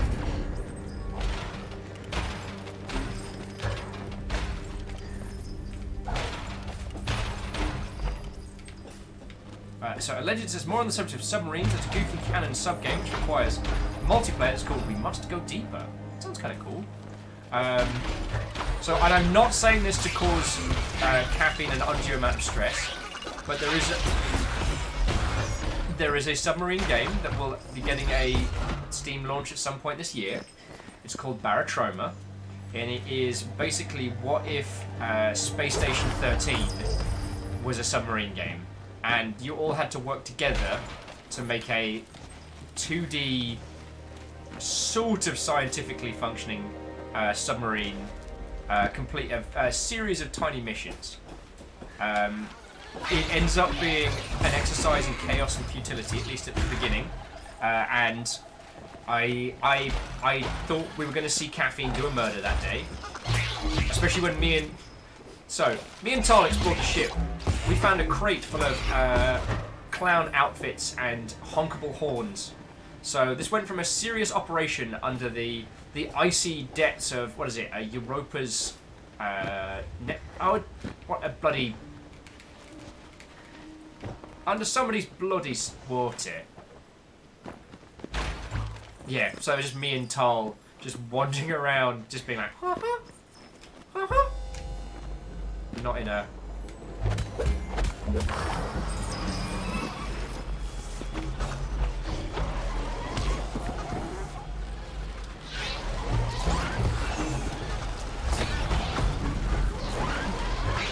Jupiter's moon, Europa. I think that's the one. Anyway, the point is it's kind of hard sci-fi. You have to fight gigantic sea monsters and go into like undersea ancient ruins left by aliens and...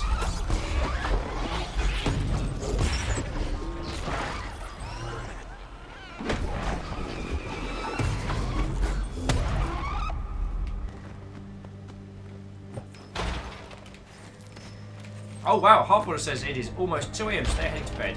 Halfwater, lovely to see you again. Thank you for stopping in, and I hope you're having a splendid evening.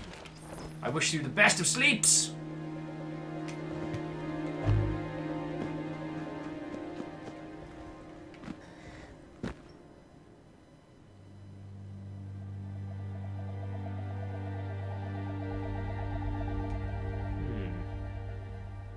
What did we miss? What did this? Alright. Oh, so we go back up and we go slightly more to the left. Okay. But yeah, so going back to the earlier point about the difficulties of the Money No Question project, I understand them, and that's why like a creative question like that is a fecking ass. You know, it's kind of up there with the where do you see yourself in 5 years in terms of asshole questions to ask someone during an interview. But I think it's an interesting one to bear in mind because I think in our heart of hearts we all have that game that we want that hasn't been made yet, or we have a game that we love that hasn't quite been done in the manner that we want it. And I think it's okay to...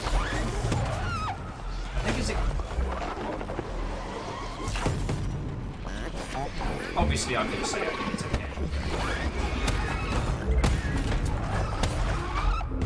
But I think it's okay to keep dreaming. I think it's okay to consider how far we are away from the peak of like video games engine technology.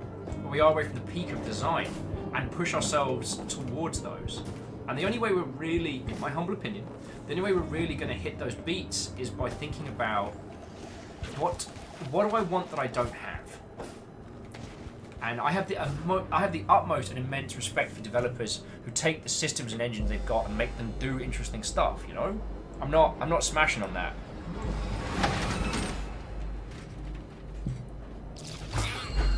Oh.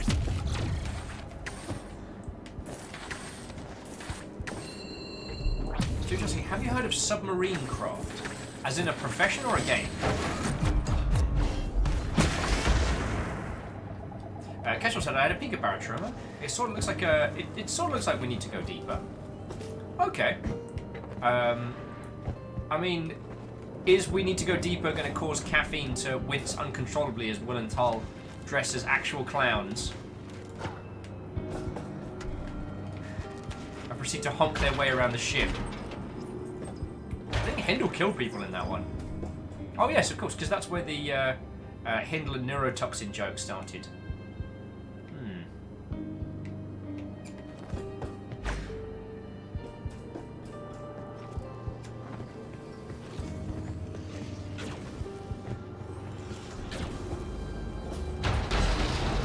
Western control room, energy elevator. I feel like I was here earlier. Says, would you like some neurotoxin in your backpack? Actually, Clank, I'm fine. I had a little bit before we kicked off, and you know I don't like having too much on a stream day. You know how it is. Although someone pointed out that technically, booze is a neurotoxin. Oh, this is where we set off the defense systems. All right. I said no, brother. Harmonia says, from what I've seen of it, we need to go deeper. We'll absolutely make Caffeine miserable.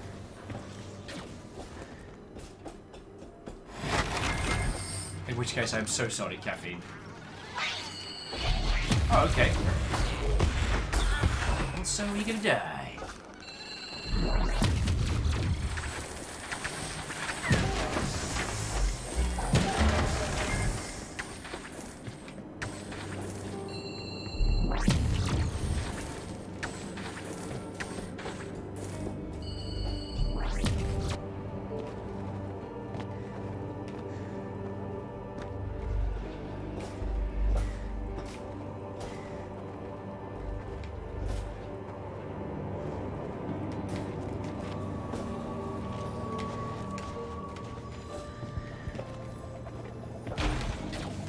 Dodged it.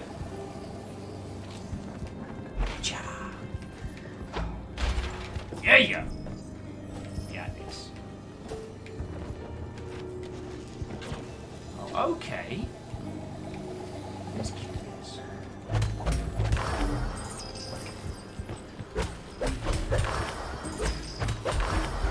Man, corrupted treasure. It's my favorite kind of treasure. Oh, for heck's sake, let's look at the map. Oh, we can return to Sanctuary at any time. That's a game changer. Oh, this tea is amazing. Okie dokie. So yeah, I don't think there's anything to add to the, you know, what would be your mythical project. I think one of the things that I've seen, especially from the older school of game dev, was that people were trying to create the game they had in their mind, but the lacking technology resulted in a situation where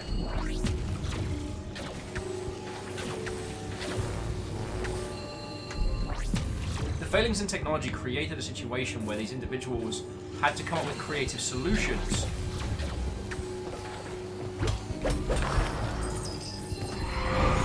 I mean, heck, I'd go so far as to say that, you know, some of our real, there we go, genre-defining games were created from trying to conceptualize concepts in a ways to show people.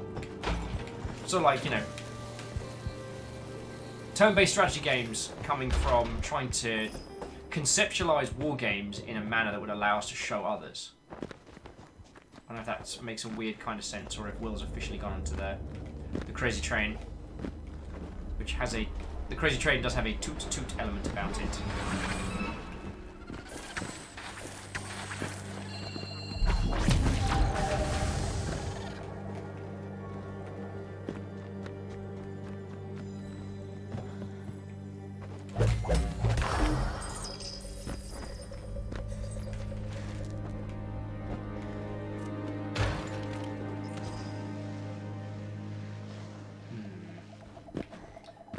Theory. And my theory might be wrong.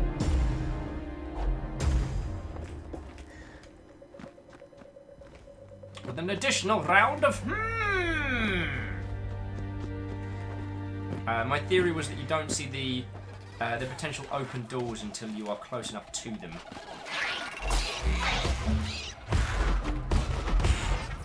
Oh good, these things turn red. Alleged says, I saw on Twitter you're interested in Wargroove. Alleged, you are late to the party, dear friend. Chucklefish have already sent through their Steam key via, I think they sent it, via Evolve, who are handling some of the PR for Wargroove. But we are going to be playing Wargroove next week. If you have a look on the schedule, you can see it above. It'll tell you what games we've got coming up and when we're playing them. We aren't going to have Chucklefish on for that stream, but we will have him on for later stuff. Where have we gone?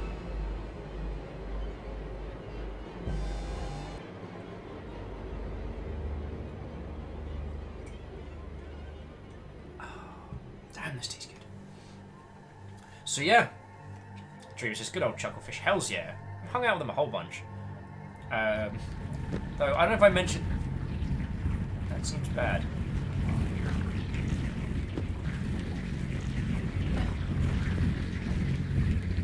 I don't know if I mentioned this to you all before, but I once drank 1,000 pounds of gin with Chucklefish. Not 1,000 pounds in weight, 1,000 English pounds worth of gin. That was a good day. That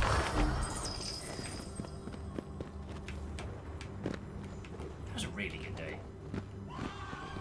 We had a £1,000 bar tab, and it was me, the people I was working for, Chucklefish, and a couple of other indies here and there. And we had a very large bar tab to get through. We were doing like a social mixer, and it was... Holy crap, are you meant to be? You are a screamer.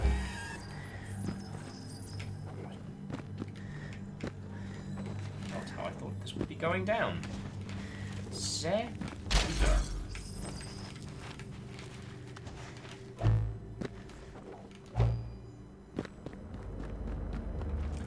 I am not even going to try and fecking pronounce that. Feck you, game. Feck you.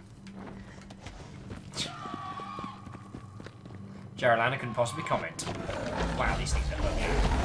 These are claws.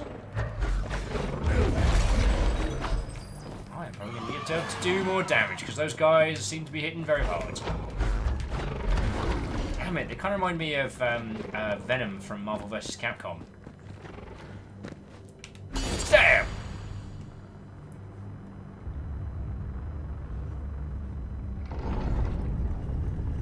Gavin says caution. When pronouncing a level name, one might accidentally summon one of the old ones. Even Papa Nurgle's like, I ain't even going near that one. Zeech is like, no fecking way! Because that's what Zeech sounds like in my head. Question. Screech from Saved by the Bell is or isn't... Ooh, extra perk. Actually, we don't really need extra perks. We need to... Hitting people harder is kind of what I'm after. Okay, but what if we did... Okay, but what if we did more stabs? Alright, so take that one so I can have critical hits. Because I don't currently have them. Fine, increase the shield. And so I can have this cool thing. Woo! Maximum shield by 20, health, reduces, shield downtime, good. So we can do luck into armor, into damage. Done!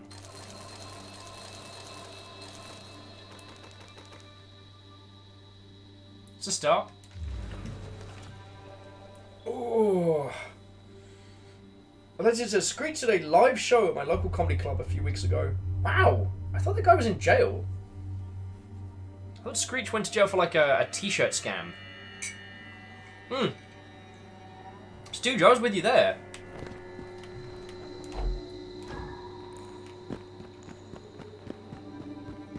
And B-Dogger says, I return with pierogies. That is lovely. Despite it being on one of my favourite songs about Seattle, I have not yet had a pierogi. I have nothing against them, and I'm looking forward to trying them. The opportunity... Who else? Okay, Anyone else see that fucking platform just start wiggling? Like, you all saw that, right? That platform was like... You saw that, right? I'm going completely mental.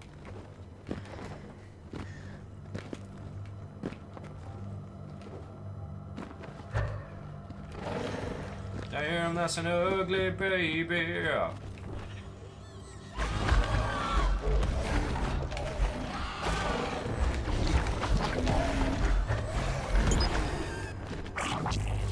Yeah! Gigantic skeletal purple high five.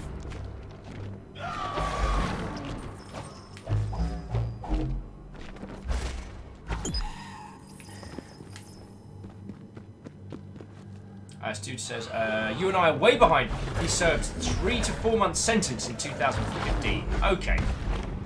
Dashkel says, I saw no such thing. Well, are you feeling okay? Damn it, Dashkel!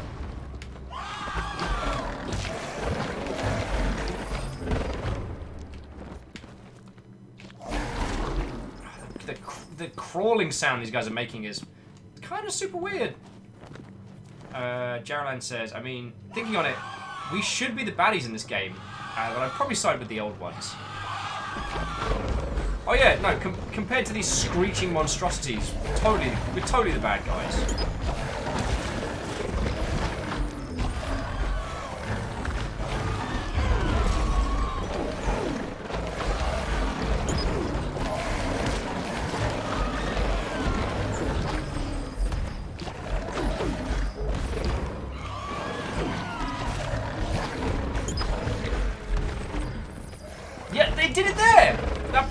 Totally waved at me.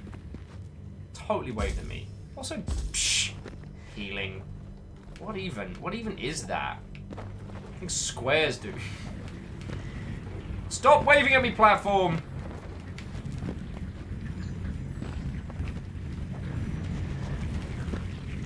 Alright, so we can't quite dash through that yet. I guess that's a thing we learn to do later.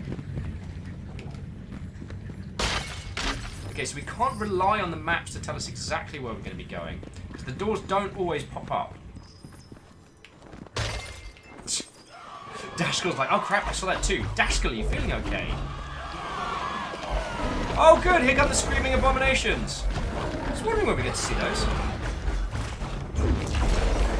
Lord Les says, well, I got Zenko installed, and I just have to say, thanks for the advice, everyone. Ain't no worries. And Lord Los, like, you have the entirety of the Longship if you need it. You know, more than not, your first few weeks are probably going to be spent faffing around and learning the ins and outs. Then start drawing up, I guess, a basic premise and concept. And cool, more dead people. We've got Reinhardt and Jaria and Greg Smith, Jaren Smith, and Lux Ferro. Now, are these backers? I can't remember. Hidden's like, I love dead people. Yeah. And when you're a good enough necromancer, my dear friend, they love you too. Ba-bam! Lethargy leaves your spirit. I mean, I'm a tea.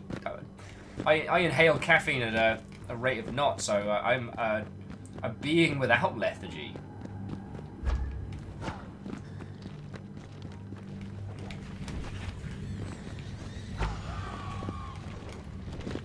Hey, you kids want a fucking do?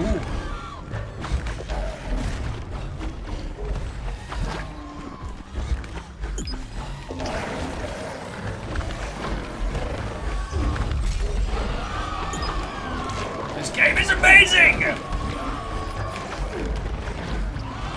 Bring it on, you fucking undead abominations! I'll fucking do yous!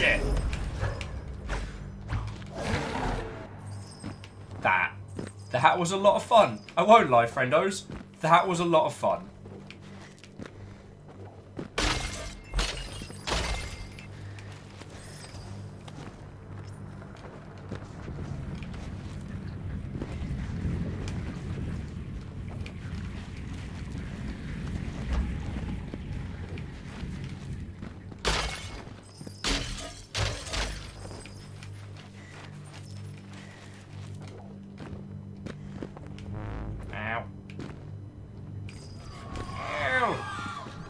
take his coat. Oh, you kids want another round, huh?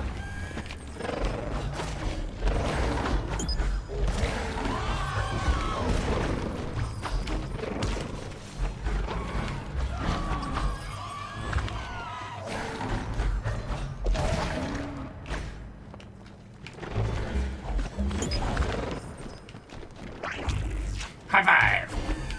Cool. That grab move pulls him in as well. Hey, did I mention I'm really enjoying this game? Did I mention that? I'm pretty sure I didn't tell anyone that I was really enjoying this game, so I don't know how any of you would know. It's so good.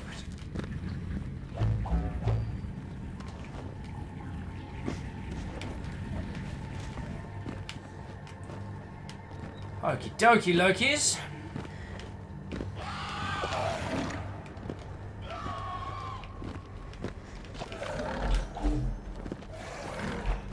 Well, they're sure lots of exciting behaviors.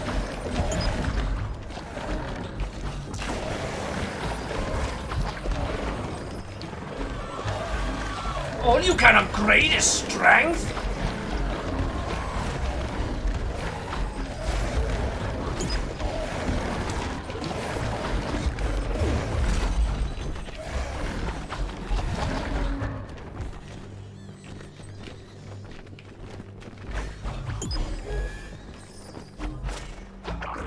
Damn it, I missed him.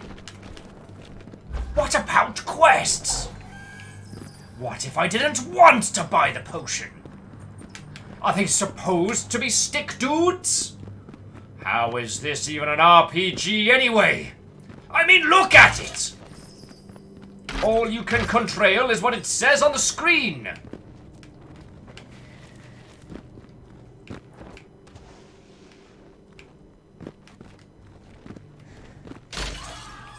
Geraldine presses the spacebar in protest.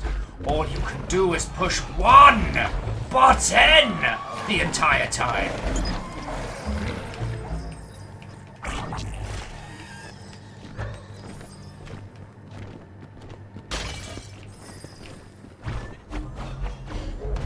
That's interesting. I wonder what happens when we follow the big glowy door. I wonder if that's what's trying to get us to.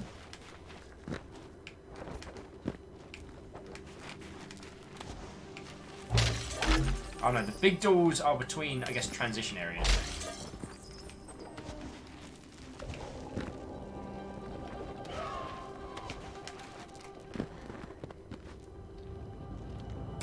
Hidden Foot says, Lost Planet 1 is now a Midwest simulator. Well, wait till the summer and then you get Lost Planet 2. And that's the goal, right, friend? What are you lot doing? Fine, I'll give you enough space that you can come up this way.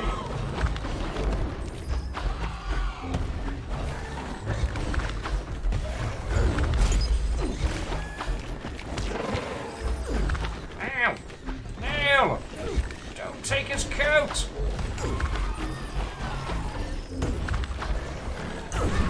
Back! Maybe I got cocky. Maybe that's a thing that happened. Stu says, 8 people frozen to death the last couple days?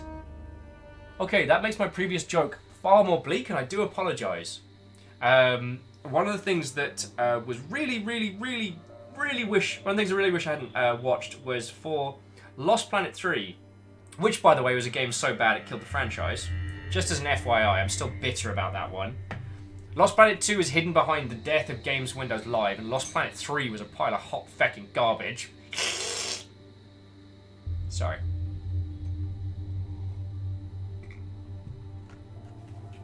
What was I saying? Ah, yes.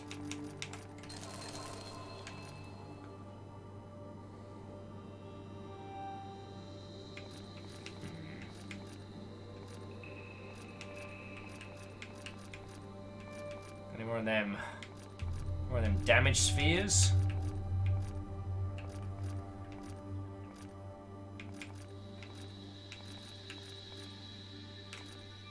Fine, we'll go this way.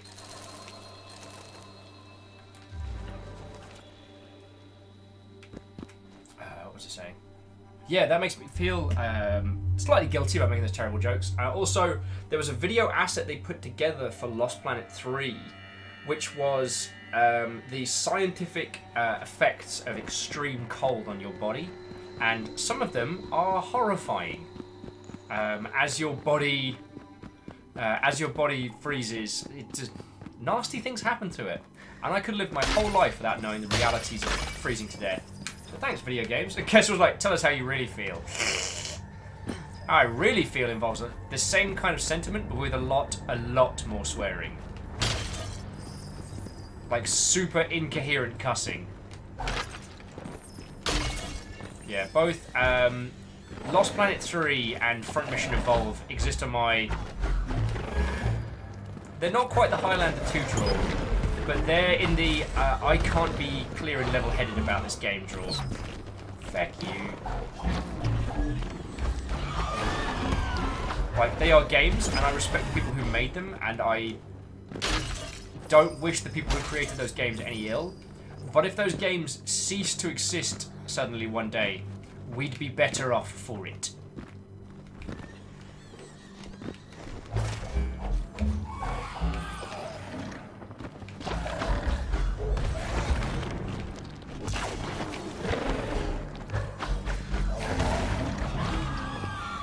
Load. Hiddles. That's Hiddle. God, I need another stuck tea. A Hidden says, don't sweat it. That joke gave me a chuckle. I mean, it's icy cold, so there'll be no sweating of any description.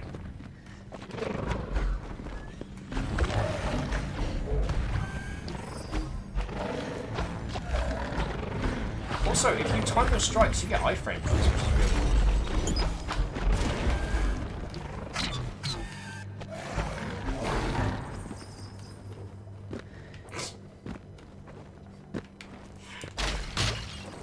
I like you. You're a funny guy. Funny looking. Oh crap. That was.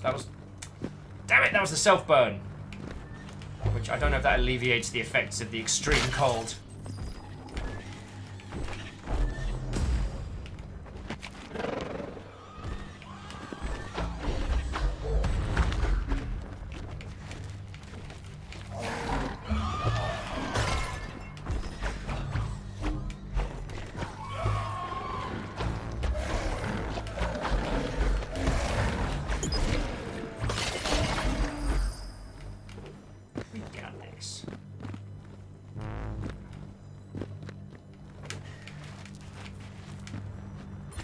Slug a tea and talk to you lovely lot.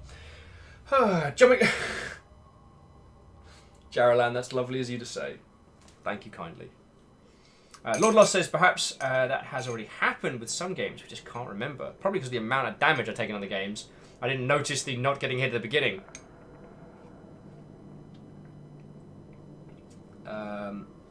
Shackle says public service announcement. Do not attempt to burn yourself in the case of extreme cold. The damage to your skin will make you lose body heat faster. I mean, I'm reminded of an old quote, which is, give a man a fire and be warm for a day, but set a man on fire and be warm for the rest of his life. Rogue Link! Bloody hell, what, old friend? I feel like I haven't seen you in ages, but I probably have a whole bunch, and I'm just having a slightly brain-dead afternoon. How are you doing? How goes it? So Rogue Link, today we've been talking about, releasing a game in 2019 and just generally encouraging peeps to, create their own game projects. We've been talking about the mythical, the game you would make with no money, no budget, no questions. And we've discussed some of the challenges that devs in this coming year are going to face. And that's really been about it. This game is lovely. It is not the best for coherent conversation, but it's so good. It looks gorgeous, it plays amazing.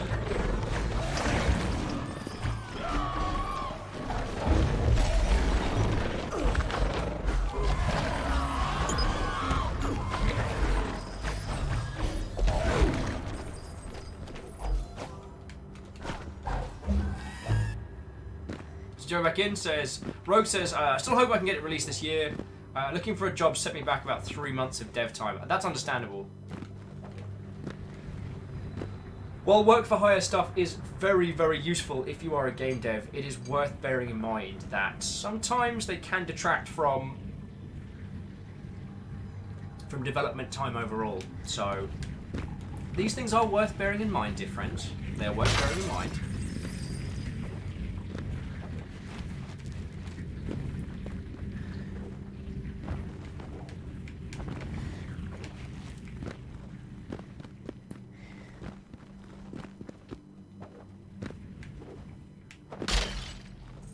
So here would be interesting.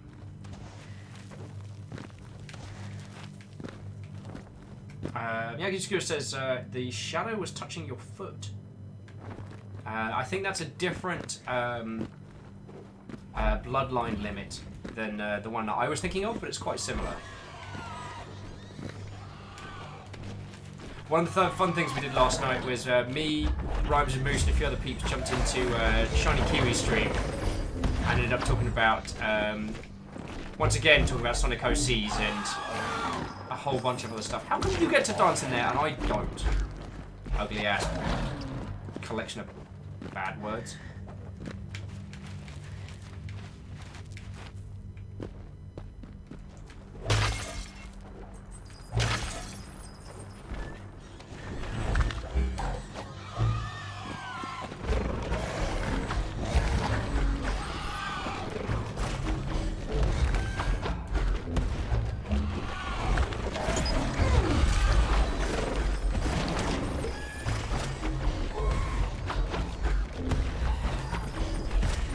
Give me just a second, I appear to be swarmed by horrible monsters.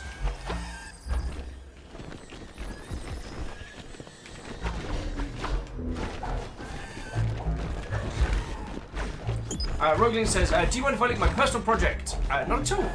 Not at all, Roguelink. But thank you very much for asking, I do appreciate it. Things have been better for rampant randos coming in for self-promotional stuff. But that doesn't mean I don't appreciate it when people ask. Because if it's like 9 times out of 10, the answer is yes.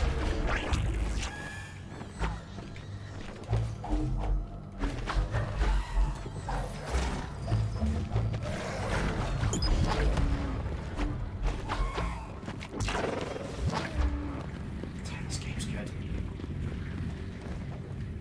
In case you're wondering, I might be having a little bit of fun with this.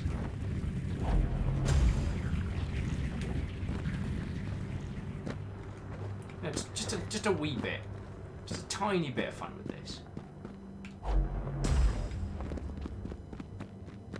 Feck knows where I'm going. I want to go up. Lord Lost says, it's only 1:20, but I'm going to go watch an episode of Bob Ross and go to bed and see you tomorrow. So what? Lord Lost, thank you for coming by for a fucking awesome day, yo. I'm glad we got to talk game dev. I'm glad today ended up being like a proper like games industry banter day, which, as you all know, I love.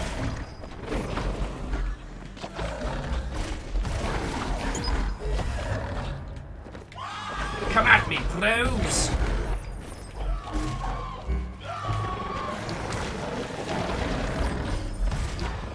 And again, you lovely individuals, I cannot recommend this game enough.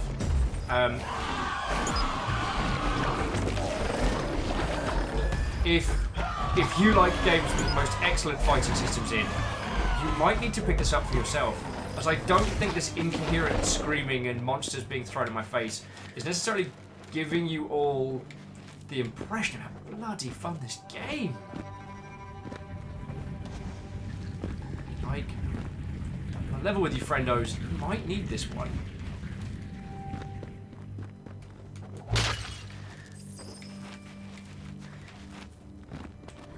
I feel like I'm just flying through the environments with such ease.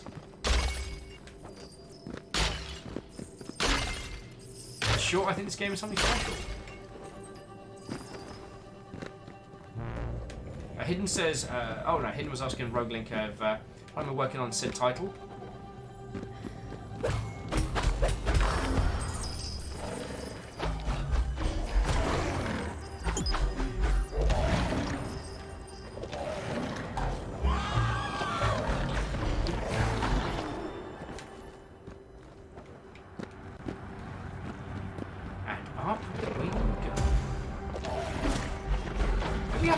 boast a large cake amount of... Okie dokie Lokies. Yes, I have the large cake amount of okie dokie Lokis. That is the thing that I just said. Why do you lock that up with me some days? I do wonder.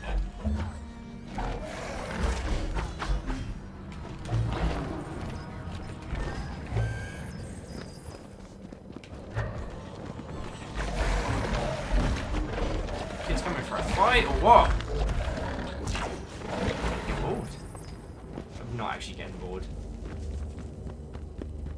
Ring the gong! Nice. Oh, this seems like it's going to be bad for me.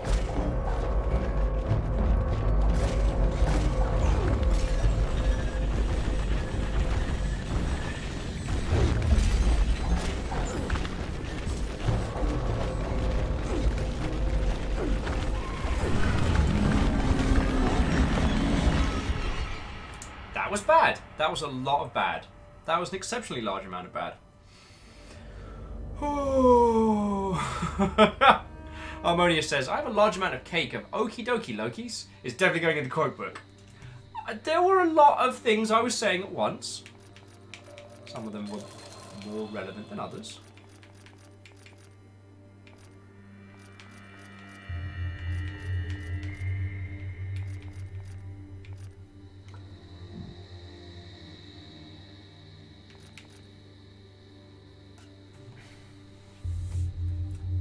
Enough.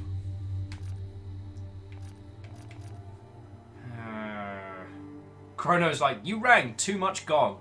That is the story of my life, but replace gong with consumable alcohol.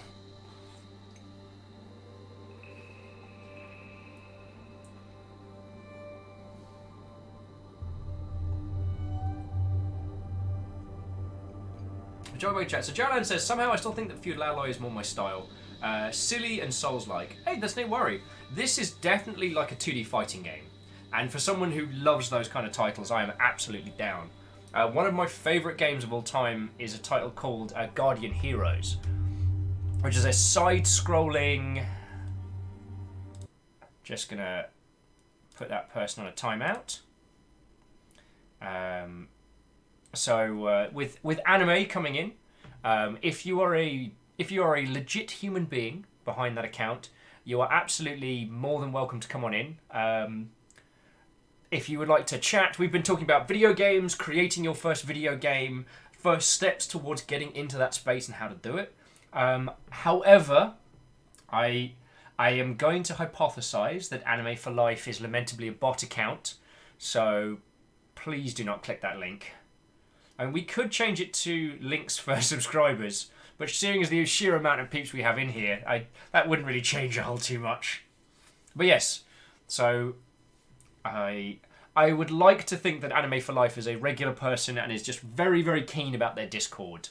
I have a feeling that is not the case. But if it is, then please consider yourself cordially invited to hang out with us, chat video games, and just, you know, generally get into mischief, as we like to do here. Hidden says, I bet that mug is full of brown liquor. I couldn't possibly comment. No, honestly, one of the few things that I can't do since I've gotten older, I can't drink during the day because I just fall asleep.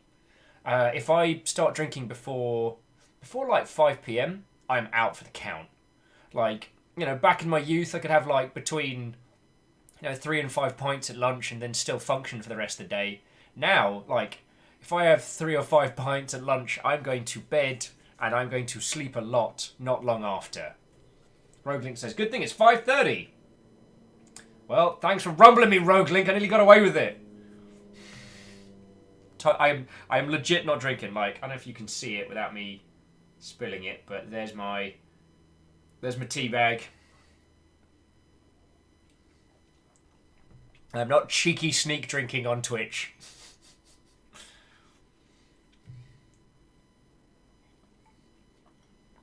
Oh, maybe I need some more tea. Who knows? Who knows? So, I am really, really enjoying this game and playing it. I don't know how much longer I feel that I should stream it with you all. Because one of the things is that not all games work really well as a demonstrative medium. Like, streaming a game is not the same as playing a game sometimes. And sometimes a game that is great for you all to watch and us all to converse and hang out around isn't always the same. This game is fecking brilliant. And from what little of it I've played so far, I would wholeheartedly recommend. In fact, here's me being a shite host once again. How do I keep being terrible at this? I don't know. Yeah, of course, it's on bloody Humble Bundle. So if any of you are considering picking this up, and don't mind picking it up from Hundle, I mean, buy it from Hundle if you want. I'd rather you bought it from Humble, because I was looking at Hidden and said Humble, so that's Hundle. If you don't mind picking it up via the partner link, then we get a little bit of cash. So that's just a little bit towards keeping this operation running and keeping me not dead. So, whoop whoop.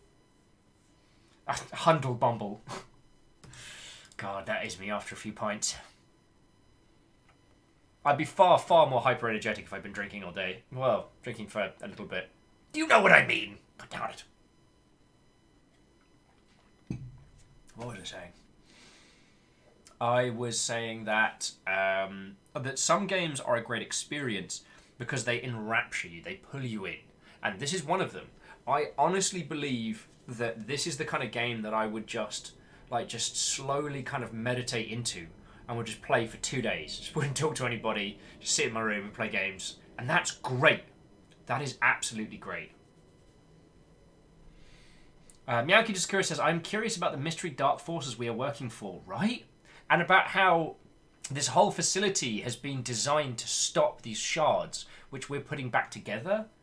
Like, when we showed up at the very beginning of this, some mysterious force dragged us underground. And I don't think the voice that we're talking to is necessarily good. I think the voice is a bad guy. Shocking, I know. I'm surprised any of you can put up with watching this with me being so good at analogies that I spoil all the things. What does that do? I mean, extra perks not bad. What else will we get? I mean, finisher charges. We've got one of those.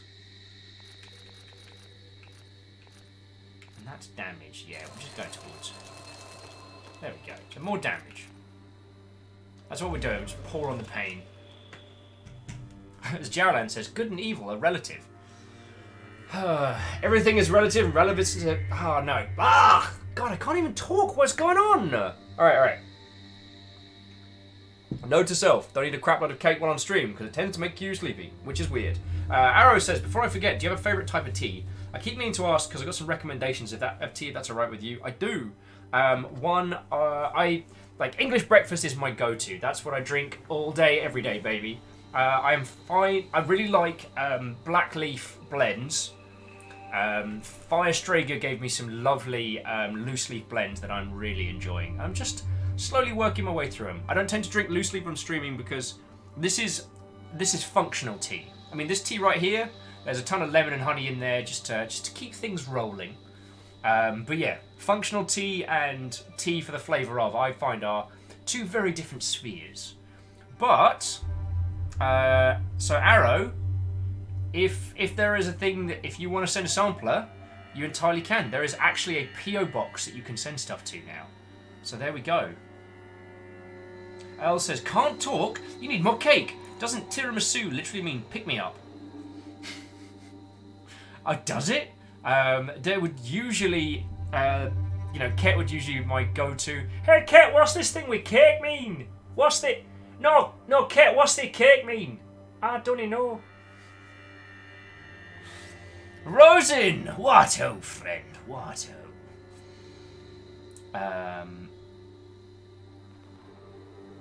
Jaralan says, gonna send you stuff tomorrow. Open immediately. It will have food. Okie dokie. Well. Miyake Sakura says, tiramisu does have coffee flavour. And if it's got proper coffee in, then oh boy. So yeah, I guess I'm just trying to decide how to proceed today, dear friends. How to proceed. We've had a lot of good a lot of good peeps, and a lot of good conversation, and I guess I'm trying to decide if I want to keep rolling for another couple of hours, or if I want to slowly start bringing this to a wrap. Because this game is most excellent, and I'm wholeheartedly enjoying it. But I don't know if this is necessarily... I don't know if this is necessarily the most conducive to streaming and chatting. I would wholeheartedly recommend picking up a copy of this for yourself. Gerald says, proceed boldly. Make sure of your choice. Look back no more. The future is all. Use 2 hands. Use 2 hands. Stab from behind. Did I tell you all that I killed the very first merchant in Dark Souls? Took his katana. Took that one through. Rhymes Moose says, demeanor rotation? It's possible. It's possible.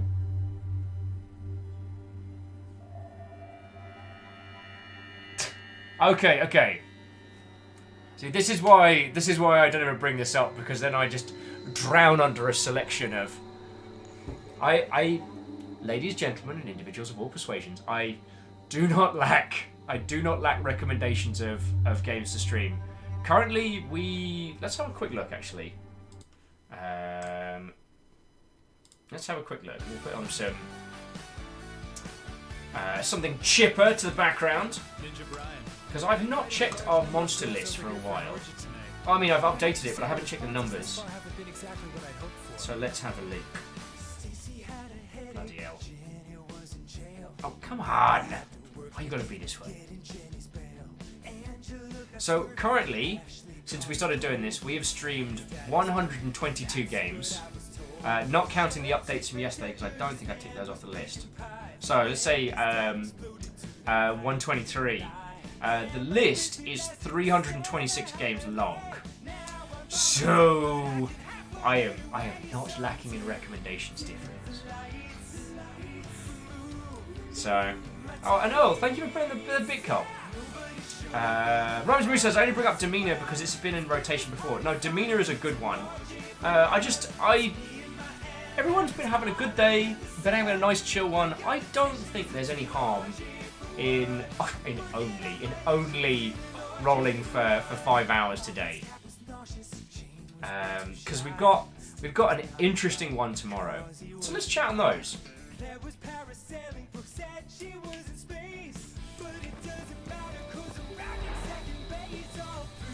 Oh yeah, Captain Steph says, I killed the Magister's son and I killed the other to freedom! Could roll into Demeanor.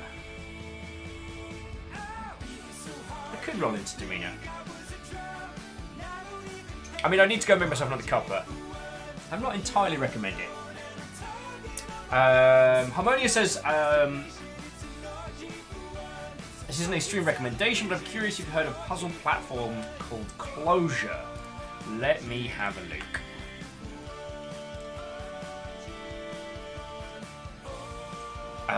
No, that one hadn't actually passed my... Wow, that's 2012 as well. I'm surprised I haven't seen that one. A dark and mysterious world of Closure. Only what you see exists. Manipulate light to phase objects in and out of reality. Very cool. And wow, that was an IGF winner? Bloody hell. Yeah, that went completely past me. Caffeine says, to be honest, Demeanor is a fairly chill way to round out the night. You want some Demeanor? Because I'm kind of down to bust out some Roman styles. Alright. So, before we move on to Demeanor, let's have a chat about this game. So, and Kestrel says, go put Little Bear to bed, be back. Kestrel, please give our absolute best to Little Bear. From all of the crew here, and yeah, a cup or two. Yeah, I'm gonna go make a cup after this. All right. Gerald says I'm a bow out. I'm too drunk to be able to deal with the emotional investment of myself as a pit fighter. Oh, you should, Gerald. You might be on the other side. You might be on this side. I mean, you've been a fighter of the pit before. I think you're actually one of the few top tier peeps we got left. I'm trying to remember now. That reminds me, I need to get a double-handed fighter. I don't have one of those. Okay. So let's talk about this game first. Because one thing we haven't done in the past is really kind of closing thoughts, closing feelings on it. Let's get a nice...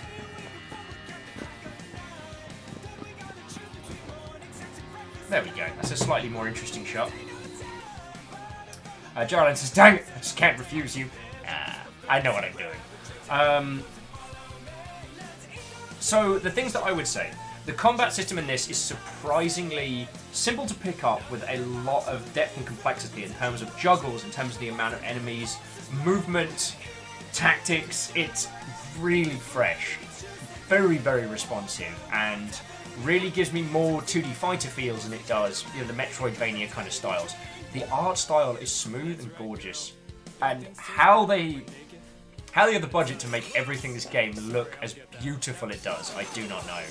I haven't managed to get us to any of the big bosses, and I don't know. I thought after about 4 hours I'd be able to show you some really bombastic stuff, but suffice it to say, the bosses are huge and beautiful, and how this world will unfold, I am so curious. Like,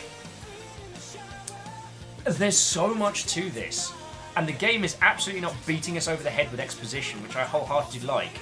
Because it's a familiar genre with very clear progression, it's confident to just say, this is the world, handle it.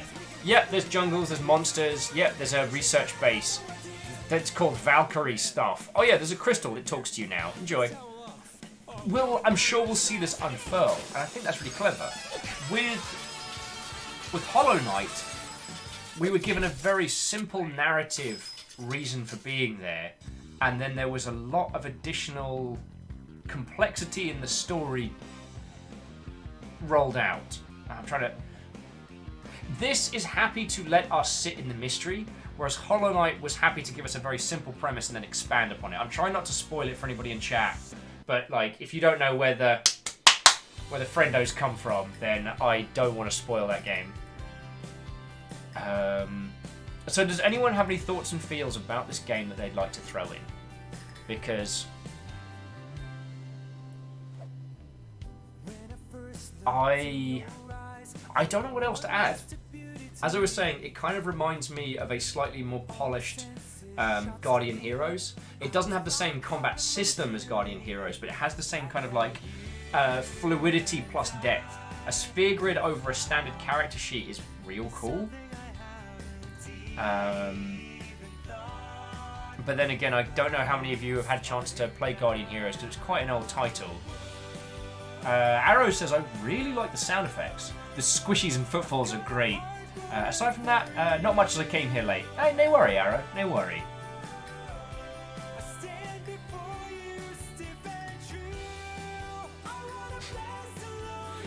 Danny, you fucking legend. Alright, well, we'll pop the BRB into tea. If anyone have any thoughts and feels, now's the time to throw them in. And yeah, I think we're gonna... Jaralan says, psh, stupid responsible adult. Want to keep drinking? Well, it's probably time to start water. And Jaralan, my usual is, like, quaff a pint of water, keep drinking. Stay hydrated. Stay hydrated, get trashed. But also don't listen to Will, because Will is a terrible influence when it comes to drinking.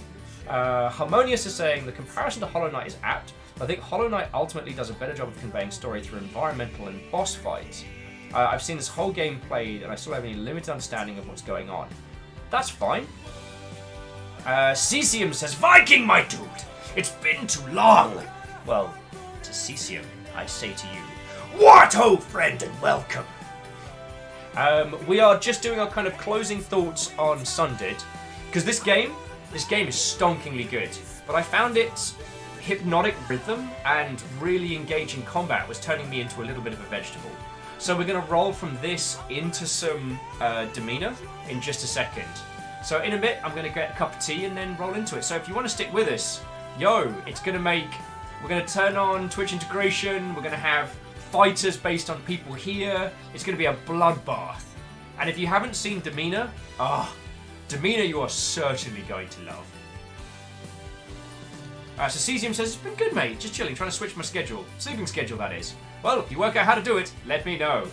I know what I should do, which is do a feckin' force reset, but that's for another time. And Captain Steph just screams, freedom! Captain Steph killed a child at kids' party to get away free. Gotta love demeanor. Also, alright, who has a kids' party at a battle to the death gladiatorial training school? Whose dumb idea was that? So Harmonious, I can't comment on how this game delivers its story overall. I feel like you could play the entirety of Sundered, look at none of the narrative, and still have a stonkingly good time. There's a lot. The combat system allows you to feel like a flying, fighting badass. Hollow Knight does a great job of making you feel small and making you feel vulnerable, and your kind of progression to power is very interesting. And that's not to say one is better than the other, or that they are two ideas clashing backwards and forwards. It's interesting to see these compared.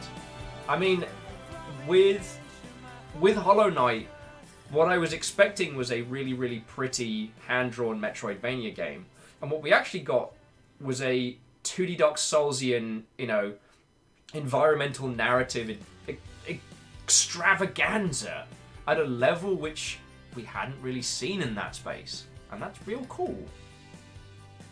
Earl says, flying fighting badasses, that's what drew me to the Insect Glaive in Monster Hunter, right? I'm always a little bit jelly of watching Soraya or Echo, like ninja flipping around and dropping all these like clouds of bugs. But then I get to actually watch them flip around, and I'm the guy with the heavy bowgun just popping those clouds with like lightning explosions. It's a great time. Captain Steph says, and the reason why will never let another fighter carry around shields. Oh, yes, because you got the really, really nice shield, and then killed a child and made a break for it. I'm not resenting that. In a game, sorry. Captain Steph Barnes, their character in demeanor. I really should be more specific about that. Jared Allen says, if I play Monster Hunter World, I'm going to be the damn cook. It's a popular job. It's safe. I mean, I don't know about safe. Have you seen that cat? It's got a knife like a broadsword. Oh, and Caffeine, thank you again for posting the link to this game. So, Will's closing thoughts before I go and get myself a cup of tea and we continue this. This game is something special. Not perhaps to the level of like Rain World or Hollow Knight or things like that, but it's so fun to play. And the reason why I want to rotate is because I feel I'm not doing it justice and I'm not talking to you lot well enough. That is why I want to roll on. So, yeah. What I'm going to do, friendos, is I'm going to go fix a cuppa, and then we're going to go roll on to Demeanor. So expect some dope tunes, expect some pixelated Roman gladiatorial violence, and an inordinate amount of fun. Plus, as it's only like 10 to 6 in the evening, I can get my shout on. Like, yo, I am going to be the legit shoutcaster for these gladiatorial battles. You ready for that? You ready for that? Because I know I am. Oh, is Earl saying, yeah, cooking in Monster Hunter, it's not particularly safe. How do you think the Meowskiller chef lost his eye? Dude's missing an eye. He has like a Buster Sword sized knife for cooking the foods. Right.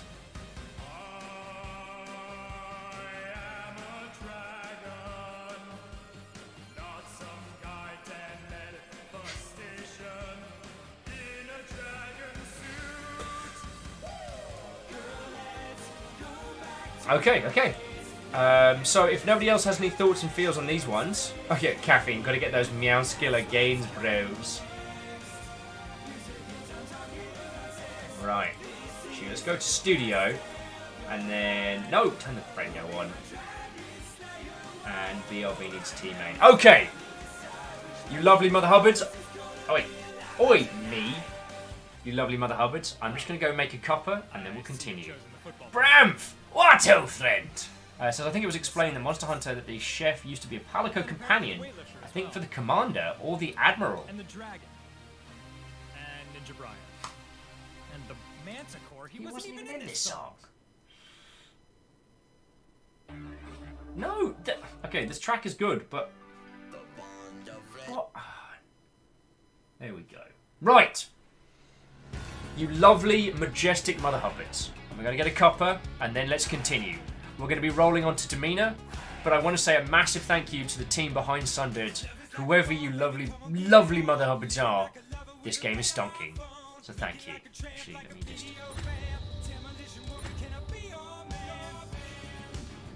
Let's just quickly pop out of that one. How does one join the Thunder Lotus family? Why is that an option? What's an aluminum falcon? Alright, I mean it this time. I mean it. I'm gonna get some tea. To be continued. Or... Tea be continued. Eh? I'm wasted on you lot. That was some comedy gold. Comedy gold. Yeah, that's right. I'm taking my ill-gotten gains with me.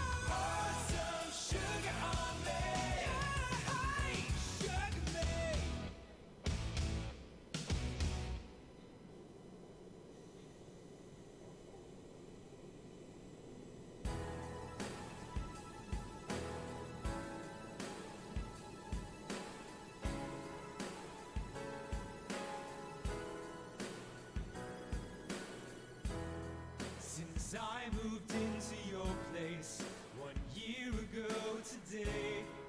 Our relationship has deepened in a spiritual way.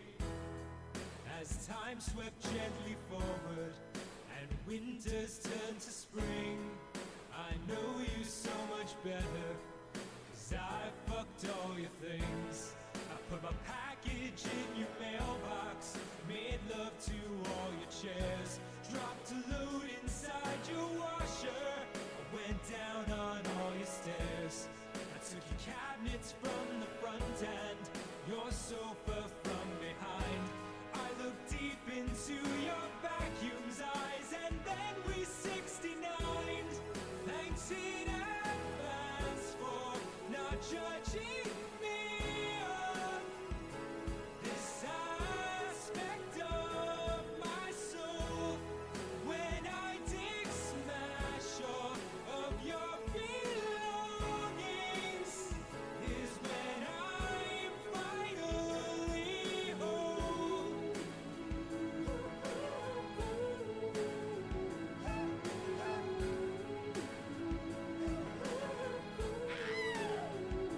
Owned your couches and your telephone and all your scented candles and your dictionary, fish tank and the pictures on the mantle. I had sex with your whole kitchen with no boundaries or limits, and your lamp was looking so good that you know I had to hit it. Your wallet and your toothbrush and your jacket and your red hat. Oh, you're mad about the toothbrush, just forget I ever said that. And your carpet and your furniture, your windows and the curtains, and I licked your stamp collection. I dicked your fluff for certain.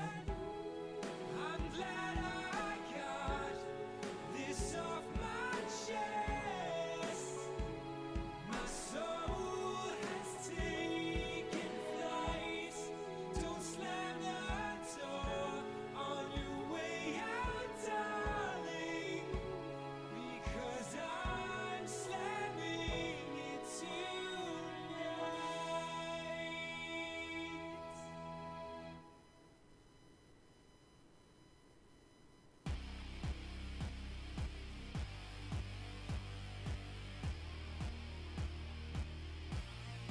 In the tall skyscrapers of ancient Japan lived two great warriors, a dude and a man, who proclaimed no sex until you are married. They were Aaron Neverbone and Samurai Barry. 500 years later, two heroes were born. One Hello, hello. To those of you that have chilled, illed, and waited, I thank you most kindly. Right,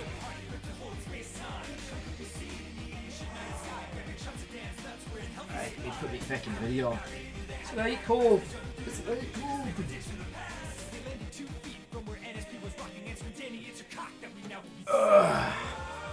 Yeah, that's right. That's right. Making all the sitting down noises because I can. Trinity Cap says, "What? Oh, I am here." Well, to you, Trinity Cap, I say hello and welcome. We're about to kick off some demeanor, so yo! I hope you're ready for some serious pit fighting.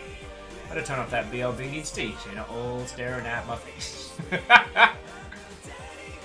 Jarland says, but can you do the get up noise, Homestar Runner? Not too shabby, not too shabby. Sweet, powerful beverages. Give me the fury that I need to continue. But, without further faff, let's just get demeanor started, because, remember rightly, demeanor comes in very, very loud. So I just need to make sure I don't deafen everyone.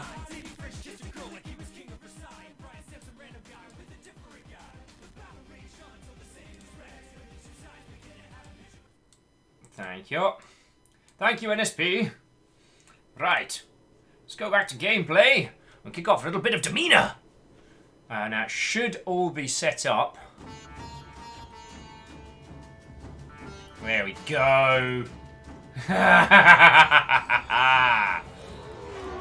Alright, let's just make sure everything's in.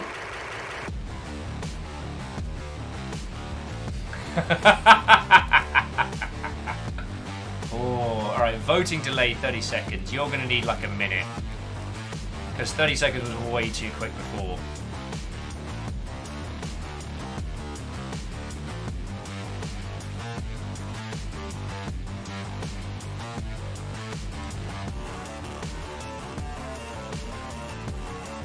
Jarland says, I who am about to deny, salute you. And Caffeine's like, we fight for glory! For the glory of Rome! Isocrid says, back at last. How far we got in Sunderland? Isocrid, we did about like 4 hours, and it was really good. I just found that I was...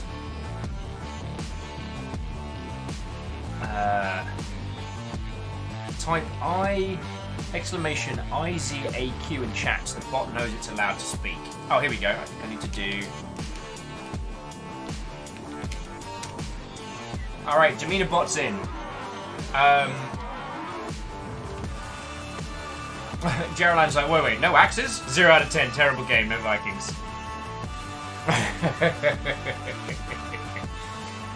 So Isaac Grid, I really enjoyed Sundered, and I want to play the hell out of it. But I found that the rhythm of the combat, plus the smooth, fluid movement, plus it all, was actually bringing me into this really focused kind of meditative state. It was a lot of fun, no doubt.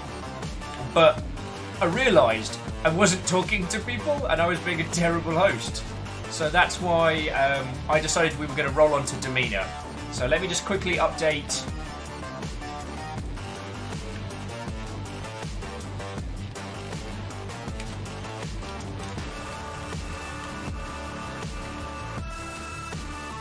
Let me just quickly update.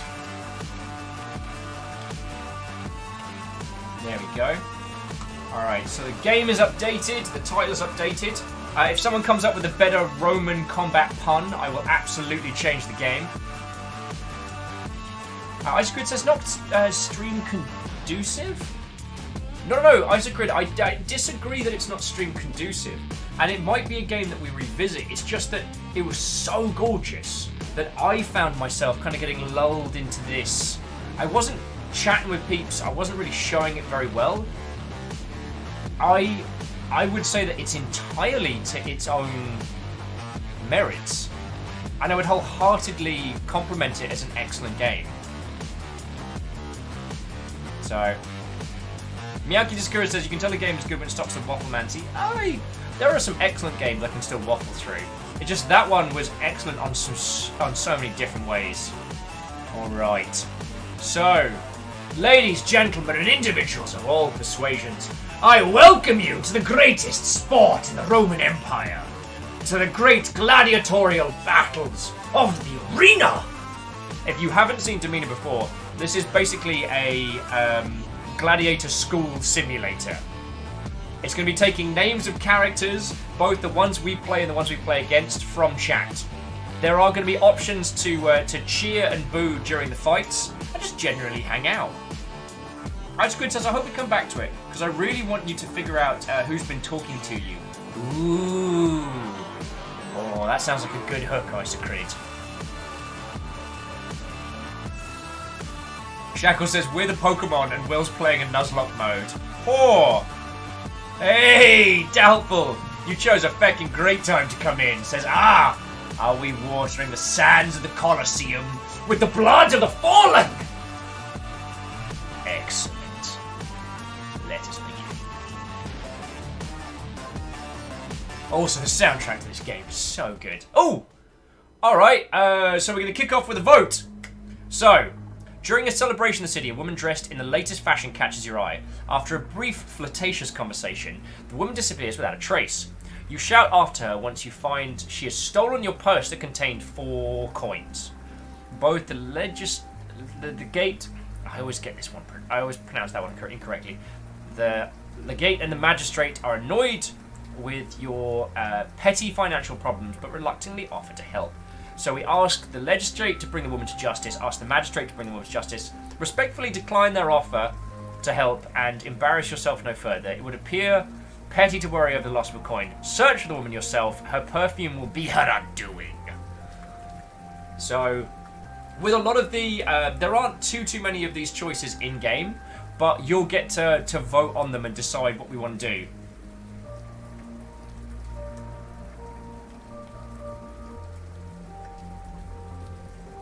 Rosen says, this does seem like a game that Vikings would enjoy, right?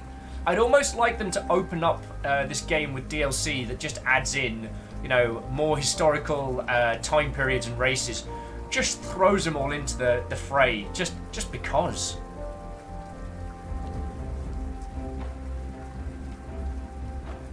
Okay, so we've had a good round of voting. Everyone's saying 4. Search the woman herself. Her perfume will be her undoing.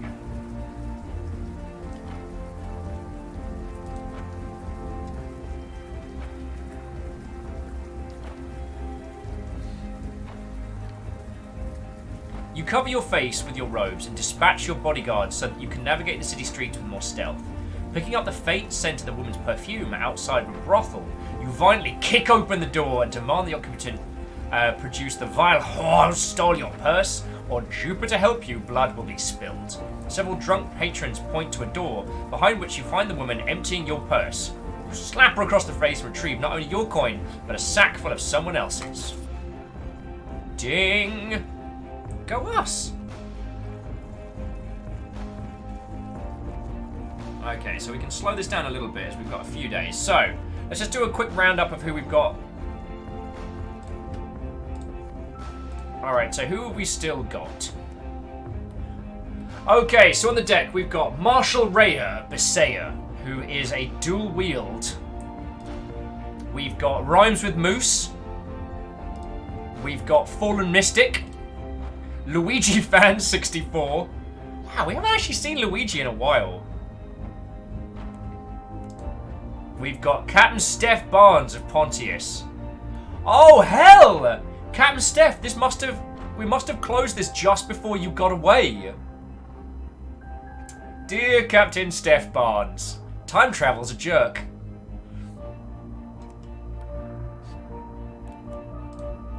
We've got Lizzie. Lizzie's still up. BT! BT's ready to rock. Level 40. Oh, we didn't see level 40 after. Well, I hope they're doing well. ET3 Stooge of Scythia. Isocrid of Lithuania. Marshal Ray. I know, and that's who we've got. So there we go.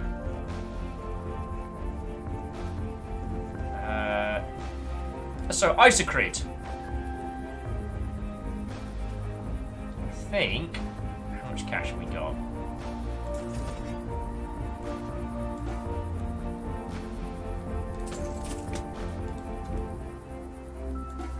Wait, how come we can't give you a two-hander? Butts. Alright, fine. Fine! Do we need food, water? We need wine. My children need wine! Actually, we'll stock up on food and water. Okay. Next battle is in 11 days. We got this. Captain Steph Barnes with hashtag free cap. There, details.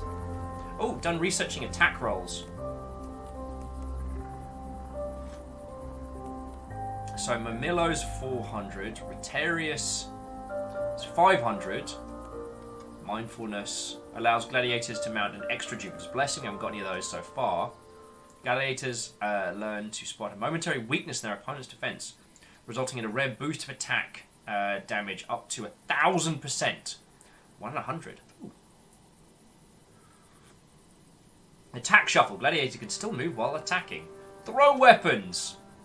Defensive. Move much faster while defenses are raised. Max stamina. We've got 10 days, so whenever we train should probably be with under 10 days.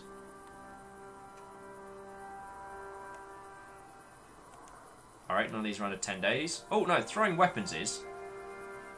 Cool. Guys, learn how to throw things. Hey, Boo Boo, what ho, friend? We're playing Domina!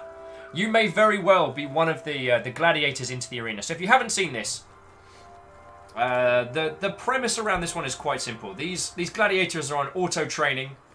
We've got an educator. Oh, actually, increases max stamina recharge rate. Gladiators learn cleanliness to heal their bodies more quickly. They learn that loss in the arena is no shame. I'll just do some fighty teachings.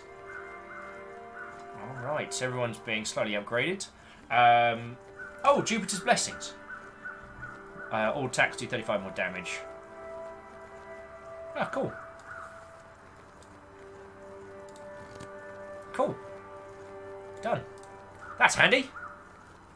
And a map of the game. So once we've got some high-ranked people, then we can take on some of the main games. Oh, this is exactly what I needed. Dorcious with hashtag free bandito. So yeah, we've got 6 days till the next fight. And it will be pulling names of both the... Oh, we researched how to wash our hands. Increase treatment speed, increase treatment speed. What's the cheapest? There we go.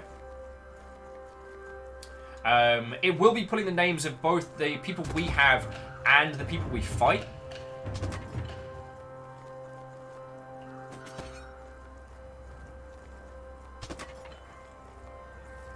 So, those of you that are not currently in, you may not only be joining our ranks, but you might also be fighting our ranks. I believe the first time we played this, it was Asari Greenfire ended up being this untouchable monster, and every time our team went up against Asari Greenfire, they would just, like, she would just come out just caked in their blood.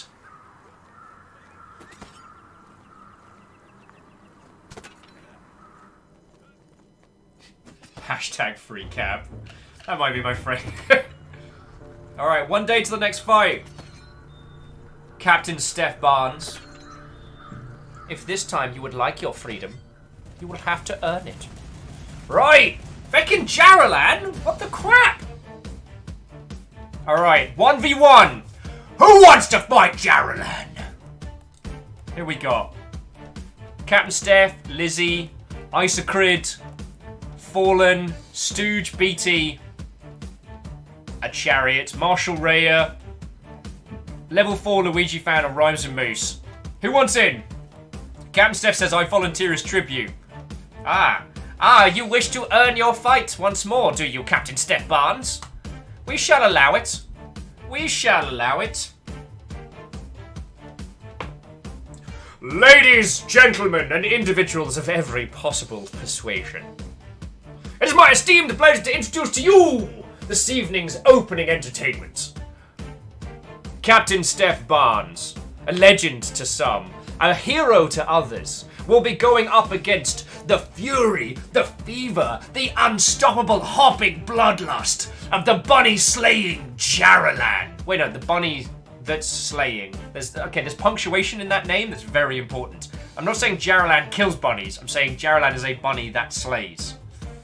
I need to work on that one, Anyway! If you find yourself in need of a seat, take one, for this battle will be bloody and fast. Hope you've got your snacks ready and you're ready to cheer, because the opening games are about to commence. Prepare for battle! Alright. Bloodlust in 2, 1, fight! Oh! Damn! Wow!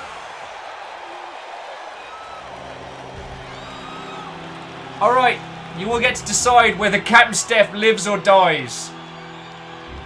Vote hashtag exclamation live or exclamation die to decide the fate of Captain Steph. Feckin' hell, Jaralan. Shackle Draconis, thank you for the bits, and Caffeine, thank you as well, yo. Like, bits are literally how I live, and if you lot are using them to cheer on our gladiatorial battles, then who wins?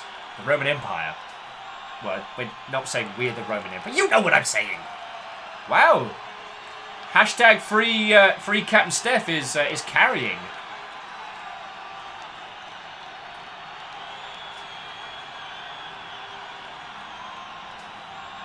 Now, Caffeine, yeah. Whoever fights, the German tribes win. Hashtag Tudorburg Forest. Oh, sweet mercy in a beverage. Hey!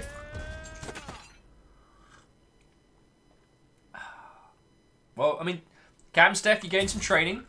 Oh, note from the doctor. When a gladiator's HP drops below 20, there is a chance they will develop an impediment. Captain Steph has been severely wounded in battle and will develop an impediment that will limit their agility training to 104.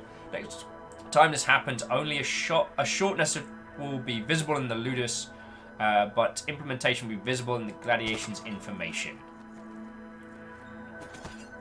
So where's Captain Steph? So heal, angry. Alright, just have a lot of wine. Have a lot more wine. Wow, that's a lot of wine, still unhappy. What am I gonna do? Captain Steph, what do you want that's not wine? Also, wow, you lost your sword.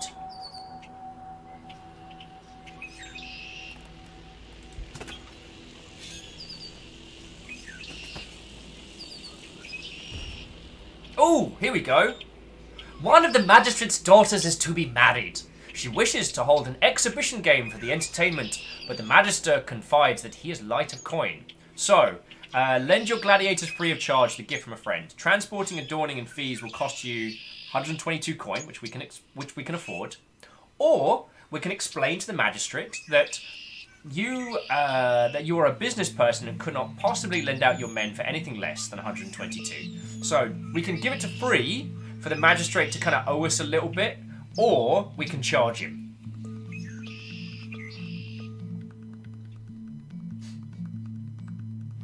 Shackle's like, why? Why did you teach them to throw their weapons then? Because I thought it might result in some cool deaths. Dreamer says, this is difficult as the magistrate is a jerk. Yeah, but having him in our pocket's not a terrible thing. So for those of you who have not seen this game played before, both the magistrate and legate, whatever, the magistrate and army bloke, they set the terms for our fights. So they propose to us, here is a battle, and then we choose who we send. The more they like us, the more favourable the terms are. Kestrel says the birds in this game are really loud! Tweet, tweet, tweet! Kestrel, are you one of those birds? Okay, no, that came out right. You know what I mean. You know what I mean. How noisy are kestrels? They demand spleens, says Jaralan. Meow Kitty says, they've got to give us the option to kill the magistrate's son again. Who knows? Anyway, we're going to lend him free and gain a favour. The magistrate and his family are very pleased. The exhibition match is well received. Cool. Dude likes us.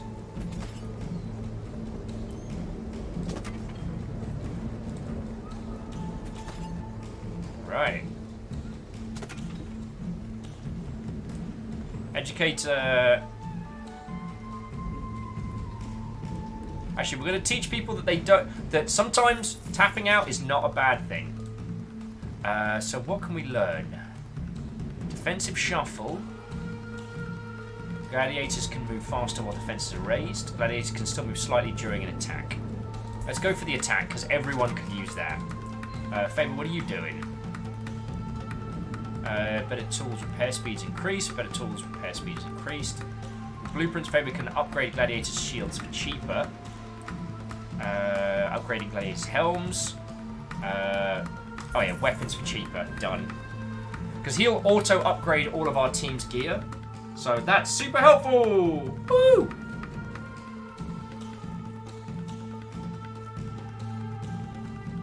Jaralan says, real talk, kestrels are loud as feck. Wow, you did call him out. So Jaralan's saying that they actually worked with one. That's way cool. In what capacity, if you don't mind us asking? Harmonious says kestrels are moderately talkative, at least when compared to peregrines, which are but about as loud. Okay, so they're chattier than a peregrine, but just as audible. And Kestrel says, Kestrel's saying kestrels are pretty loud for their size. I mean, I don't know if that's a compliment or a self-burn there, Kestrel.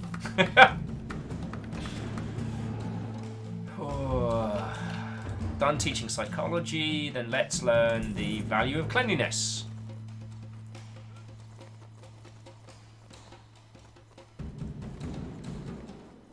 Alright, we're doing good here. Alright, Cat and Step is on strength training, so agility is... I'm going to get your defense up. The agility down a little bit, because we can't get it past... Actually, what are we doing? There we go.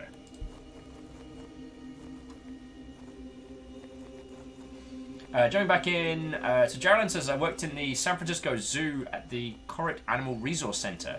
Educational animals there, including birds of prey. Loki was a kestrel, was 8 inches, but thought he was 8 feet. Little fecker always wanted a piece of me. Not that he'd know what to do with something my size if he caught me. Love that bird. All attitude. And Harmonious saying peregrines are actually the talkative ones. Oh, I apologise for misinterpreting that. And are known to lose hearing in their left ears on occasion thanks to them. Oh, falconers are known to lose hearing because of loud birds. That's brilliant. I mean, I'm not happy those people are going temporarily deaf. It's just not a wonderful fact. Alright, antiseptic. Fabia fix the pauldrons.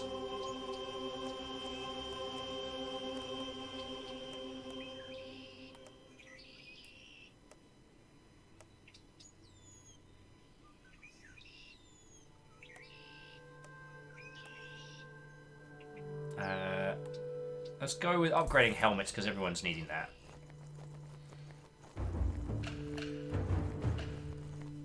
It's when the drums start up in this gets me. It gets your heart going. Geraldine said, birds are little scream machines. Yeah. My dad had a... Oh, God. What kind of bird was it? It was Larry Bird. It was talkative and hated being left alone. Oh, I do apologise. So we have a vote. Several houses have fallen to a handful of desperate small slave uprising throughout the city. The magistrate is desperate for men to protect his household, and the gate is desperate for men to guard the entrances to the city. So, we can either lend guards to the magistrate, the legislate, or keep the guards at your villa where they belong. We can either lend them to the magistrate, the army, or keep them here and defend ours. And you're all seeming pretty sensible of looking after us. Oh, Meowkid Sakura informs that Ginger Cat has joined the watching. Ginger's, like, the Tishin connection is strong. We know. Geraldine says, slave's gonna riot, not our problem. I like how Captain Steph has voted for 3, even though Steph's freedom would rely on us having less guards here at our villa. Just saying. Doubtful was like, voted 2, and then went, Kitty! I almost thought you said exclamation kitty, like as an additional vote, which made me chortle a whole bunch. Like a lot of people, I'm very easily amused.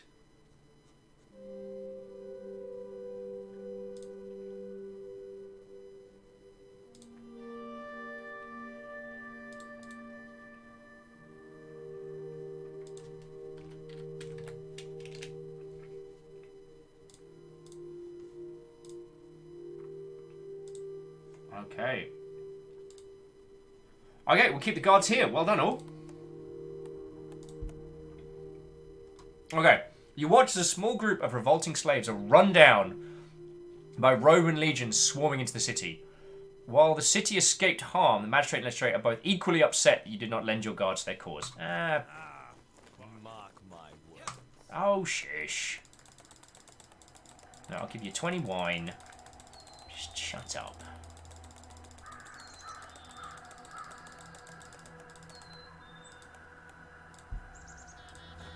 And you can have 20 wine as well. And we should probably buy some more wine. And a bit more water. And a bit more food. There we go. See, no one's going hungry.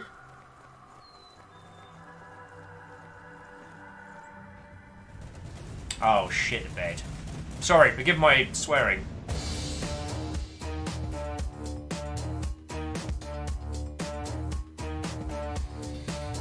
Oh, dear Lord. I ask of you gladiators, who of you will stand against a real fighter? For into the ring steps none other than the fearsome wall, the unstoppable shield of caffeine, the very bedrock of this foundation. Who will stand against him? Cam Steph, you're in the doghouse, so you're out. Or Lizzie, perhaps we need to see our moderators go shield to shield.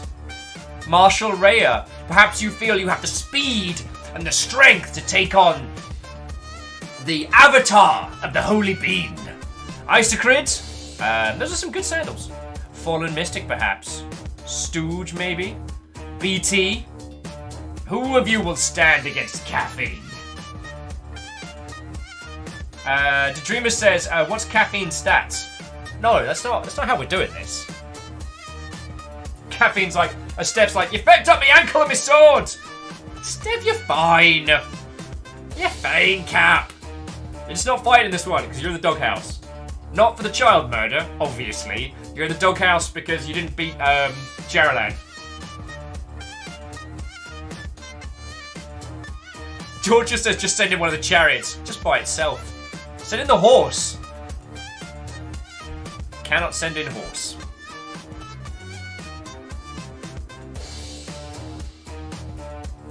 Oh, caffeine. Moose is calling you out. Moose is calling you out. Caffeine's calling you out, Moose.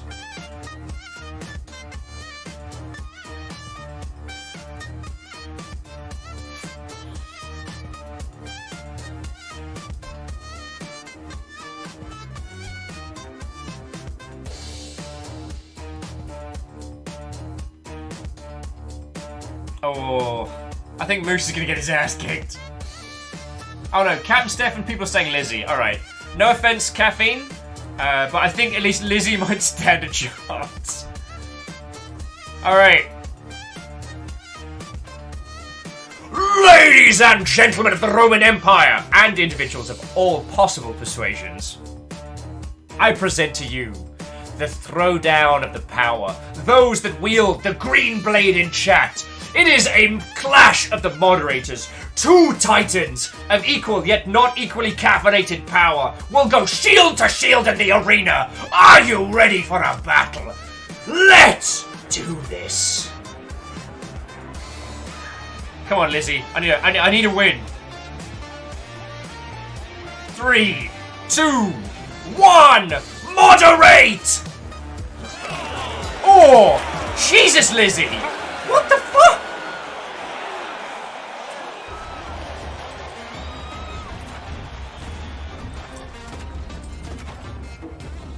That was horrifying.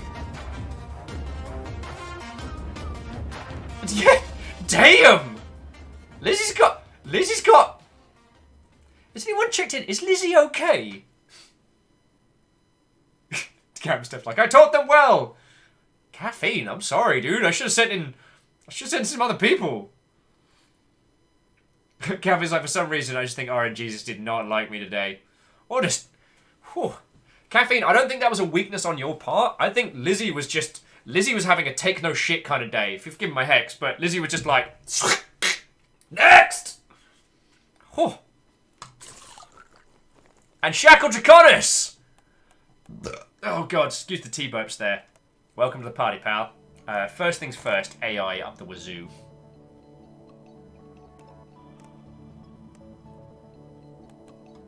AI and strength.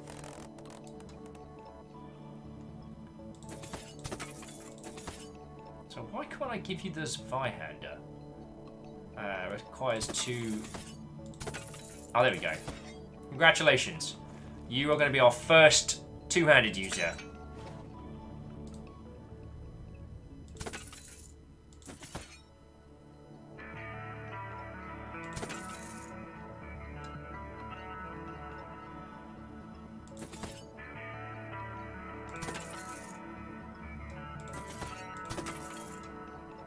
Alright. I believe in you. Alright, so your educator's done.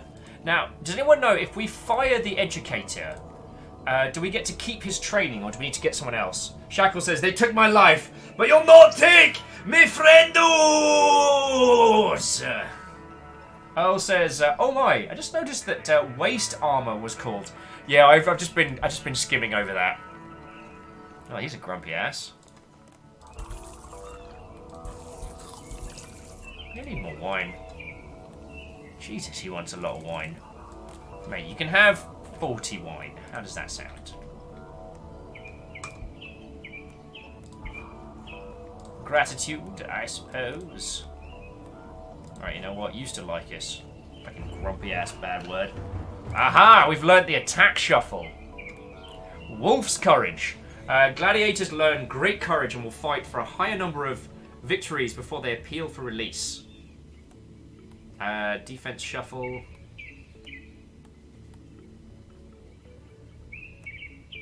Alright, we'll just go for some mindfulness training. Be mindful of your happiness, dear gladiators.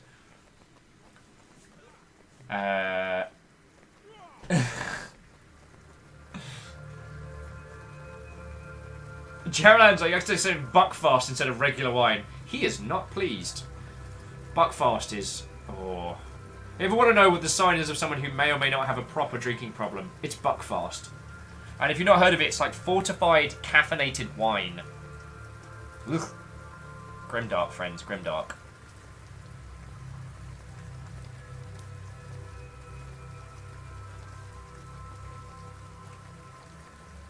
Oh yeah, so does anyone know, I think I was asking this a second ago, if we fire the educator, do we keep his unlocks? Ryan Zamu says, are we allowed to make requests about our weapons? You can give it. You get a shot. Let's have a... What's your gear, Moose? You got a gladius and a shield. You're doing fine. What are you complaining about? I tell you, gladiators these days ain't never had it so good.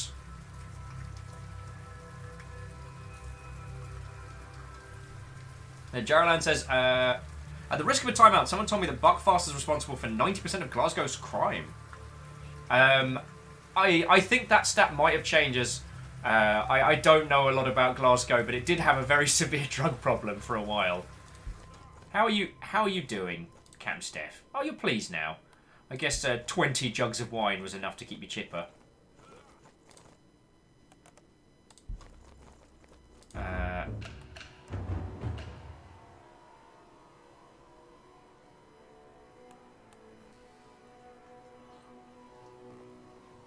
Rhymes Moose says, are dual blades an option? Is that predetermined? It's predetermined, Moose. So you came to us as someone who was trained specifically as a sword and board user. When we have a bit more cash, we can start learning how to...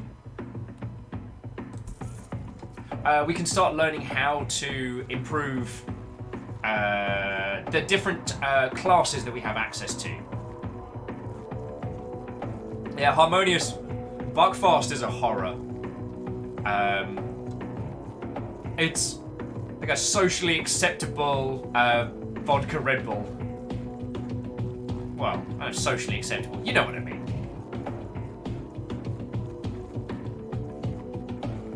Shackle says only the architect's upgrades fire after you hire them. Oh, fine. So we got rid of it. So we should have hired the... okay. Should have hired the architect first. Oh wow, already tried that. And we can't afford anything else. Oh well.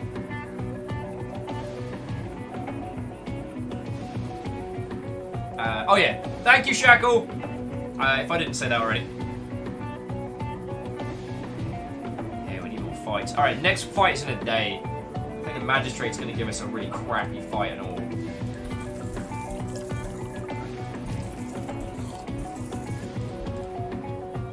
All right, fine.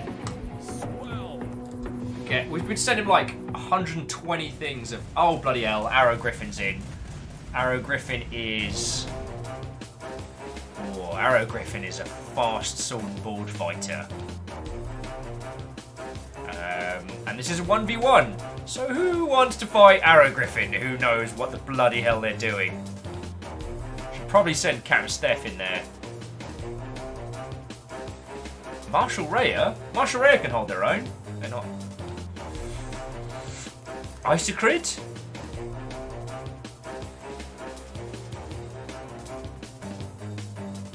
You know what, Isocrid? I believe in you. I believe in you. Dear Arrow Griffin. Oh. Isocrid's like, send me in! Okay, okay.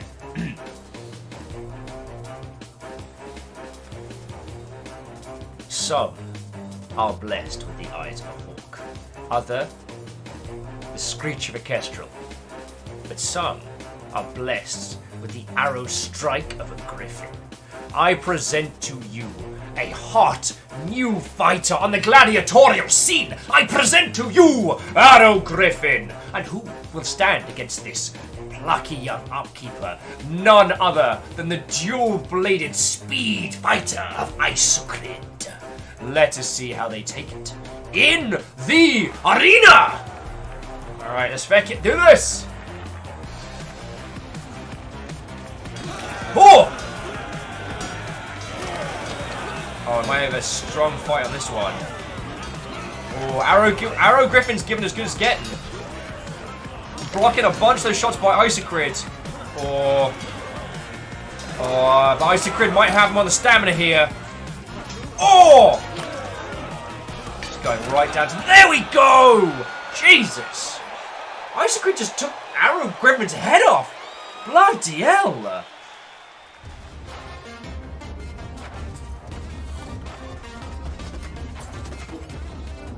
Hey, heavy-handed swings! If you're still kicking an alien in chat, congratulations, you've been conscripted. Oh, we got a rebuff of tolerance.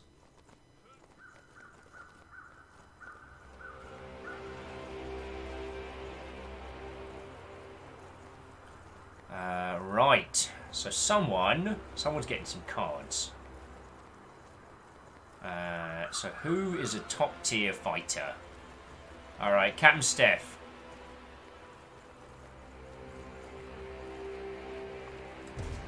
Oh! Bloody hell. Alright. We've got ourselves a vote. Also, Isocrit, if you want to keep that head, you can, but, yo.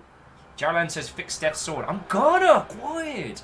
A travelling herbalist knocks at your door, offering herbs and spices that will instantly and fully heal all of your men at the cost of 2 coins. Accept the man's offer, or close the door in his face. Herbs for sale! Herbs for sale! Heal up the gladiators! Badgers' noses! Herbs for sale! What do you want? Do you want a bag of mysterious herbs and spices? Caffeine says, gotta get them green herbs. Good point. Geraldine with, do love a good herb cough or 20 cough.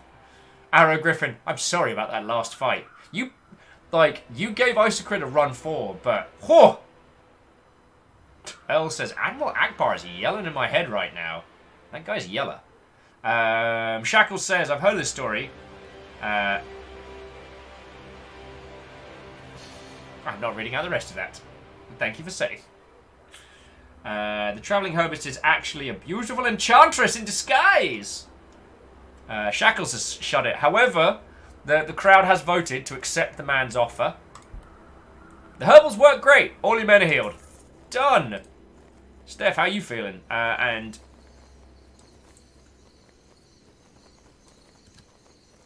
yeah, so Steph gets a weapon rebuff. Who is another one of our top fighters? Marshall Raya. There we go. Although, Mystic, Luigi, Shackle, Stooge. Stooge, you still with us?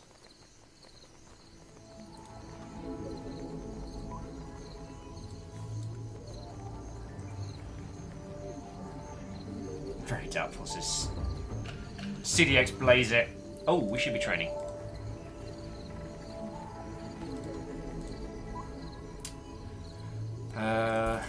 Learning defensive shuffle and a bit of painkillers. Okay, hang on, where's Captain Steph Barnes?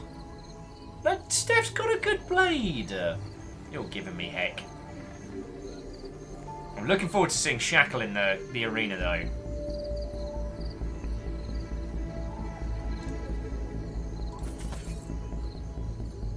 Try not to give Shackle anything that's too heavy. Oh, those pauldrons are lighter.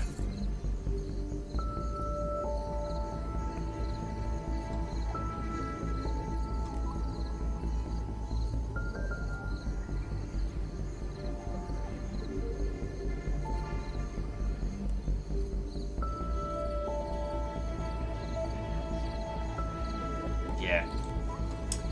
Okay. It's all good, it's all good. I'd rather you all say, we'll do the thing! And it turns out I've already done the thing. Lizzie's just meditating. Calm as Hindu cow. What are you up to? Alright, so you've learned that one.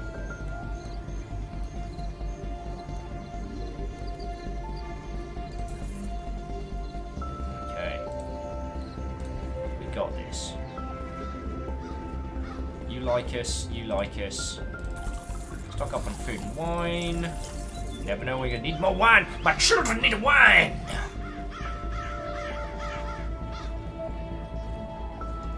This is a good looking group of gladiators we got here. Very Doubtful says, I had to look up 420 in Roman. Oh! CDXX. Nice. Nice!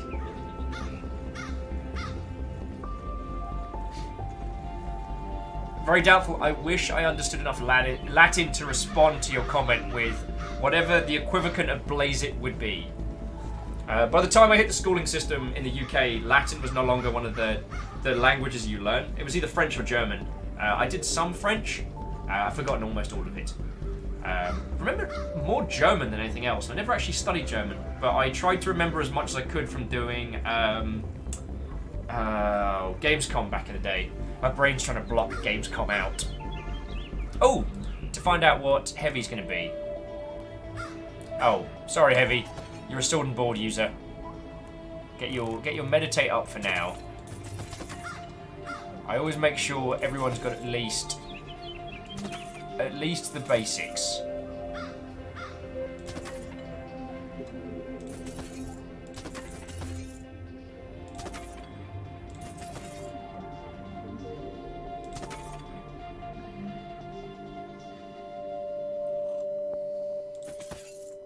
Your cursed shield will suit you. You'll be fine, Heavy Swings. You'll be fine. Shackled says, nice! LXIX. Isn't 69 in Roman numerals? God darn it. Dorcas was immediately like, get out! I love you guys. I gotta say, I don't always say this on the daily. The fact that I get to spend my days hanging out with you lovely, lovely lot is brilliant. Sigley Robin says, can someone explain why I keep getting hungry? I don't know, but I hope that it's because you are in the proximity of delicious food. Or at least the concept of the proximity of delicious food. Oh, damn improving the furnaces. I'll leave that for now. Because Fabia... It turns out Fabia doesn't fix stuff while he's improving, so... Just let them do all the things. Harmonious says, I believe the phrase you're looking for is something like id fuma. How was that for pronunciation? Shackle's like, why do we care about nets? We're not going to fish in it. And Rhyme says, let's remember the ultimate answer. XLII. A gladiator's fallen ill with food poisoning. Keep him training. He can vomit as much as he likes. Allow him to lay down under the care of the medics. Allow him to lay in the barracks, out of the sun. Wow, you are a compassionate lot. We are going to let him... We're going to get him some proper medical attention. And someone votes like, keep him training. He can vomit as much as he likes. Damn. Brutal. Our next battle's in a day, so whoever this gladiator is, he is not going to be put on there. He's not going to be on his feet. Dorcas is like, the medicus is probably going to get him killed? That sounds like heresy to me.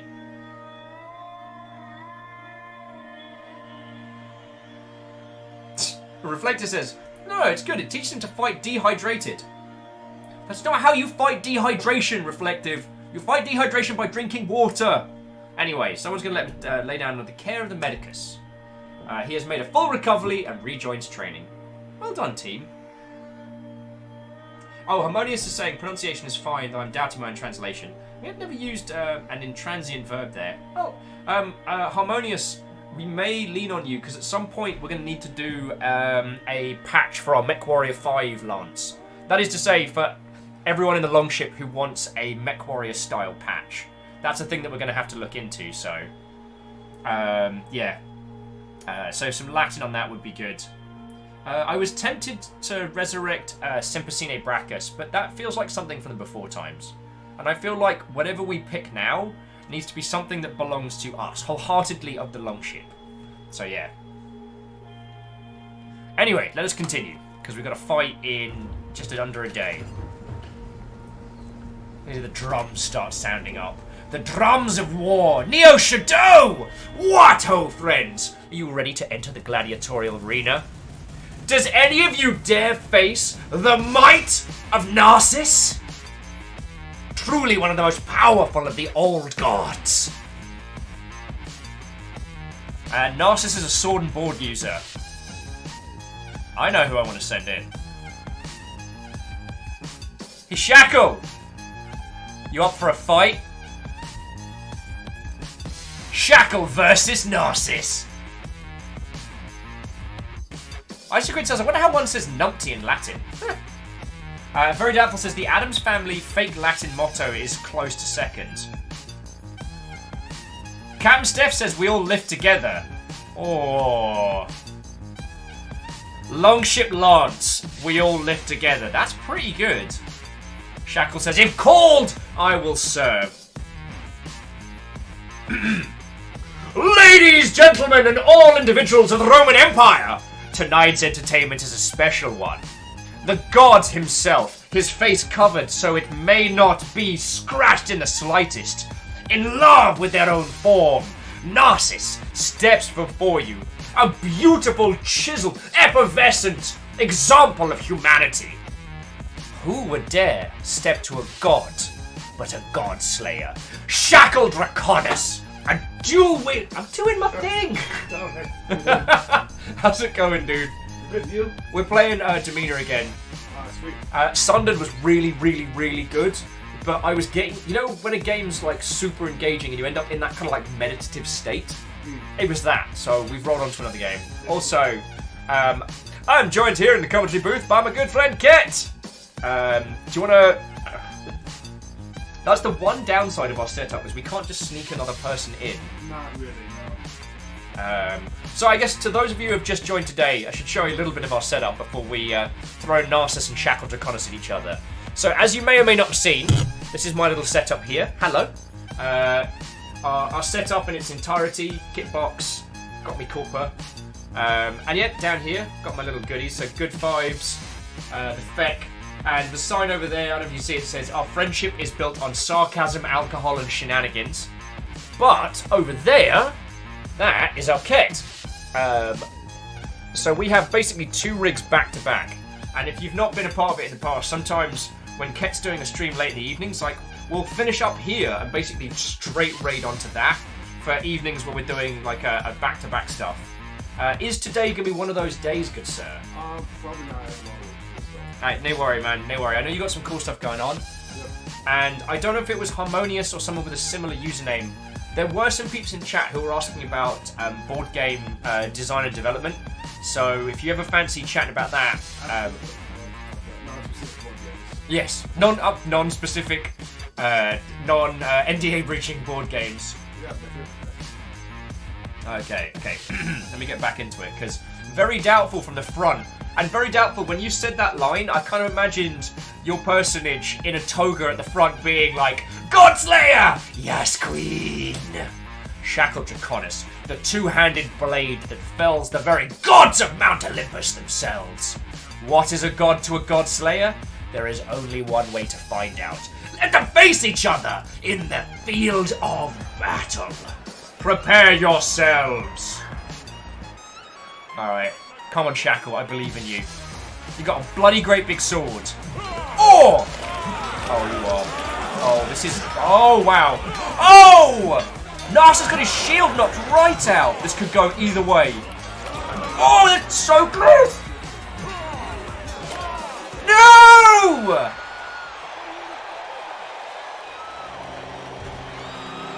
Oh. Was Shackle Draconis too arrogant to face a god with a two-handed sword? Well, they're the hero that deserves to live. It is in your hands, one and all, to vote on the life and death of Shackle Draconis. That was a good fight. That opening move where Shackle just swats at Narcissus and just pings his massive two-handed sword out of their hand. So good. I mean, that went down to the wire. To the wire. I'm okay for the moment. I ate a good, and I finished off the cake. Shackle says, "This sword is too heavy for my noodly arms." Shh, you're fine. You're fine.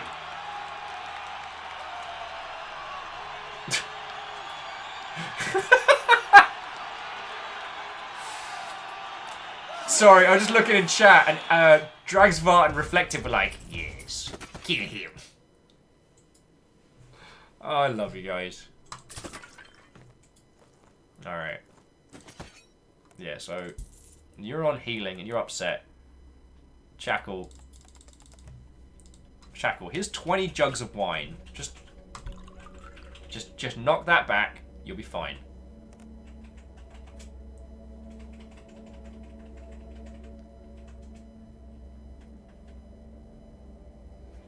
I can't remember what the AI stat is in this.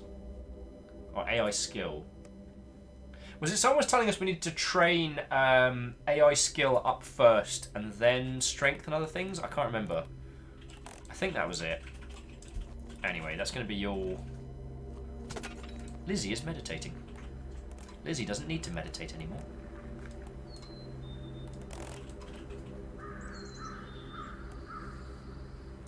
So let's just put Lizzie's defense up a little bit. Actually, let's make sure... Yazway! Yazway, you were chilling and with us earlier, weren't you? Thank you kindly for the follow. I hope it's going well. I don't know if you've gone and come back, or if you've just been part of House Valkyrie, of those who lurk, ready for combat. But yeah, lovely to have you with, and whomever it was that was asking about board game design stuff. Slifter is chilling and illing in chat, so if you've got any questions, throw them up, yo. Saylan says, whoa, whoa, whoa, whoa. Those ambient bird noises are messing with me all of a sudden. Some of the bird songs where I grew up. Oh. Sometimes like wood pigeon noises and stuff like that will mess me up because it sounds a lot like where I grew up as well. So I know them feels, dude. Alright, meditate. Train that up. Not quite ready. Heavy. BT, yeah. 40. Alright, so Stooge, you're trained up in that. So we want you on strength, agility. You're not really, like... You ain't here for the defense, friend. You're here to shred.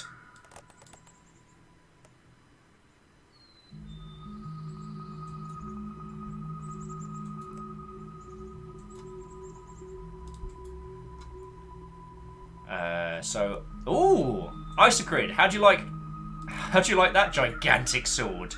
Yeah, we need to get your meditate up. Marshall Rhea. Right, Moose. So one of the things that you can do in this is that you can actually control the characters yourself. So you can fight the battles for them. Now I'm vehemently not doing that because I don't want to control like the outcomes. I don't want to be responsible. Harmonious was the individual that was putting together a tabletop RPG. So yeah, Harmonious, I mean, geez, Ket's been on the board gaming scene for a while and has been working in board games. So you've been working board games full-time for... About a little over a month. But you've been working for the same peeps on and off for years, right? A little over a year. Like a year and a half, maybe. A little less.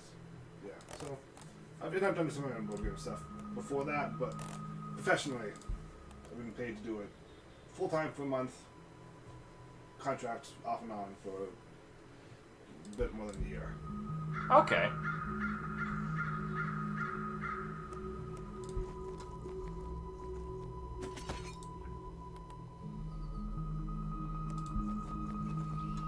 Alright. My children need wine! God, it's going to cost us all our wine to get his favour. Let's hold fire.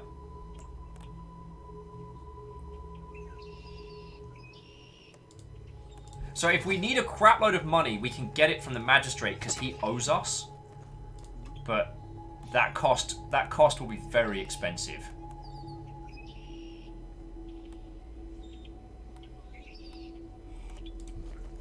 I need to start stashing cash. Secret Robin says, "Feck, I want the Stellaris DLC." It's Robin. I know he's not here because, you know, time zones, but Tenwin was exceptionally generous and gifted me a whole bunch of the Stellaris DLC, and I am exceptionally grateful for it because I feckin' love Stellaris. I know it's incredibly dull to watch, which is why I haven't done a bunch of streams on it, but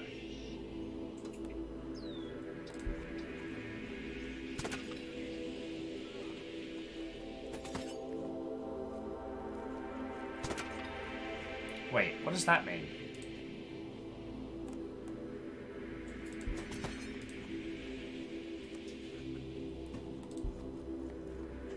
Interesting. Interesting. Oh, it's fixing their gear. It's not a cult! It's not a cult! The cult of the Longship says, Vos inquane eis sacri esse Tempotense. You know what? This is how people end up summoning fecking demons. God damn it. Cult the Longship getting me to... Don't sneeze. Oh, and also, dude, what happens if I mispronounce it? Like, we've seen Army of Darkness.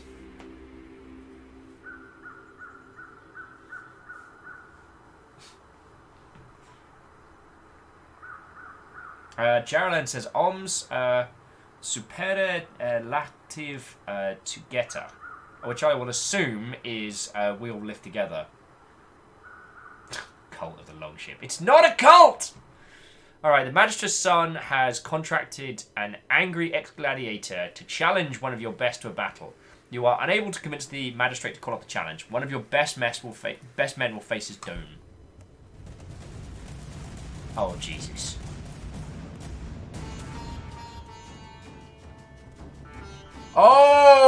Okay. So. We can't change anything about this. We don't get a say. Ladies, gentlemen, and individuals of all persuasions.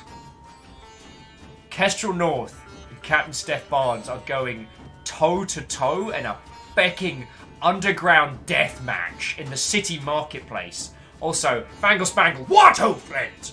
And any of you that have come by since we started playing Demeanor, and I haven't said hello, hi, howdy to you, I do apologise. Please, feel free to make yourself known. We're playing with Twitch integration, so, hell, you might show up in the arena before I notice you're here. Yo. Kestrel versus Cap. I don't even want to do, like, a faux fake intro, because I love you both, and I am physically afraid of you both in a fight. Oh. Kestrel says, hugs and a stab in the back. Oh. Oh. Steph, it's weird that the Magistrate's son has called you out to fight a super powerful gladiator. Weird that. Participation cost none. Surrender allowed. No.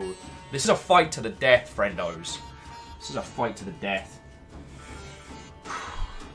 Alright. No fence. No bizarre announcements. No Will's pretending to be a Roman ringleader. Ladies, gentlemen, and individuals, I present to you Kestrel versus Captain Steph Barnes. Also, Box. What, oh friend, and welcome. Box, actually, we've got a couple of seats ringside for this one. So if you want to go scoot on down, I think actually Earl and Rosen have got a little space just down by the front if you want to go slot on in. We should have enough space. I think have we got enough space down the front? We've got enough space. Yeah, no, where the coats are. Yeah, move the coats. Yeah, you can go sit down by the front. All right, we got this. Whoever wins, we lose. To battle!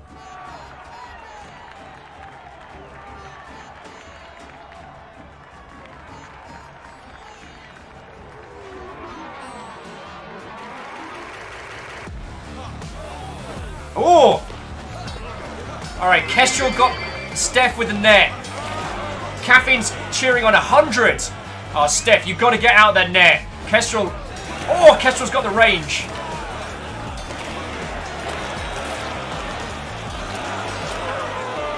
No!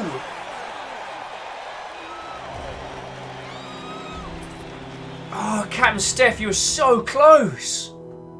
So close. Caffeine, thank you for the 100 cheer, yeah. Thank you for the 100 cheer. It is a sad day.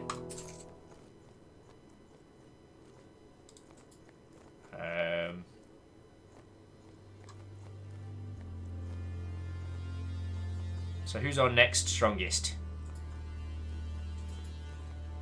So it's Fallen Mystic, Lizzie, Isocrid, Marshall Raya.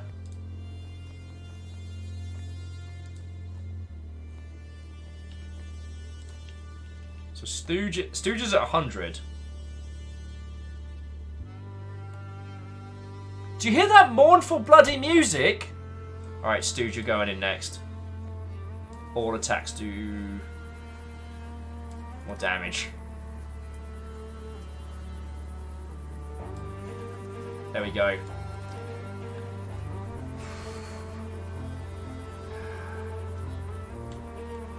At what cost, friends? At what cost? Although we can unlock the Mamilla class or the Rataeus. So we can either start training. Oh, we could start training people with nets because those are quite badass. Or learning how to do disarming shield, endurance training, dismemberment,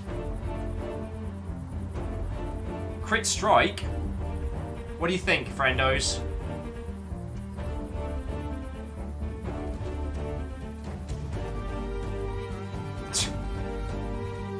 Cult the Longship, I have no idea what you're saying, and I am not going to read that out in case I rip a hole in fabric and space-time and summon a bunch of evil demons. Don't read, like, 1. Don't scan QR codes you don't know where they've come from. 2. Don't read out Latin you don't know where it's come from. That's how you get in trouble. Box is saying go for some Mamillos.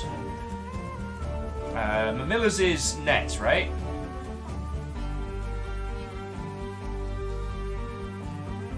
Although Shackle says I'd say disarm then dismember. Because we don't currently have anyone we can train up, so I wonder if we're too far. Dorcha says, does putting text into Google Translate count as reading it? And if it does, do you summon the creatures from where the audio is expelled? Yo! Mamillos are the heavies. The Rataeus are the nets. I'll do disarming shield because everyone gets a piece of that.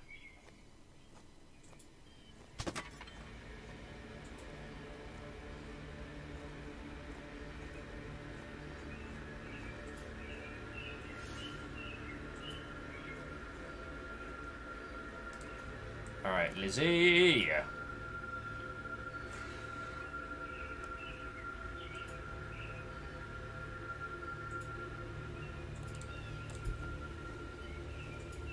Seeing who's at AI max.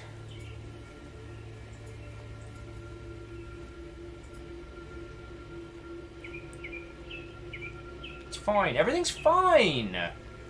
Salem says, a mellow fighting style of supermen with large muscular arms, heavy strong soldier need to carry the weight of the shield and sword and the heavy helmet. As a result, they were big tall men and always very muscular. Interesting.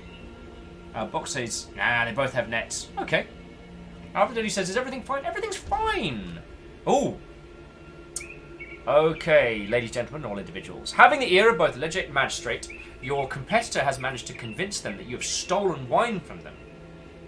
The legate storms up to your village and demands explanation. He is interrupted by the magistrate who repeats the same demand. It is obvious that someone has actually stolen wine from their villas. Offer to replace wine for both men. 35 wine. That's fine. We've got like 190. Offer to replace one, other, or decline. You have stolen nothing and the accusation is absurd. Captain Stiff says, give all the gladiators wine to mourn me death. Oh, we should get more trashed. And Jaralan says, gonna have to sleep soon. Please stop getting everyone I care about killed. Wow. Wow. God, you run one XCOM campaign and get a bunch of people killed and suddenly you're that guy. And there is an equal split between offer wine and decline wine. Alright. Oh, and it looks like offer wine is coming ahead. So I think that's how we're going to go down. Oh yeah, offer wine is way ahead.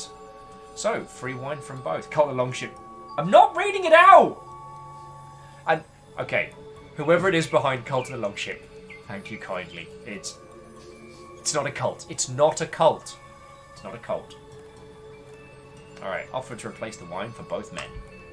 The grumpy men are silenced by your offer. Cool. Let's go buy some more wine.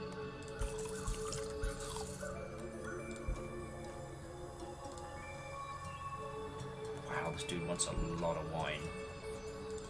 I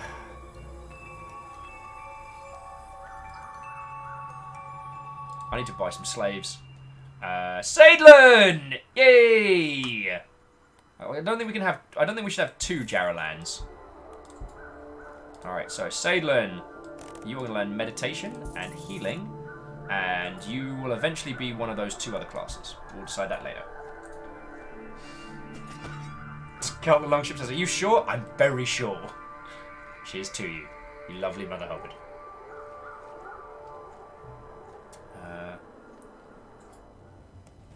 Oh, harmonious. 10 victories.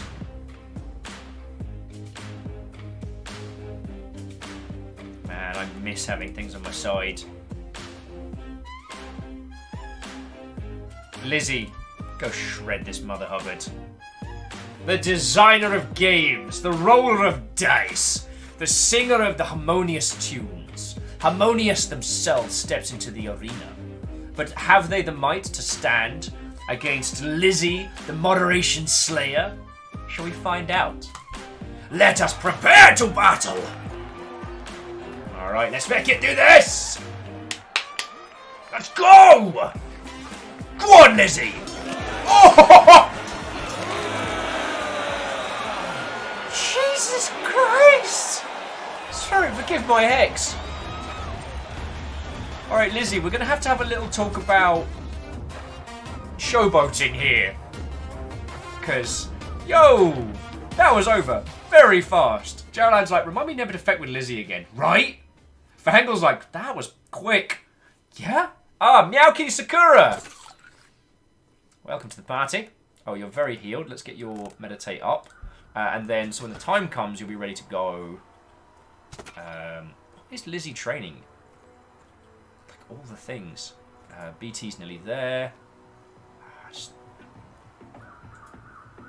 shield disarming. And we'll learn... I think we need the guy with the spear. Stop that incessant clicking. Dashko, that is fucking lovely of you. Dashko just gifted a sub to the Cult of the Longship. I know I say this on the daily, but hang on a sec. Cheeky T-Butt. I know I say this on the daily, but fucking thank you, yo.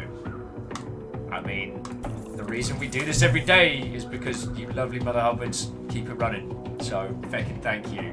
And as Geraldine says, it's not a cult! It's not a cult. Yeah, Box, we got Meow Kitty Sakura, so we're ready. Jack's far. It is a cult! It's not a cult! Let's do just weapon training. This Favier's repairing and upgrading. Ludus is over capacity, minus morale. Oh, we've got too many people. Alright. Someone's going home. Alright, Sadlin or Meow Kitty Sakura? Who are we sending home? And neither of them are allowed to vote.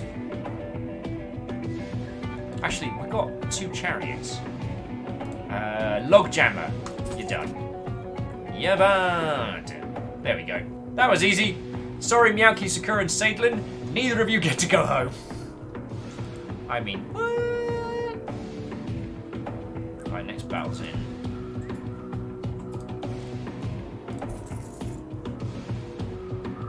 Oh crap, I didn't mean to do that. Never mind. It's fine. Isocrit's nearly there. Oh! Okay. This is a bit suspect. Gladiator appeal. Meow Kitty Sakura has appealed for release. Do you not see the dishonor you do to me by keeping me imprisoned in this place? Have you the courage to recognize the sanctity of my life? No offense, Meow Kitty Sakura, but you just got here. Denied! I won you fair and square. No, that's a horrible thing to say out loud.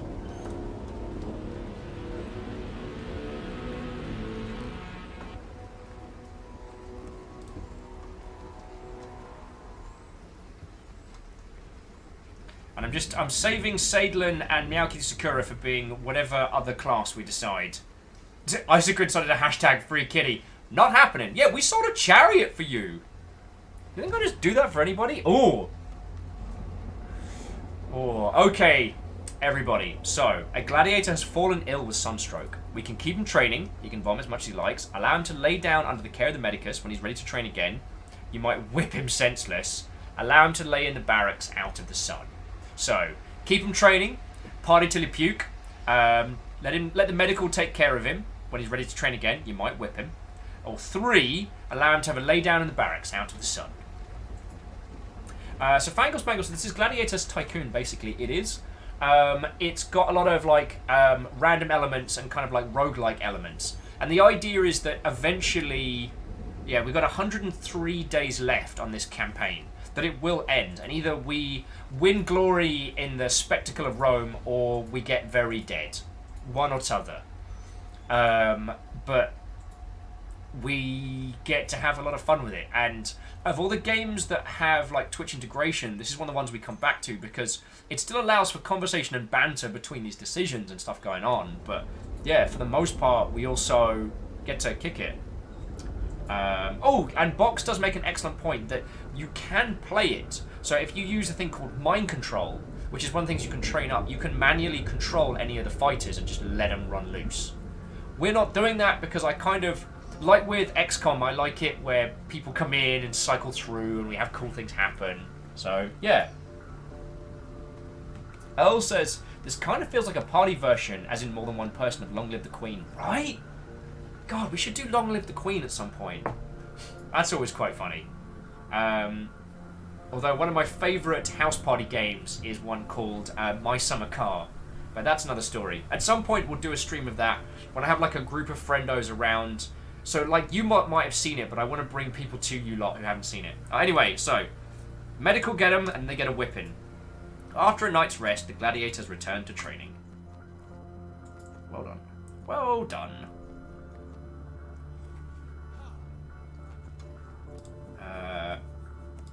So the Medicus is doing auto healing, which seems to be working for us. Oh, okay.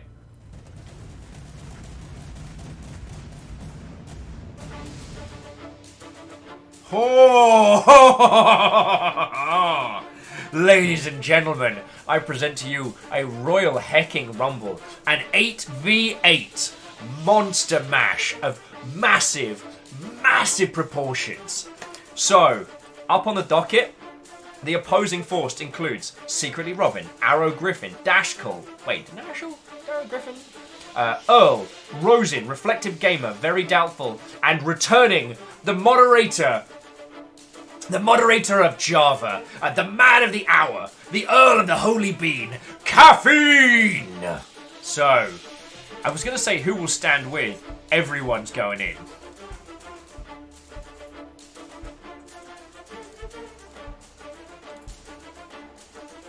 Alright, so on our side, it'll be Lizzie, Shackle Draconis, Isocrid, Marshall Ray, Fallen Mystic, E33 Stewed, BT, Level 4T, and Rhymes with Moose. The terms are in our favour, so we get one more troop than them, and poor Dashkull and Arrow Griffin don't get any pants. So, I'm a level with you. This is probably going to be a one-sided fist fight, but I'm okay with that, because we've been getting our ass kicked up and down here. So, who's ready for a rumble? Who's ready for a mosh pit? Who's ready for blood to stain the sands? Prepare yourselves for battle, for none shall leave without glory! Oh, God! Jesus! Oh, wow, Marshall's getting wailed on! Holy crud! Arrow Griffin was making a run for it there, but... Oh! God, even at minus 50% speed, that was a bloodbath.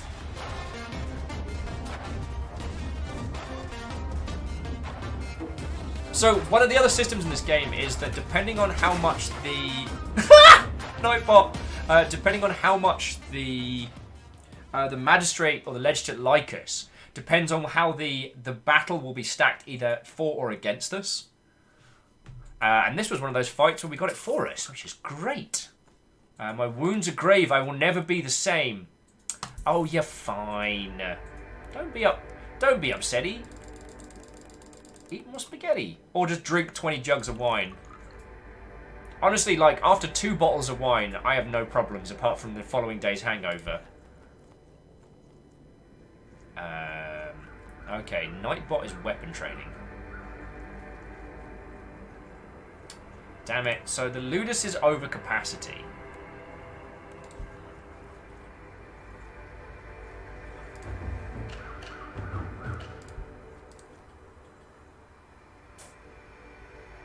I'm gonna sell Nightbot, because Nightbot ain't one of ours.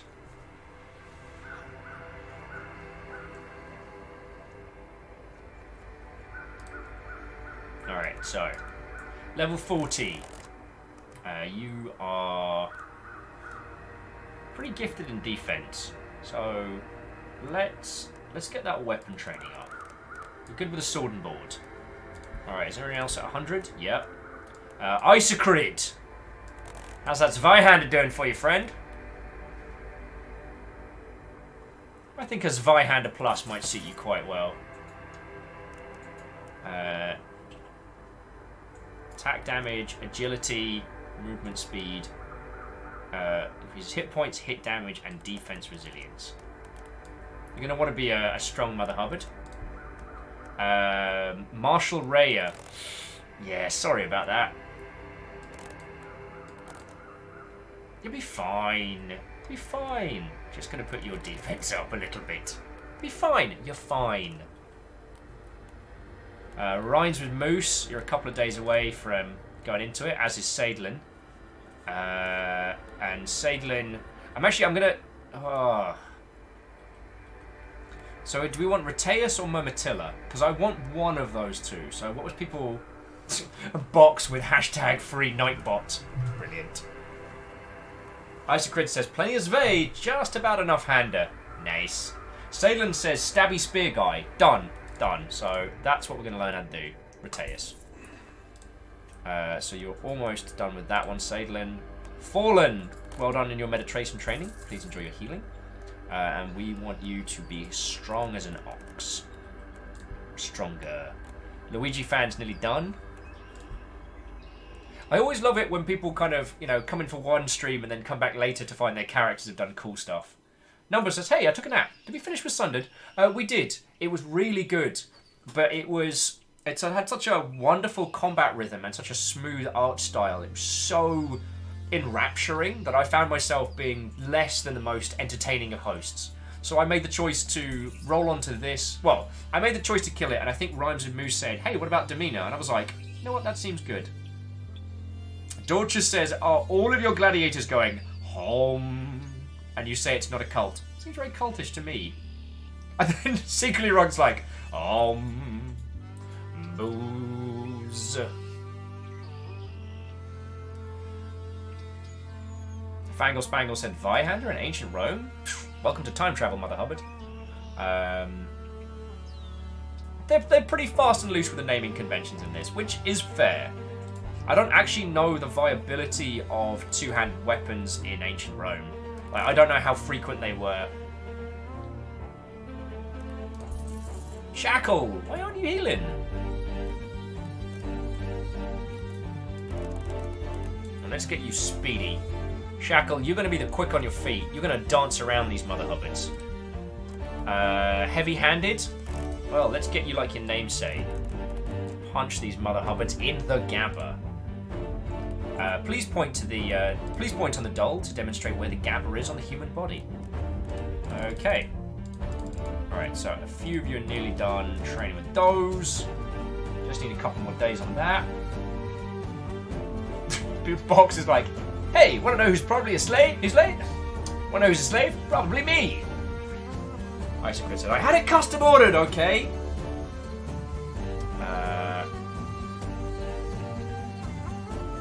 So we're training on those. Just buy some wine. I might just need to nip to the loo very, very quickly in a second because I've realised I've been hoofing cup after cup after cup of tea. And Numbers are saying, so Sundred is too good and enthralling for streaming. I found it difficult to stream and I wanted to maintain my usual conversational self. I would wholeheartedly recommend... Ooh, upgraded chest plate. Nice. I would wholeheartedly recommend it.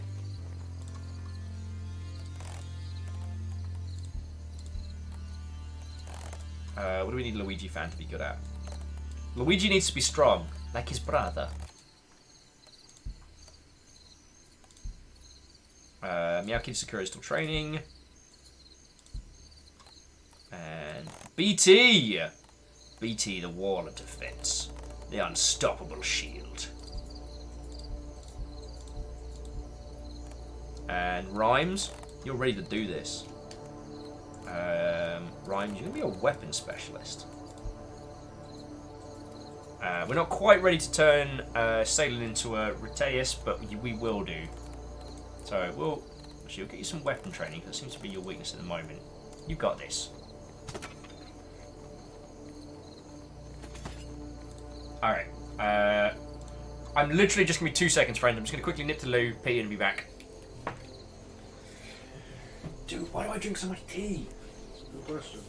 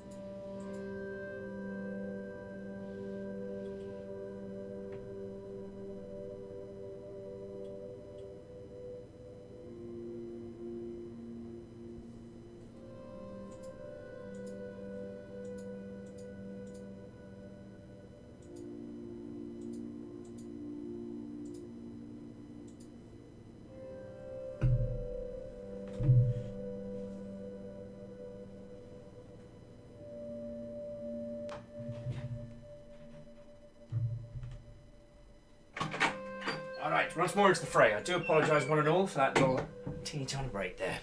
Let us continue. Alright.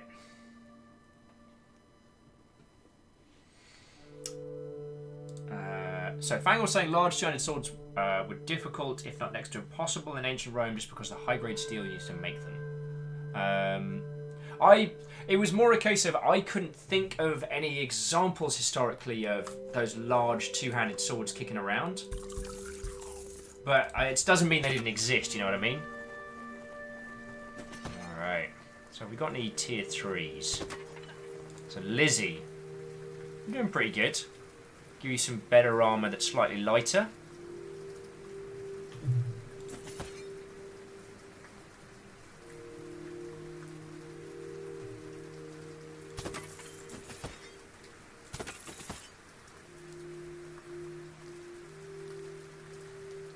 Definitely a fancy leather skirt.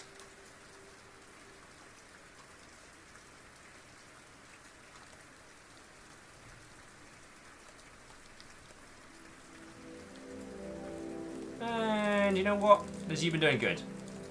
Have a drink. Wow. That worked. Who else is of high rank? So Stooge has been doing good. Some fancy swords. Higher defense, slightly lighter.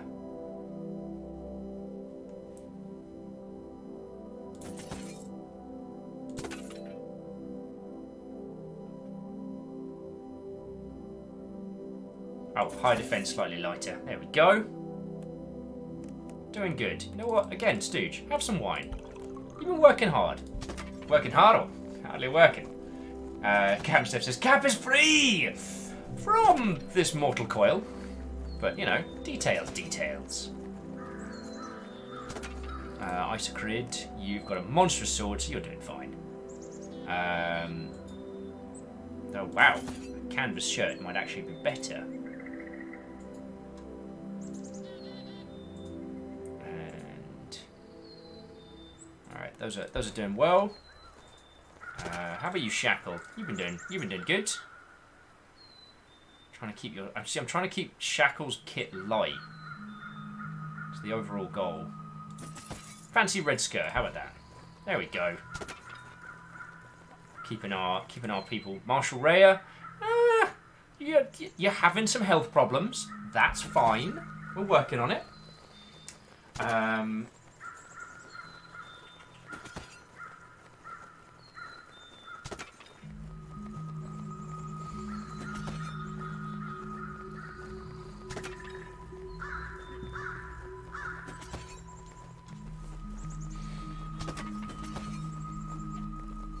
Okay, let us continue. Okay, Sakura's almost finished.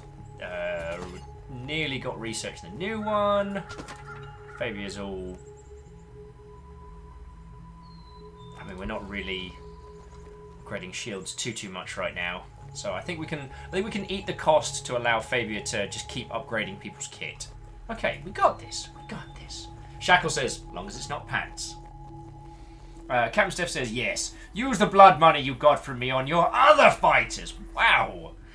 Properly haunting. Oh! Who wants another rumble? Wow.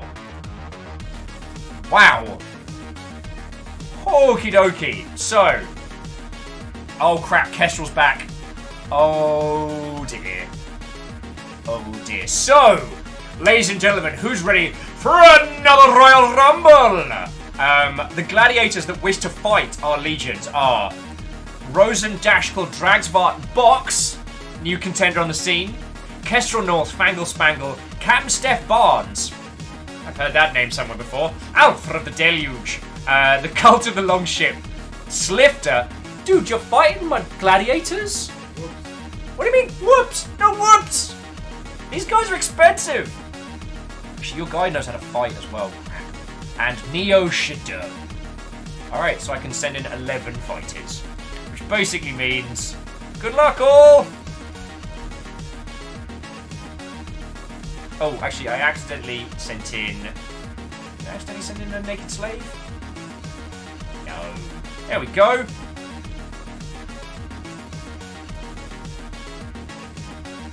What's the worst that can happen, right, friends? Okay. Without further ado, I present to you the second Royal Rumble of this evening. Let the gods decide! Okie dokie. 3, 2, 1. Bleed on! Oh, Christ in a bin bag. Marshall Ray, you are... Why is everyone picking on you? You and Heavy Hand are getting wrecked. Oh. Wow. Oh.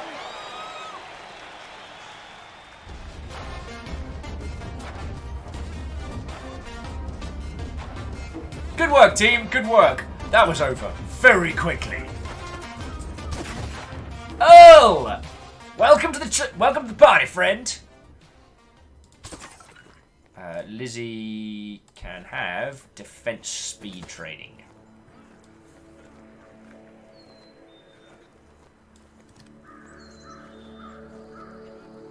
Defending during attack can interrupt 50% more quickly. Lizzie is going to be the shield. So we're now sadly too many people. So is there anyone who's up to 100? Alright, firstly, everyone get your heal on. Christ. This is why we pay medics. Am I right? Fangol's like, did we all die? It was a massacre. And Marshall Ray is annoyed again. Just have some more wine. Have a lot more wine. You'll be fine.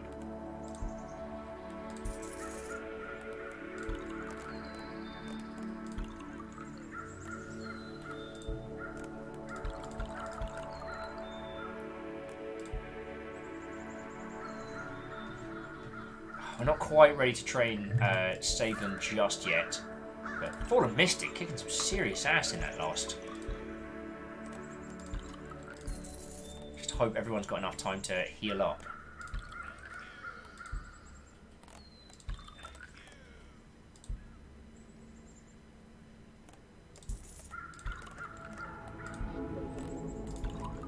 Make sure everyone's a little bit contented. Alright, so everyone's healed up. I'm going to start losing morale because we've got too many people, but Earl's really good in a fight. Decisions.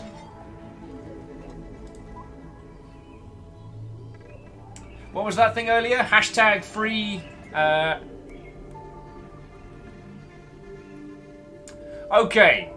We need to make space. And Earl is ready to step into the arena as a proper fighter. Which means, of all the people, sadly, we're going to get Meow Kitty Sakura go. Now that's okay. Now the question, dear friends, is do we release Meow Kitty Sakura? Do we sell Meow Kitty Sakura? Or we could put him to death. Now I don't think we're going to kill Meow Kitty Sakura, because that would be mean. But, do we sell, or do we grant the freedom to our dear Meow Kitty Sakura? That is the decision that I put to you. Harmonious says release. The Dreamer says freedom. Dragsmart's just like, put him to death! Jesus, Dragsmart! You are really getting into the spirit of this Roman thing this evening. Go Pirates like death! Hey! Go Pirates software, what ho, friend? How goes it, Thor? It is Thor behind the wheel, right? How you doing, friendo? We played Sundered earlier on today and talked about how to bring your game to market in 2019 if you're making your very first indie game, and I used a lot of the advice that you have been giving to other people in terms of like make a small game first before starting on the project you really want to make and so forth. So freedom, death, Dashkal, murder, numbers, get money. Sell cats, get money! Sell cats, get... No one? No one else? Okay, fine. Pirate says, +1, yes, good. So it's been a really good day. We played Sundered earlier, and thought, like, Sundered is an excellent game. I found it really hard to stream it, because I got so kind of enraptured by the rhythm of the combat system and, like, the kind of the smooth movement of it, that I wasn't really being the best conversationalist. So, yeah. We decided to roll onto this after, but Sundered is a great game and I would wholeheartedly recommend it. Also, Isocrid was alluding to that there's more to that game than meets the eye, so I'm very intrigued. Oh. Alright, there's definitely more free Meow Kitty Sakura than murder, so congratulations! You're free! So you lot can heal up. You need to finish training, mate.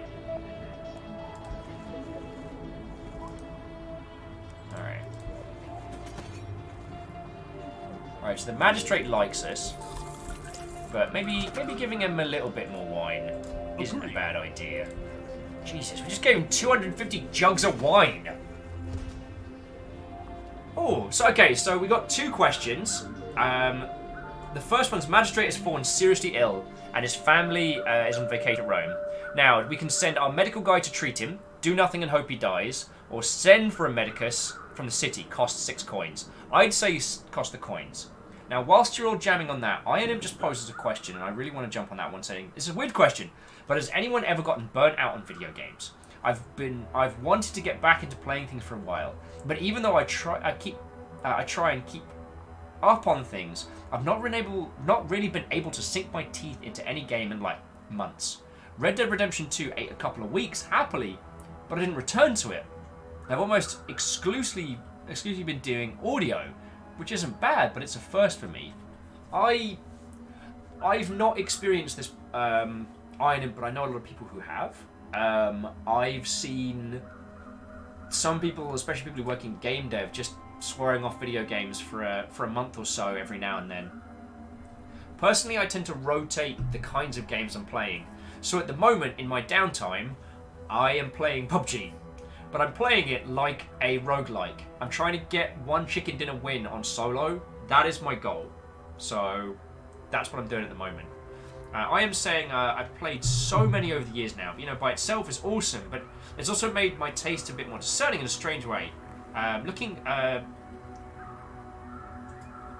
Strictly specifically, looking for novelty. I think that thinking about projects that are new or offer you something new isn't necessarily bad. I think that's fine. Isocrid says, grab Subnautica Below Zero. Came out today on early access. That is a very good point. So, Isocrid, were you here when we were talking about it earlier? The Longship basically voted that we wait... Oh, let's get the Medicus. After several days, the magistrate's free of the breaks. He is very grateful for your assistance in locating the Medicus, but does not bother to repay you. You never cease to impress. You never cease to...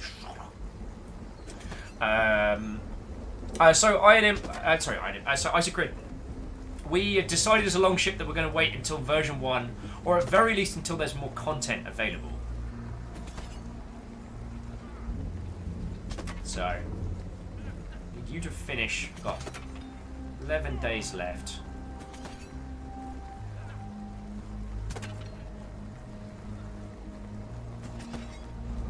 Stu just says, is anyone surprised the politician didn't repay you? Not in the slightest, dear friend. Alright, Sadlin! Get you a base... No, we've got to get Sadlin an axe.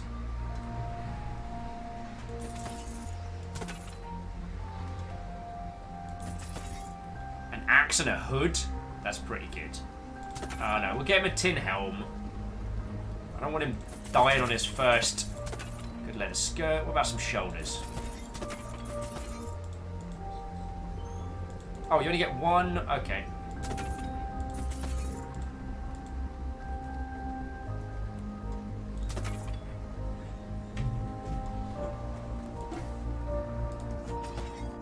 Alright, Sadlin, you're ready to roll.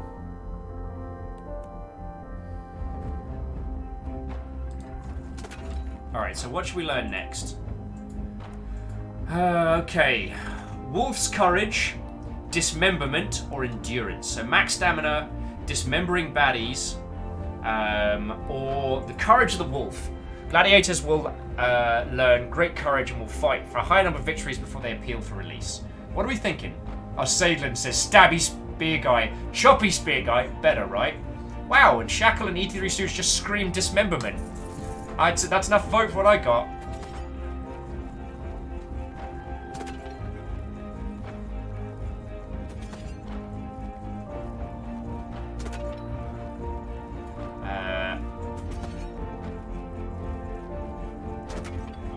So the man says, Watto! Watto to you, the man. How goes it? I'd like you to have a look at this thing that we found. Interesting. Let's have a quick glean. Oh, that's super cute. It's a piece of gorgeous one-shot fan art from last year. That is real cool. That is real cool. An item saying, for what it's worth, here's the stuff on the horizon we're looking forward to. But a lot of my lusty titles are kind of, when it's finished, TBA. Mountain Blade 2, Karen, Undungeon, Notia, Iron Harvest, etc. Understandable. And I think one of the things is, you gotta let the muse guide you sometimes. Sometimes you can't force yourself to like games you feel that you should. And you know, sometimes I have the problem with the games that I want to play on my personal time are kind of like sugary mainstream type titles. And that's because I get to go into the art house stuff with you lot.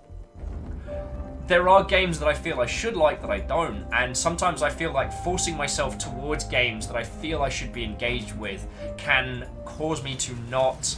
Oh, Captain Steph's back! Oh, bloody hell, so's Numbers. Oh, here we go. And also, Baron Sheep! What, old friend? How goes it? How you doing this lovely evening? So, Baron Sheep, you are just in time for a little bit of the blood sports. We have Captain Steph Barnes, we have Fangle Spangle, Max Atreides, and some Numbers. 2 Zweihanders and a Halberd Axe. And we can send our lot. Oh, so you know what? Sadlin, you're leading this group. You've been training for this. Where you at? So Sadlin, and you're going in with BT. You're going in with Stooge and Shackle and Heavy-Handed Swings. Done. So we've got the numbers advantage because we helped out the Magistrate. And, oh, Numbers just screams, bring your worst, I'll take you all on. So his Numbers kind of like shouldering a two-handed weapon like an anime badass. However this goes down, it doesn't matter. This is going to be a 5v5 gauntlet. So this will be 1v1 battles in a grueling series until one team is vanquished. So it'll be mono and mono until one team is just out of individuals. Max Atreides cracks their knuckles just like... I can't do that. Well, I don't want to do that because broken bones. Broken bones still sore some days. And yeah, Baron, I feckin' love this. Baron Sheep, I don't know if you saw the Subnautica DLC is out now. We've decided as our group that we're going to wait until it's either content complete or version 1, but it looks amazing. It looks amazing. Shackle says, send me in with Lizzie. No, I want this fight to last longer than 2 seconds. I don't want one punch Liz going in there and just being like, dead, dead, dead, dead, dead. Just glares at one guy who hasn't even come out the starting gates yet and they die. Cam Steph, you just keep coming back. I mean, I don't want to draw the comic book analogy of heroes coming back, but yeah. One stab Liz. Iron saying, oh, went back over to read all the replies and appreciate the input, everyone. In truth, I have kind of rotated my fixation onto books. My non-educational reading has recently been mostly Charles Stross and Robert Chambers, which has been cool to check out. I wanted to check out the Zachtronics games, but I've just not had the wherewithal after a day's learning. That's understandable. I know I should play more of the Zachtronics games, but I don't. They're so good, and I know that they will be a great experience to learn from and go for, but yeah. Anyway, sorry, let's get on with the fight. Ladies and gentlemen and individuals of every possible designation, I welcome you all once more to the halls of blood and sand. Today's evening's entertainment, yes, that doesn't make sense in terms of time travel, but I don't know what I'm saying, is a 5v5 gauntlet. Gladiators will face off. One against the other will clash swords until none other remain. Are you ready? Are you prepared? Are you entertained? Oh, Captain Steph, this isn't even going to be fair. First up, Sadlin versus Captain Steph Barnes. Oh, wow, alright. Steph, that was brutal. Oh! Sadlin, no! I spent hours training this guy! I mean, my friend, I'm sorry to see you gone. Oh, Fangle and Heavy Handed are going 1 for 1. Fangle is quick with a blade, but Heavy Handed's got that shield up. Oh. Alright, who's this? Is that Numbers or Max Atreides? This is Max Atreides versus Heavy Handed Swings. Wow. Heavy Handed managed to disarm Max Atreides. That was real impressive. But Heavy Handed Swings is down. Max Atreides is just stopping for now. Go on, BT. No offense, Max Atreides. Oh! And Max Atreides is decapitated. Right. Now here comes their hero fighter. Some amount of Numbers. Alright, so BT and Numbers exchange a few scratches. But Numbers just can't seem to get a hit on BT. BT's dodge rolling ridiculousness. Oh! And Numbers lost a leg. It was a good fight. Oh! Okay, first person to vote on. What will be Sadlin's fate? Will Sadlin live or die? Numbers is like, stand still, you coward!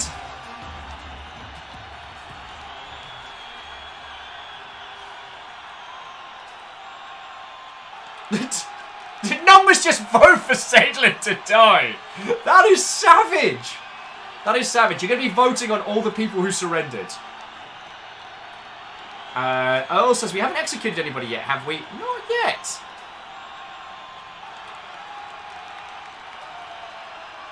Salen says, weakling embarrassment. I won the first one. You did win the first one, Sadlin, but you did fight basically Captain Steph with a stick and no pants. And you came out kind of 50-50 on that fight.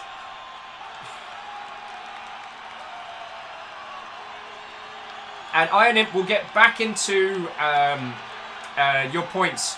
Also, Sunman jumping in just with like slash die. Sunman, what ho, friend, what ho. Alright, now, heavy-handed swings. Do they live or do they die? You decide, the crowd.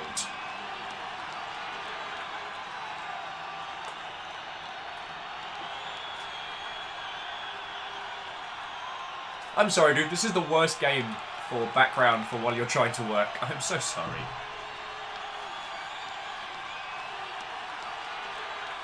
I just shout out to Ket, who's actually getting some work done while I'm just screaming. Oh wow, it's 50. It is super close on this one. Heavy-handed. This is... Oh. Heavy. This is going to go down to the wire.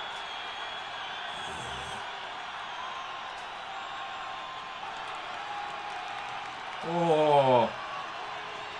Oh, Heavy just creeping off the baseline. You got lucky there, friendo. Clank! Welcome to the party, pal. Oh, that got real close there. Alright, we got wine. Jupiter's blessings fine. Alright, so who needs new gear?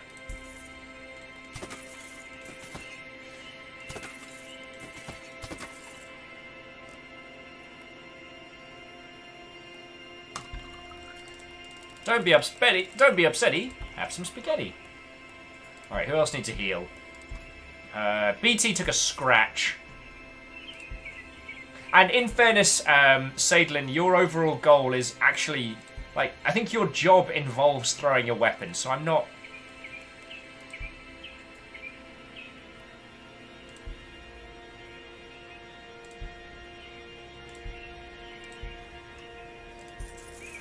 And Sadlin, you can have some more wine as well.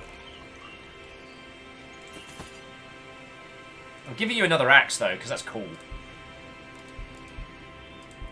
Alright, so anyone who needs healing who is not currently healing. We might...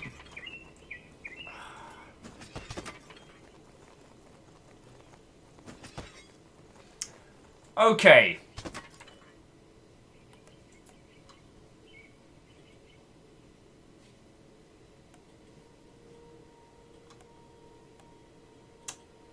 So, ladies, gentlemen, and all individuals.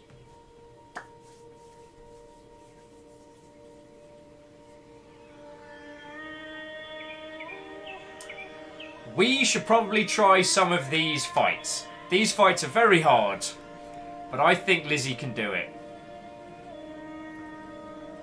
So there's a couple of chariot races which don't really matter.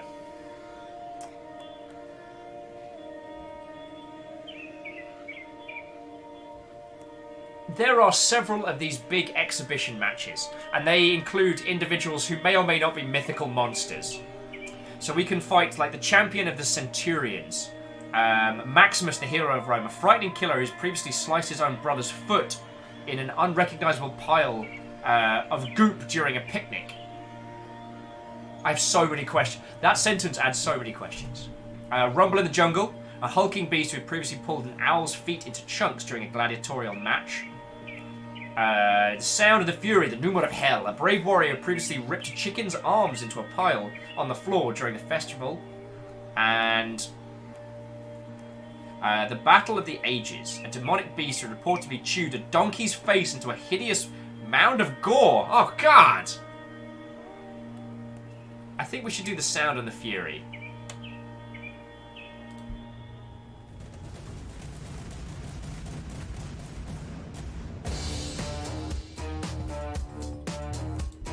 So, Lizzie and Stooge, I need you to handle this, please. I need you to fight a very, very big bloke.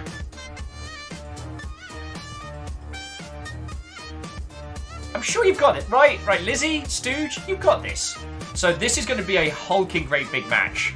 This is Numa of Hell, a boss hammer wielding monster. How we are going to take this thing down, I do not know. But Stooge is ready. Stooge is ready for a fight.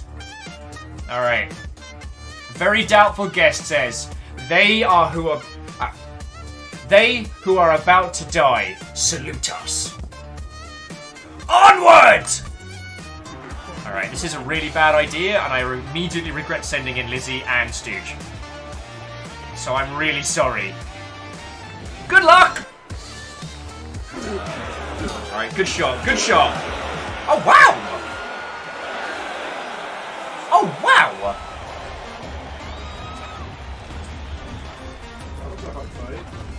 That went a lot better than I was expecting. I'm a level with you.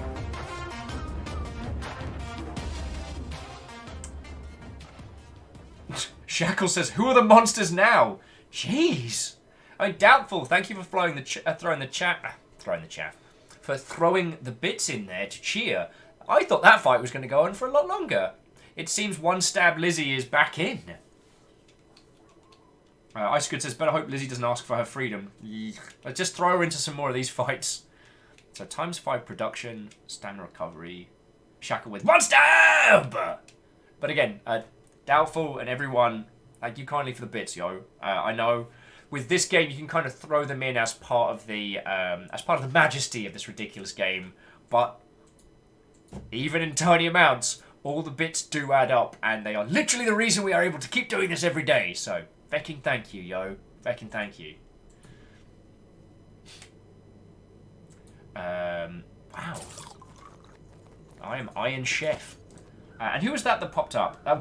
Maflaff and Flaff. Oh, dear lord. Feckin' Maflaff and Flaff. Congratulations. Clank, you get your freedom.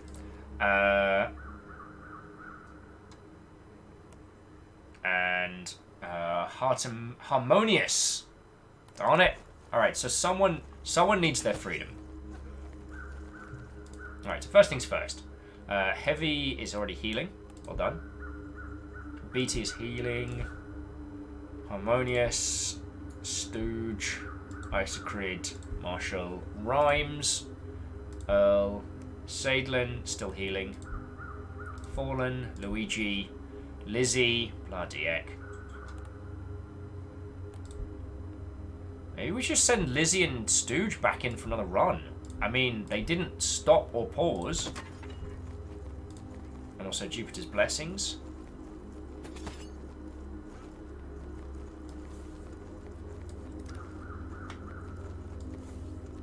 Where you at, Stooge? Level 4.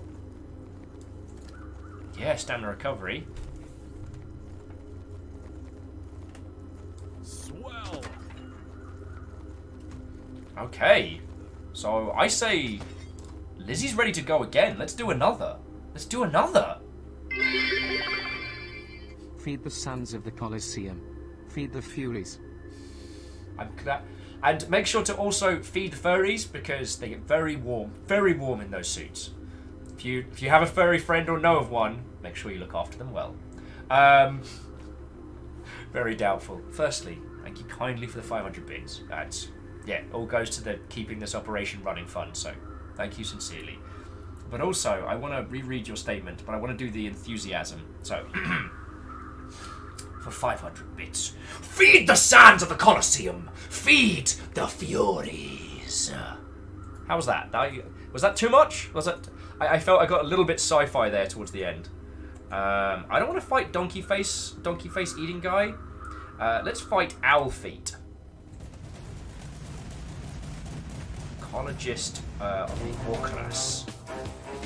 Alright.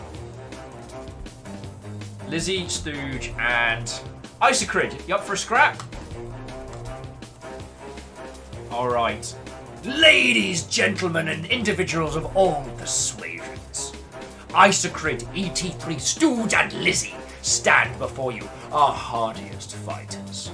They have stood on the sands and shed blood and taken blood, time and time again, and today they fight in a championship battle, a battle to the death, a battle to the death, not to the guest, to the death, against the eulogist and the sword of Orcus. I don't know what that means, but I bet it's going to be a ruddy good fight. Let us begin. This is a 3-on-1. Come on. Alright, I believe in you lot. Let's fucking do this! Oh, good opening swing there. Wow!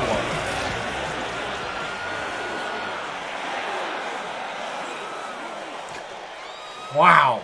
As Lizzie turns their blade to the sky and goes, "You made me use 10% of my power." Oh, we got a free horse! The horse is called Serendipity. I'm Serendipity, and you are sold. Okie dokie Lokies. Alright, so...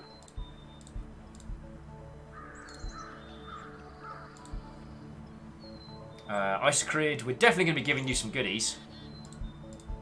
Did anyone get hurt in that fight? Lizzie did a little bit. Wow. Yeah, that was some serious... I want punch!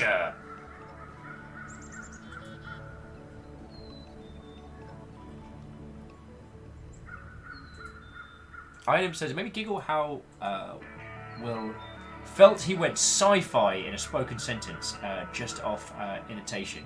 And sometimes. Sailor would like to point out that Matthew Illard is localish and shows up at Mox sometime. Wait, what? Illard's local? I know he's been doing a lot of stuff with Wizards of the Coast, but oh, that's way cool. Like, I don't have a reason to get in contact with him, and I do like the fact that he is wholeheartedly embracing all the Shaggy memes. That's made me very happy. Right, so Jupiter's Blessings. Oh, replace resources. Generate does not stack. Bladed Armor. Where are you, Isocrid? Congratulations, Isocrid. You're basically getting a feckin' Dark Souls build. As soon as Lizzie's... Okay, hang on. So, where's Lizzie? Because Lizzie, let's get your kit up, because you're making us a fortune right now. So that's a 19 shield. We can go for some hella expensive stuff. The Black Centurion shield still less than you would use it. Actually, Jupiter's shield done. Actually, no, Serpent King. I'm just going. Yeah, so there we go. The Roman Captain's Helm. Nice. That looks styling. And Elite Pauldrons. Jupiter's Mail is lighter and better. Nice.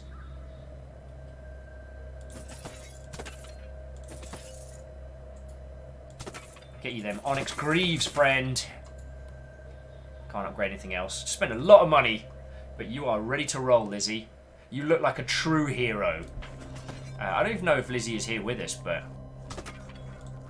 so we need to win 9 of these fights, right? So, do we want to fight the Centurius or the... unfinished business. The Scourge of Rome. So, Scourge of Rome or Centurius. I am avoiding fighting... Oh! Although a demonic beast who once sliced his father's leg in a fine red mist at a party. Granius the Decapitator. Gil says, give us one for Rome, General Willimus. Hey! Gil, I almost didn't see you there. And anyone else who's jumped into chat whilst I've been waffling on, to Gilbot and to the rest of you, I say, what ho, friends! And welcome. Oh, bloody hell. It is a lot later than I thought. Stooge says she looks like she's about to ask for freedom, possibly at sword point. Then we should probably go for the fight, the hardest, fightiest fight. Yeah, we'll go for the Thriller in Manila. Fighting Grandius the Decapitator, a behemoth. Weapons a bit trident. Alright. Lizzie, you're in. Lizzie and Stooge stand side by side. Right! Who's ready to bring down the beast? Alright, go on Lizzie, go on Stooge! This is gonna be a hell of a fight. Let's fucking do this!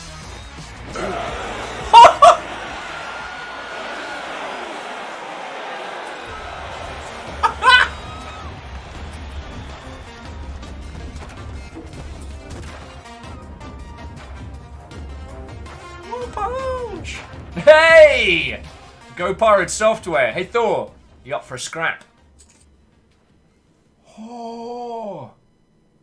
I don't know if anyone's mentioned on Discord, but dang, Lizzie, brutal.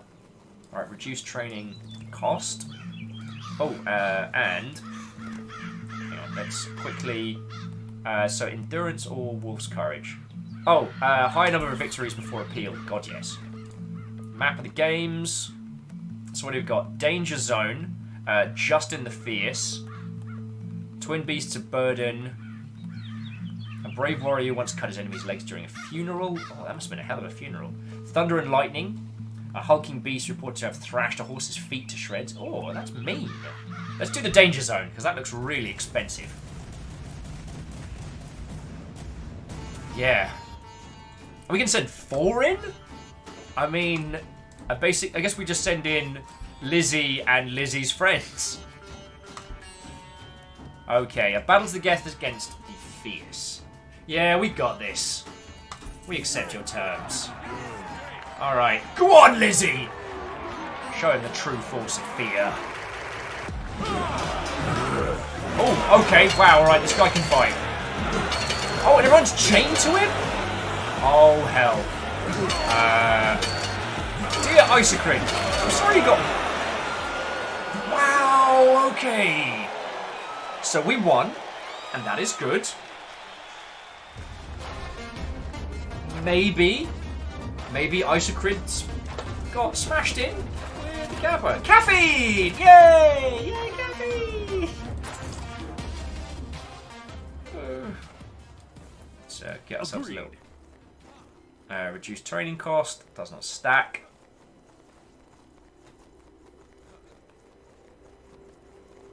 Does not stack. Does not stack on roll attack. Isocrid's now dead. Everybody! So, a battalion of soldiers returning from active duty on the front lines are camped on the outskirts of town. The legislator has asked if you would entertain some of the officers in your villa. Absolutely! Invite the officers to a wild debauch. Which I guess is debauchery. Now that'll cost us wine and coin and a little bit of food, but I think we can afford it. We can send some to their encampment, we can send them a bunch of wine, or we can decline their offer. I have a feeling that our crew is going to vote for debauchery. Or to debauch.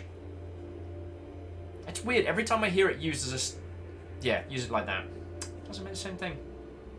But what I will say, dear friendos, is as we are hitting the 7-hour mark, we've got...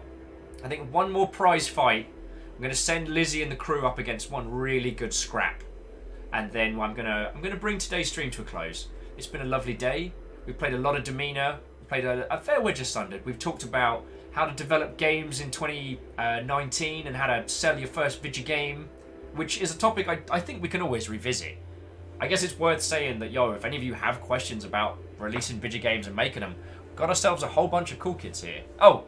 A night of debauchery! The Jay is pleased that you entertained his weary soldiers. Oh, cool. Did Lizzie take a hurt? No, Lizzie's ready to kick ass. Of course Lizzie's ready to kick ass. Stooge says, I'm prepared to kill in your name, and your name only. Nice. Item says, it's not exactly high-minded, but I love the pixel gore. And sometimes that's okay. I want us to go... Oh, the Twin Beasts of Burden. I think that's going to be a good fight. I'm going by the cost of entry and seeing which one is like most expensive. Harmonious says, I will sleep soon, so good night. Well, Harmonious, we got one more fight in the bag. And then we're going to feckin' roll. Sorry. Let me take a moment to breathe. We have one more grand finale fight for this evening, and then I'm going to bring this stream to a close. Kate, you were saying that you are working on a thing, right? Yeah, I'm actually not working right now, but yes, I have work I should do. So I should not. It's actually just streaming. Okay. So yes. Right. Without further ado, let's decide. Okay.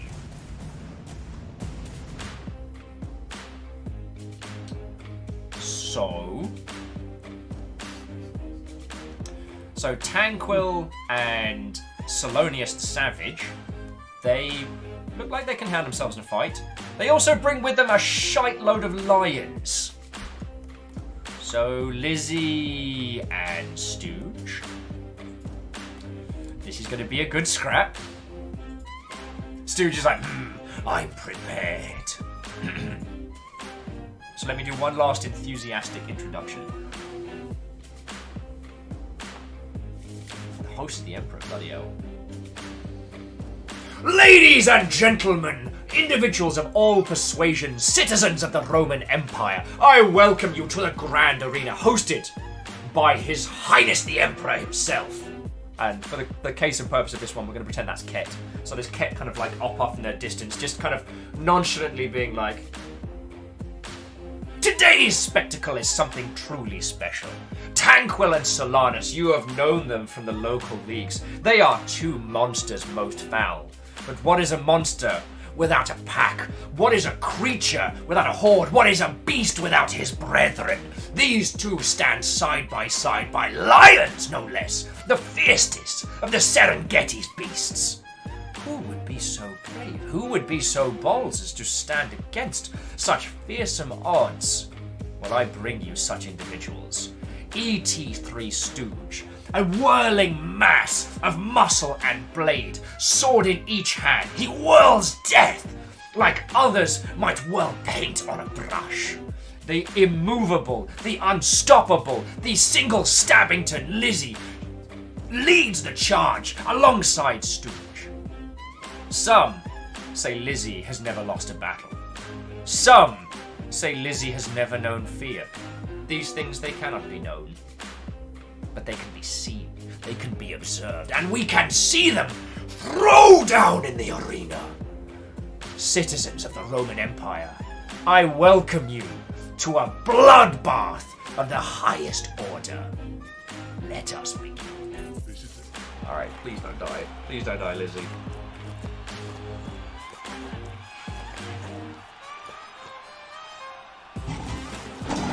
Oh! Oh! Stooge took a massive beating there. Oh! Like Stooge, it looks like you got hit in the chest with a hammer, but feck! Lizzie, why can't you be stopped? You're a wonderful monster. Oh, wow! Okay. I have no idea how we're going to feed all these people, but we got Baron Sheep, Some Numbers, Fangle Spangle, Max Atreides, Captain Steph, Sunman, and J-Post. Bloody hell, friends. Bloody hell. Okay. So, hang on, let me just add straight favor. Bladed armor.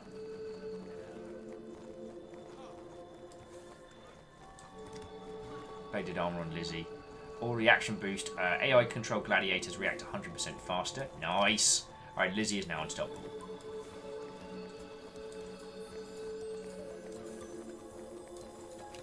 Alright, reduced training cost 33%.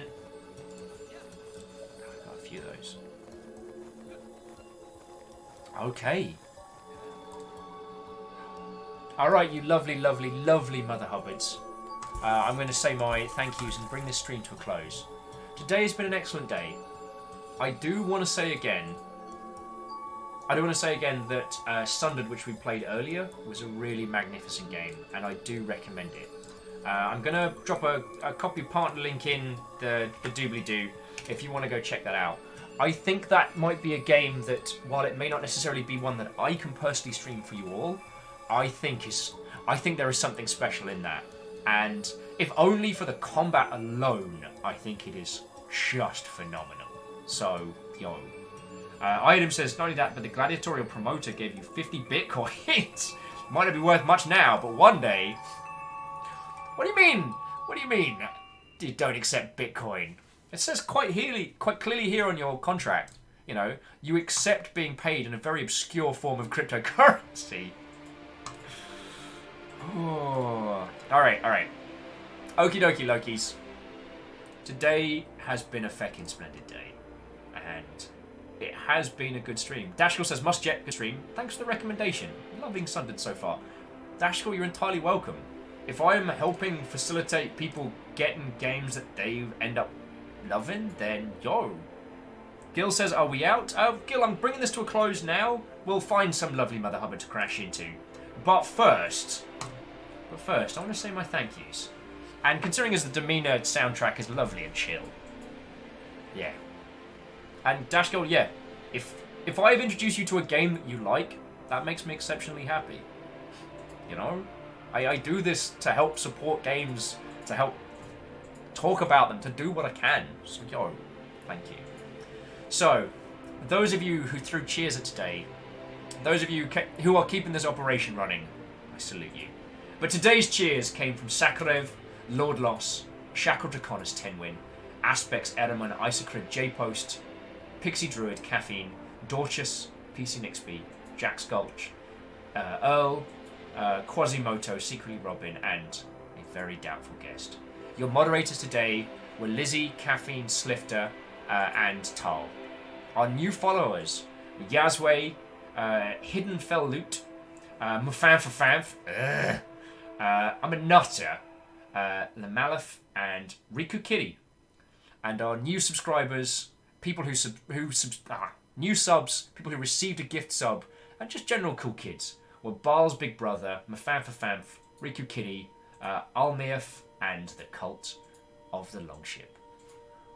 What a positively splendid day, one and all. In case you couldn't tell, I've had a really good one. Shocking, I know, right? Shocking. But no, it has been an awesome one, so I guess I want to say thank you.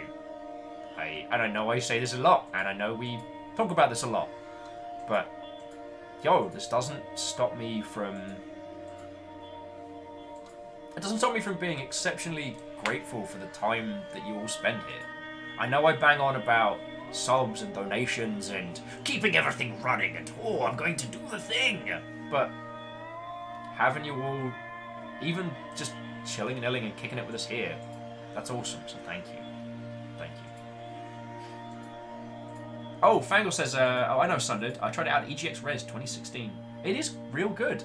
And Fangle, if you get the chance, wholeheartedly. To those of you that just found us today, yeah. So I tell you what, I am not going to be jumping into Subnautica Below Zero right now. I'm going to wait till there's more in. But an excellent friend of mine, The Famous, is currently streaming it. And The Famous one was the first person to sadly die in our XCOM campaign. But, and I know he gets a load of crap about that. And I feel a little bit bad. I mean, I still brought it up, I feel bad. But he's a really good bloke, and he does a good stream. So I'd love to introduce you all, if that's okay. So without further ado, let us crash into The Famous. As you all know, the battle cry is Viking Raid. Scream it at the top of your lungs, and then just spam friendos. He knows this. Gilbert says, oh, do you mean the famous? Warrior, hero. Press F to pay respects. And Fangle Spangle, you're entirely welcome. So, ladies and gentlemen, tomorrow I will be kicking it with a narrative game called The Spectrum Retreat, which is kind of like a sinister, think the Starship Titanic meets Portal. So, I'm really interested to show you that one. Anyway, put up with me waffling on for 7 hours. Thank you all again for a wonderful day. I'll see you tomorrow, alright? Now, let's go give The Famous a jump, shall we? God, I love the soundtrack to Demeanor. I don't know if I've mentioned that. Once again, cheers all, you lovely Mother Hubbards. I'll see you tomorrow. Good night.